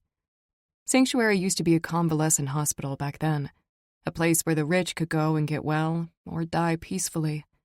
But after World War II, the sole heir turned it into the HQ for the biker club he'd founded. In one way or another, he had lost his entire family to the war. Some fell in battle, others died of grief. No wonder Devil's Nightmare MC became what it is. A band of killers. However much Cross tries to turn the business around, make it just about selling guns, they always return to what they're best at. Killing. And right now, I'm so grateful to them for that. I'm trying hard not to think of any of that, though. Hunter got married right here in this gazebo just a few short months ago. Harper played the new songs she'd written for the family here after she'd been abducted and saved. Some of those made me cry, others smile with joy. My mom taught me and Eden how to make garlands out of spring flowers here once, a million years ago. But try as I do to focus on all the good memories, my mind keeps going back to that clearing where I almost lost my life tonight. My head covered by a black cloth bag, so I couldn't see much, the zip ties cutting into my wrists, so I couldn't move my arms, and my heart racing, sending my blood through my body so fast it was all I heard. The guy with the knife was almost on top of me. I could feel his heat. I could smell his nasty breath. I thought I was dead. Then a bike came roaring into the clearing, and I knew it was Edge even before I saw the outline of his body that I'd recognize anywhere as he slammed into the idiot that was about to end my life. I heard them fighting, but saw almost nothing. Then someone finally freed me from the mask and restraints. The guy who took me was unconscious on the ground by then, his face gone, but Edge was still hitting him. I stopped him because I needed his arms around me. Only then did I know it was all over. There you are, my dad says as he walks up out of the darkness. Aren't you cold? He takes off his jacket and puts it around my shoulders without waiting for me to answer. I didn't think I was cold, but now that I'm wearing his warm jacket, I know I was. He brought a tumbler of whiskey with him and offers it to me. Here, for the shock. I'm fine, Dad. I tell him, but take the drink anyway. Father of the year over here, but at least he's trying. And at least he's not treating me like I'm 10 years old and need to be coddled. He did want me to go to the hospital at first, to get checked out officially. But then he was fine with Doc sticking a Band-Aid over the tiny cut on my neck and declaring I don't have a concussion or any other injuries that some rest won't cure. I'm sorry. I know you didn't want me dating Edge, I say. Or anyone from the MC. I stop talking because he's just grinning at me. He wraps his arm around my shoulders and squeezes me tight. As long as you're with someone who will take care of you right, I'm good. That's all me and your mom wanted for you. I thought so, I say and lean against him. But I'm glad you approve, too.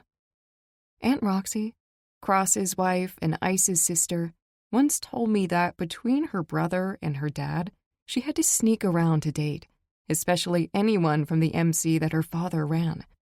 And that Ice was just as against her dating bikers as their dad had been. Edge is a good guy, he says. He could do worse. Wow, that's like a glowing endorsement coming from you, I say, making him chuckle. Edge is coming towards us, wearing a new clean sweatshirt under his cut. Ice vacates the seat next to me. You all fixed up? He asks him. As good as new. Ice laughs again. I doubt that, but you'll get there. Then he offers him his hand. Thanks for doing what you did back there. I'm in your debt. Edge claps his arm. No debt owed. I'd do it all over again any time. He looks at me as he says it, and my heart just melts into the softest, sweetest, dreamiest pool of light and goodness. Let's hope there's never a need to again, Ice says. Now get some rest. The both of you. And that's an order. I feel my cheeks heat up, and I'm glad it's so dark that they probably can't see me blushing. Because rest is the furthest thing from my mind. Ice leaves us, and as soon as he's out of the gazebo, Edge wraps his arms around me and kisses me lightly. All well and good, but I don't think I'll be following that order. He whispers, his lips barely a breath from mine. You have my back, right? Always, I say, and hold him tight. Yeah, me too, he says. Though he didn't need to. He's already proven it. Now let's go back to your place. You read my mind. He takes my hand and leads me to his bike, and a few moments later, I'm holding on to him much tighter than I need to as we speed down the long driveway and then along the curves of the road into the night. I'm holding on as tight as I am because I want to, now and forever. My apartment is a mess from all the coming and going tonight, but that's a problem for another day. All that matters is that the bed is soft and that we're together. His torso and arms are covered with bandages, but that doesn't stop him from covering me with kisses as I lay naked on the cool sheets. Some are soft and gentle, others full of urgency, need, and fire. Then he lies atop me and slides his throbbing cock into me slowly, kissing me deeply as he pulls back out and repeats. Soon, the soft pool of love and bliss that's been my heart expands outward, filling my entire body, made greater by the slow, sensuous way in which he's taking me, in which he's joining us. Soon his breathing and his groans, my breathing and my moans, grow louder, more urgent. His thrusts do too, adding fire to the softness, stoking it higher and higher. The orgasm comes in a flash of flame, consuming me whole, burning away all pain, all sadness, all sorrow, leaving nothing but hope and love and belonging and joy. So much joy. Going from nearly dying to this much life and happiness is intoxicating, and it's only the beginning. This is the perfect end to this imperfect night, the perfect beginning to what I hope will be a long, long life of loving him, of loving each other, of cherishing each other, of always meeting bad with good. It's the last thought I have before I drift off into real dreams, which I know won't be nearly as good as the one I'm living. Chapter 28. Edge. My phone is ringing, and I feel like I've only just closed my eyes. All my various cuts are protesting as I disentangle myself from Summer's arms and go fishing in my jeans for it. Sorry, man, but you gotta come to Sanctuary now, Ice says as I pick up. You'll rest some other time. I'll be right there, I mutter, my voice thick with sleep. When I turn, Summer is sitting in bed, the sheet draped around her legs, her naked breasts making me wish I never got the call. Or at least that I was still dreaming. and this was just a bad one before the good one comes. But I don't get nightmares when I'm with Summer. You gotta go? She asks. I gotta. I'm sorry. I start dressing before I change my mind and just stay with her. In her soft arms, in her warm bed, with her tasty lips on mine. It's so hard waiting for you, she says as she glides out of bed and comes to me. But I understand. It's who you are. It's what you do. She sounds like she wants me to tell her it's not true. And I want to, but I can't. I'll be careful, I tell her. It's the best I can do. She picks up my cut from the back of a chair I hung it on last night and hands it to me. I mean it, she says. I understand. But come back to me, safe. She punctuates her words, the words that damn near broke my heart even as they made me the happiest man on earth, with a soft kiss that makes my mind instantly float back to happier times, easier times, times when nothing ever went wrong for long, times when I still had my family, when they were all still alive and well. I'll be right back, I tell her, then leave before I change my mind. The ride to Sanctuary goes by in a flash. It's not as early as I thought it was, and the noonday sun is blinding me the whole way there. Yet another reminder that I should have just stayed with Summer. I find Ice, Cross, and Tank in Cross's office. Ruin is there too, standing off to the side and looking like he's not sure he's actually supposed to be there. Trench was nearly killed watching over Summer last night, Ice tells me. He's in the hospital, but it's touch and go. The bastards shot him and dumped him down a ravine. We didn't find him until this morning. The news wakes me up real quick and snaps me out of my pining over Summer's bed. I love her, but this is important too. And the thought of a brother almost killed is enough to make me see red and do all that needs doing to get revenge. So, we riding against them or what? I ask. Last night, there was talk that Trench might be the rat, since he had been guarding Summer but was nowhere to be found after she was taken. That was never a question, Ice says. What they did to Summer is reason enough to take them out. We're just going to do it sooner rather than later, Cross says. I'm ready, let's go, I say. Cross pierces me with his hard gaze. No, we need you here. What? No, I say. I'm going. And who's going to watch over Summer? Ice asks. You're the only one I trust to do that. I can't argue with that, so I don't even try. But there's more to it than that, Cross says. As it stands now, we've got the possibles for the snitch narrowed down to 3 of the brothers. Cross adds.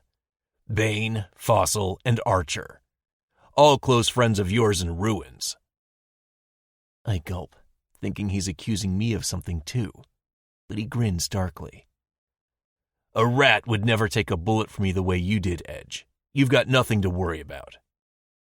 He looks at Ruin, who turns as pale as the bright white walls in this office.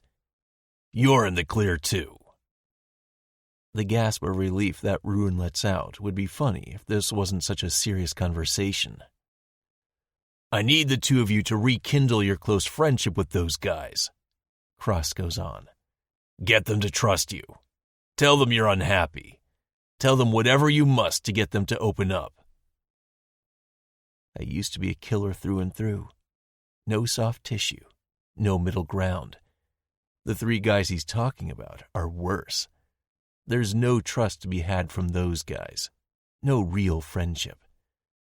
I share a look with Ruin, and I'm positive he's thinking the same thing. We'll get it done, I say anyway, and Ruin nods. Good, Cross says. Anything you need is at your disposal while we're gone. Tank will be in charge. We better get started, I say, and get an approving nod from Cross. Ruin follows me out the door, and I can read it in his face. He's about to lay out all the ways this mission will be impossible for us to complete. But Ice catches up to us before he can do that. "You'll probably have to sneak around with Summer for a while longer," he says, and I almost tell him to shut the hell up, but I manage not to. "Tell them I'm not letting you see her. Use that to gain their trust. Something like how you expected more after taking a bullet for Cross." "Summer's not going to like that," I say. I can't help it. Ice grins. "And you'll know it. But you two already have some practice at keeping secrets." Once again, there's no arguing with his logic. "I'll make it work," I tell him. "I'm sure you will." He goes back to Cross's office, and Ruin and I exit the mansion. We decide to meet up again at the clubhouse after dark, since the three we're going after aren't much for being up and about during the day. We don't talk about the mountain of the task in front of us. There's no need. We'll get it done, whatever it takes. But first, I need to hold Summer some more. "Told you I'd be right back," I tell her as she opens the door for me. She's still naked, wrapped only in the enticingly see-through sheet. "And I didn't believe you," she says, the sheet dropping as she wraps her arms around my neck. "Sorry about that." I lift her up and carry her back to the bedroom, back to the bed that's warm and soft like the stuff dreams are made of. Summer's the stuff dreams are made of. My dreams, every day and every night from right now onward. "What did they want?" she asks. "They gave me a job to do," I tell her. "I get to stay right here by your side. But we gotta pretend we're not allowed to be together." Her eyes widen, and the glint in them is sharp as a knife. "Are you messing with me?" I shake my head. "Sadly, no. But don't worry. I'll make it up to you." "You better." "You're my family now," I tell her. "And I would die for my family." All anger leaves her eyes, making them as soft as a peaceful lake somewhere far from anything bad or nasty. "You mean that?" she whispers. "With my entire soul," I say, "which you helped me find again." "You remembered I said that?" "What you promised," I corrected her. "And you delivered." She kisses me so softly, it's like the tiniest breeze against my lips. But it feels like a hurricane in my chest. Only this one isn't the destroying kind. It's putting everything right again, making things that were wrong for so long fall back into their proper place. I kiss her back, harder and deeper. Because it's time to make one of those dreams that'll be our lives going forward come true. The first of millions. Epilogue. 3 months later. Edge. My bedroom at the Devil's Nightmare MC Clubhouse is barely big enough for a twin bed, a dresser, and a small table and chair. It's now completely empty of the belongings that I've amassed in the last decade, and it still looks tiny. I say one last silent goodbye to the room that's been my home since I lost my family at 18, then slam the door shut, and almost run smack into Ruin, grinning at me widely. "I still can't believe you're leaving to move in with a woman," he says. "Never thought I'd see the day." "Yeah, me neither," I say, and grin too. It's the absolute truth. Back before summer, if anyone had asked me whether I'd ever settle down and start a family of my own, I'd have laughed in their face and vowed it would never happen. I'd be completely sure of it, too. But then last night, Summer asked me if I wanted to make the move to her apartment permanent. I'd been spending all my free time there for the past month anyway, ever since Rune and I successfully carried out the mission Cross set for us. All this sneaking around and pretending I can't be with her only made me need her more, love her more, which even last night I didn't even think was possible. Now here I am, less than 12 hours later, all my belongings packed, ready to take her up on the offer. For better or for worse. It'll be for better. When you know, huh? Rune asks as he walks with me down the stairs. He sounds serious, like it's not just a throwaway sort of line for him. So what's going on with you and Ariel? I ask, sensing we're no longer talking about me and Summer. He shrugs and holds the back door open for me. I guess you could say we both know, but it's somehow not enough. I'm no good at giving advice of this sort. Used to be I had a different girl in my bed every month, and if any of them happened to know something about where our relationship was going, I'd make sure she wasn't back by the next night. But it's different now. Man, you just got to take out all the stops, I say. If you want her, take her. Give her what she needs and wants. He looks at me like he's seeing me for the first time. I'm serious, I say. Life's too short for wishing and waiting. I attach my saddlebags to my bike, fully ready to go put an end to my own wishing and waiting to be with Summer again. Even though it's only been a few short hours since I saw her last, it's still somehow too much to bear. Dude, love's really changed you, he says, sounding at once odd and like he's trying to change the subject. Summer's changed me, I say, like she promised she would. Back at the cabin, when I was still stupidly insisting I couldn't be with her because of ice. But I was a different man then. She deserved better than that man. Now, I'm going to do everything to be the man she deserves. From now until forever. He shakes his head. Go, before I barf from all this sweet talk. He laughs as he says it, and I grin too. You should try it too. It's not a bad place to be. He shakes his head, waves his hand, and goes back inside. And I get on my bike and ride to Summer. She's in the kitchen when I enter the apartment, measuring the spaghetti she's going to make us for lunch, while wearing an apron that says, "Kiss the cook." Don't mind if I do, I say, and walk up and scoop her into my arms. She looks confused. The apron, I mean. She smiles wide. What are you waiting for? I kiss her deeply and slowly, savoring every last bit of the softness that is her lips. She tastes like the strawberries that we had for breakfast, like the wind of the ride we took last night, like moonlight itself. Even back at the cabin, I knew that one taste of her will never be enough. I know it even more clearly now.